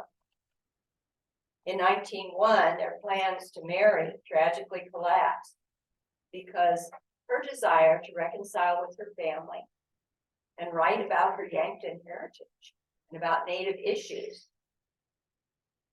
Carlos wanted her in Chicago to be a physician's wife. She wanted Carlos to join her on the reservation.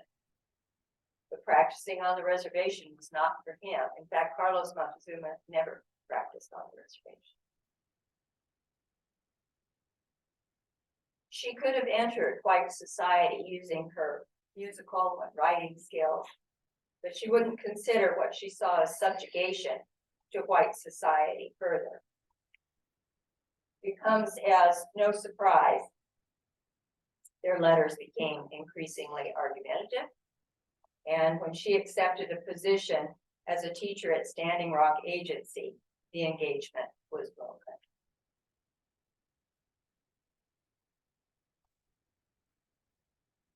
Returning home and caring for an ill and aging mother, she began collecting legends and personal stories from the elders. Those who were still what poet John Neihardt termed the old long hairs, the unreconstructed Indians, who still remembered pre-Christian, pre-government controlled lives. Finding her voice in these stories also required dividing her mind, this time in translating what each told her in their own style into printable, readable material, which is very difficult going from any one language to another. Because the transcriptions allowed for no nuances. When they lack the facial expressions, the body language, so crucial to oral history. She eventually interpreted 14 stories, which became her first book, Old Indian Legends, in October of 1901. Her target audience was children. She was hoping to encourage curiosity about Native people and respect for their beliefs and history. And over the next several years, she wrote for several magazines, sharing more Dakota stories, as well as essays bearing her soul. One particular caused much controversy. Atlantic Monthly ran Why I Am a Pagan in 1902, to hot criticism by the Quaker Church, by Pratt and others. Now, what was so disturbing was her rejection of bigoted Christians and an embrace of a reverence for the natural world. And this was reflected in some statements she made later. I quote, "In the process of my education, I had lost all consciousness of the natural world about me. For the white man's papers, meaning the education, I had given up my faith in the Great Spirit. I had been uprooted from my mother, my nature, my God, shorn of my branches. The natural coat of bark which had protected my nature had been scraped to the quick. Now a cold, bare pole I seemed to be, planted in a strange earth." Pratt labeled her work as trash and her as worse than a pagan, because a true pagan knew nothing better. She had been given every opportunity to embrace a greater truth and rejected it. Now, Gertrude was not completely without those that saw things her way. One was a co-worker by the name of Raymond Talfas Bonnet. He was also a Yankton. He was intelligent, ambitious, and dedicated to bettering the lives of Native people without interfering with their cultural ties. They were married May 10th, 1902, and spent the next 2 decades working on the Uinta Reservation in Utah, where he was the agency clerk. Here, her work became very practical. She was dealing with the rampant typhus and tuberculosis on the reservation, trying to find ways to alleviate the crushing poverty, the divisiveness caused by Christian missionaries, clashes with the extremes of culture she now saw as superstitious, the lack of education. She had no official role, no authority, she was just the clerk's wife, and her literary career went stagnant. But she found some of the skills she had gained at Carlisle useful, running housekeeping classes for the women on that reservation to address some of the disease issues. She started a basket weaving group to supplement the women's income. She started a small school band. She occasionally taught other subjects, but the lack of equipment, instruments, materials, books, and supplies was so disheartening. She struggled to find her true self once again. Now, during this time, her mother dies, but not before spitefully selling the family land out from under Gertrude. Gertrude and her brother in favor of an elder son from an earlier marriage, even after she had gone home and had spent months caring for her. Sadly, the long strained relationship was never ended. A mother herself, a son named Alfred Ohia or Winner. Anybody gone to the Ohia Casino on Santee Reservation? Ohia, it means winner. She grieved for the loss of her mother. An opportunity fell in her lap, which would reawaken her talents. A music teacher, William Hansen of Utah, approached her to translate preserved Ute dances and chants. She practiced the sun dance had been practiced, even though it was illegal. It was practiced underground. And she saw that as government repression of religious freedom, guaranteed in the Constitution, but of course not for Indians, not citizens until 1924. Those full rights not fully secured until 1978. So she consented to work with Hansen. Her husband joined the project, and they spent days on end collecting images and recordings, and it comes out as the first native opera, the Sundance. And members of the Ute tribe performed it a couple of dozen times. Now, this was a project that reflected her dilemma as a mixed blood Indian woman, educated in white schools, but also helped her maintain some of her identity. She had thankfully found in Raymond a spouse as excited as she to influence avenues for promoting Native rights. She joined and helped found the newly organized Society of American Indians. And she contributed greatly to the American Indian magazine. She had penned a poem called The Indian's Awakening, describing the trauma of separation from family and friends and the need for reconnection to their history. As secretary, she regularly wrote criticizing the BIA and its push for rapid cultural assimilation. For example, if she heard of a child punished for not practicing Christianity or slow to learn English, she reported it as abuse. And perhaps related to her reports, her husband, Raymond, was fired from his BIA position. Now, Carlos Montezuma was also an SAI member, and they reconnected through correspondence where she shared her frustrations. She said, "I have this eternal tug of war between being wild or civilized. It's an endless revolution that keeps me in eternal purgatory." This tug of war shows in her roles as mother and wife. She loved Raymond, she adored her son, and yet she had, she said, an internal spiritual clamor to study, write, and perform, yet duty first. When the U.S. entered World War I, Raymond enlisted and headed overseas. Her son was away at boarding school, and she threw herself into writing and lecturing. She understood audiences, and she gave them what they expected in someone named Zitkala Shah. In natural theatrical style, she dressed the way she didn't usually dress. She dressed in beaded buckskin. She wore long braids. She waffled on her heritage. In fact, she inferred she was Sitting Bull's granddaughter. She was confident a white audience would not know a Yankton from a Hunkpapa, and so it wouldn't matter. Her presentations were part performance, and she knew it, but she didn't neglect her role as SAI secretary and so on. She detailed government abuses, and she documented in 1919, such as when an agent refused to allow a group of educated Indian men, Montezuma among them, to come onto the reservation and interview natives, afraid they would stir up discontent.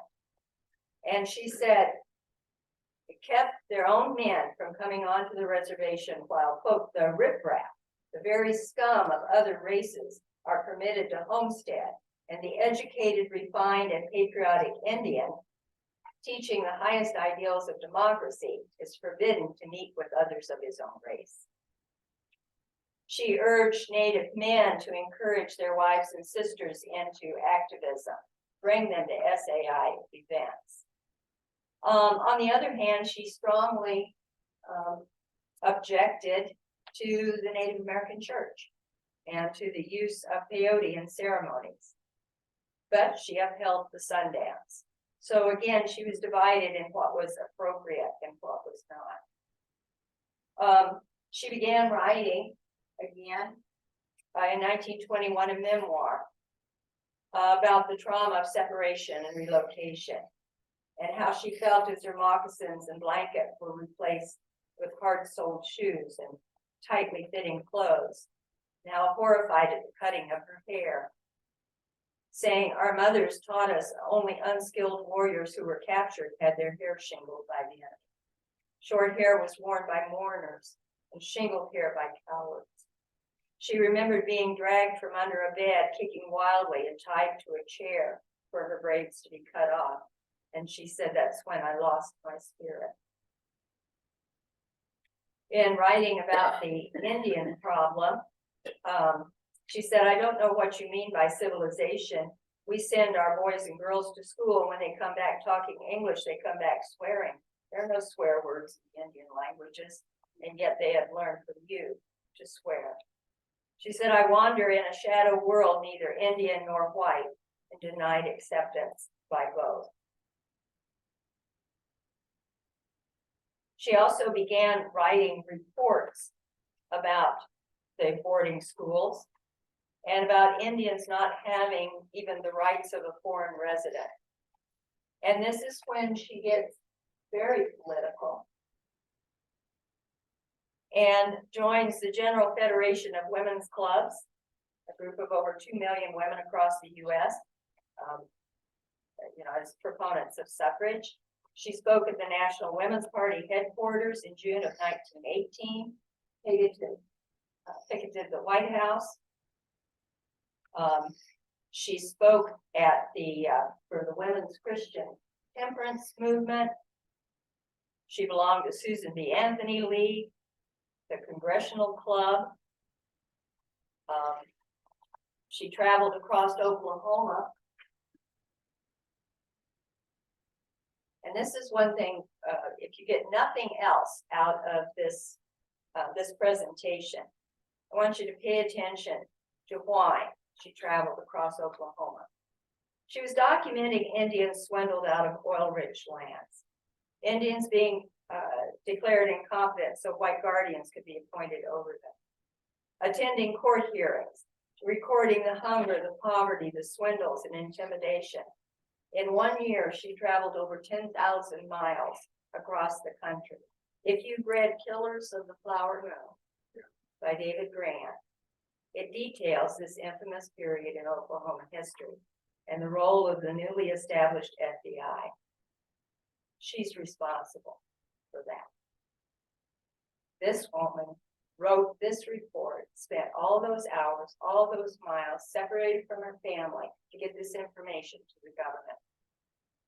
And thankfully, they acted on it.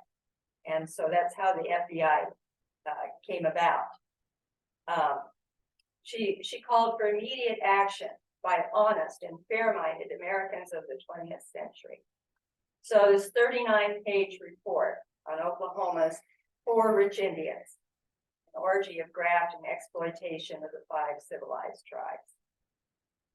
Now, very dry congressional reports about reservation conditions have been generated from their inception. This is a collection of individual stories, many of them horrendous and lurid in description. She had used her skills as a dramatist and a poet to place the readers, congressmen, in the very heart of the issues. Now, it's uncertain how much influence this report bore on the 1924 Citizenship Act, but soon after, the Department of the Interior did call for the Merriam Report and the Citizenship Act. She said, although it took a lifetime, the achievements are barely visible. She found herself on a treadmill trying to reform Indian law. She had not reconciled with her family. She was harboring guilt over the discontent with reservation life. The Indian world around her, she was struggling to survive in both. She and her husband spoke for the tribes. A woman who spoke for all tribes and was active in efforts to shake up the government. Nancy, it's 4:10. Yes, So I don't want to cut you short, but I've got about wrap it up. I got 5 minutes. I got 5 minutes.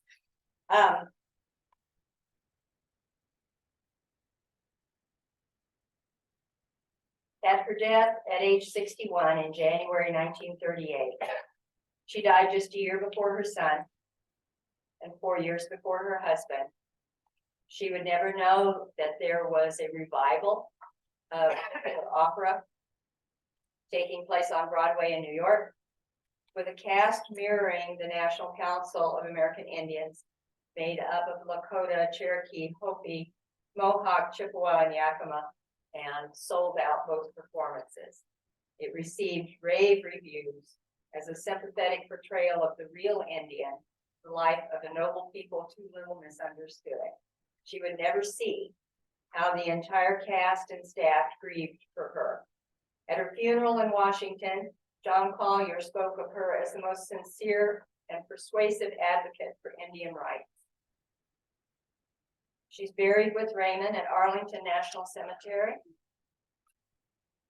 named both Gertrude Bonin and Sid Galasha. She led the way and has now been joined by a great list of Native women writers in all genres.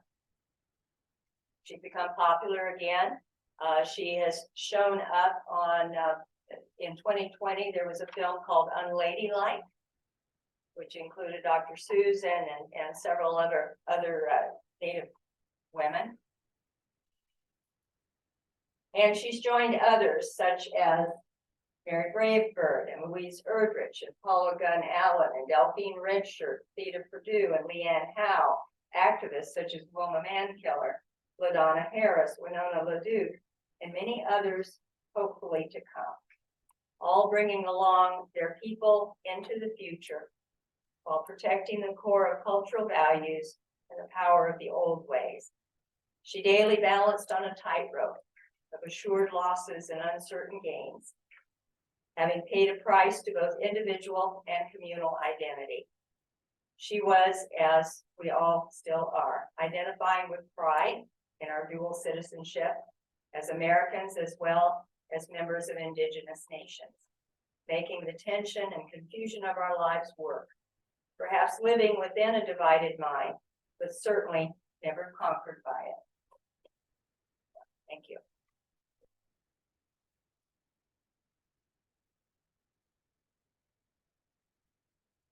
Any question?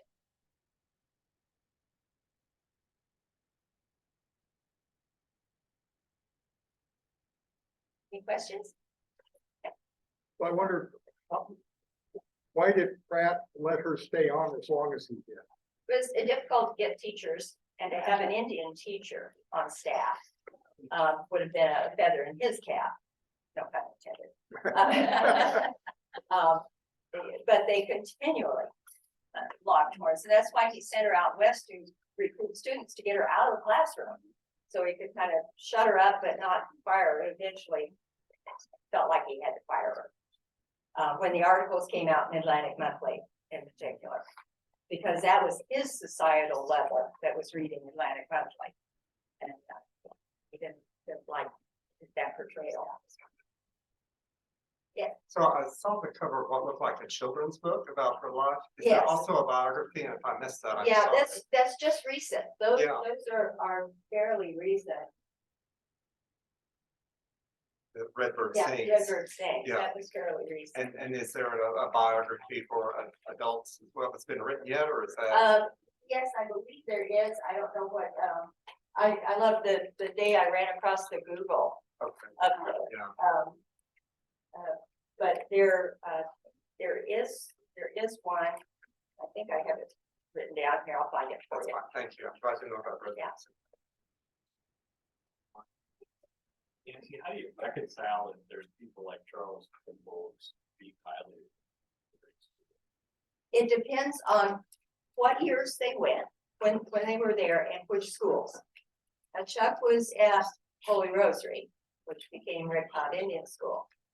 And he shared that he was the 13th of 13 children. And all of his siblings had gone there before. And he went at 4 years old. But he went during the Depression. And he said that when he was there, he knew that he had a bed to sleep in and clean clothes and had 3 meals a day. And other members of his family were starving. And so being at the boarding schools was beneficial. And he said that he got punished quite often, but it was for things that he felt he deserved. that he'd been a naughty kid. But he said they were very strict with him, but he got a very good education. And he said he was never abused, that he never saw abuse. But he was there in the 30s. When she was in boarding schools, this is before the turn of the century. And the Pratt model, and even the Quaker model was very, very brutal. Yeah, so it depended on what school they went to, and actually the Protestant schools were worse than the Catholic schools. The government schools were worse than the Protestant schools, you know, in level of abuse to the children. Yes, How many boarding schools did we have in Nebraska? I'm down here. One in Nebraska. Genoa. That was at Genoa. Yeah. But there were some 500 across the country. Yeah. Carol?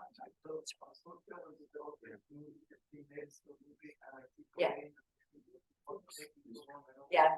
Yeah. Killers of the Flower Moon. Yeah. It's coming out in November. In November. Yeah. Yeah. So that'll get some more information out. Yes. So I like the school. Mostly ends up in the how do you get that to go to the whole Jim Thorpe. And they're probably the football team and it's called real All-American. Right. And about the main thing is what they gave to the game because it's brutal. People were down, protect the gear. They were playing all these teams with Harvard and Yale and so on, and Army and Ivy. But Nebraska. But what they gave the game was they were slight built against big losers and had speed and so on, and they put the ball in the air. They were fast. They were known for being fast. Some of the tribes, particularly in the Southwest, they are runners from the time that they are little. And you get Billy Mills, of course, but in the past, they were some of the Apache tribes, they still are running these long foot races from the time they're very, very small. They're fast. They're like equivalent to some of the Kenyans that you see. They have that kind of background with running as a part. Well, thank you so much for including me in this. Thank you, Nancy. Yes.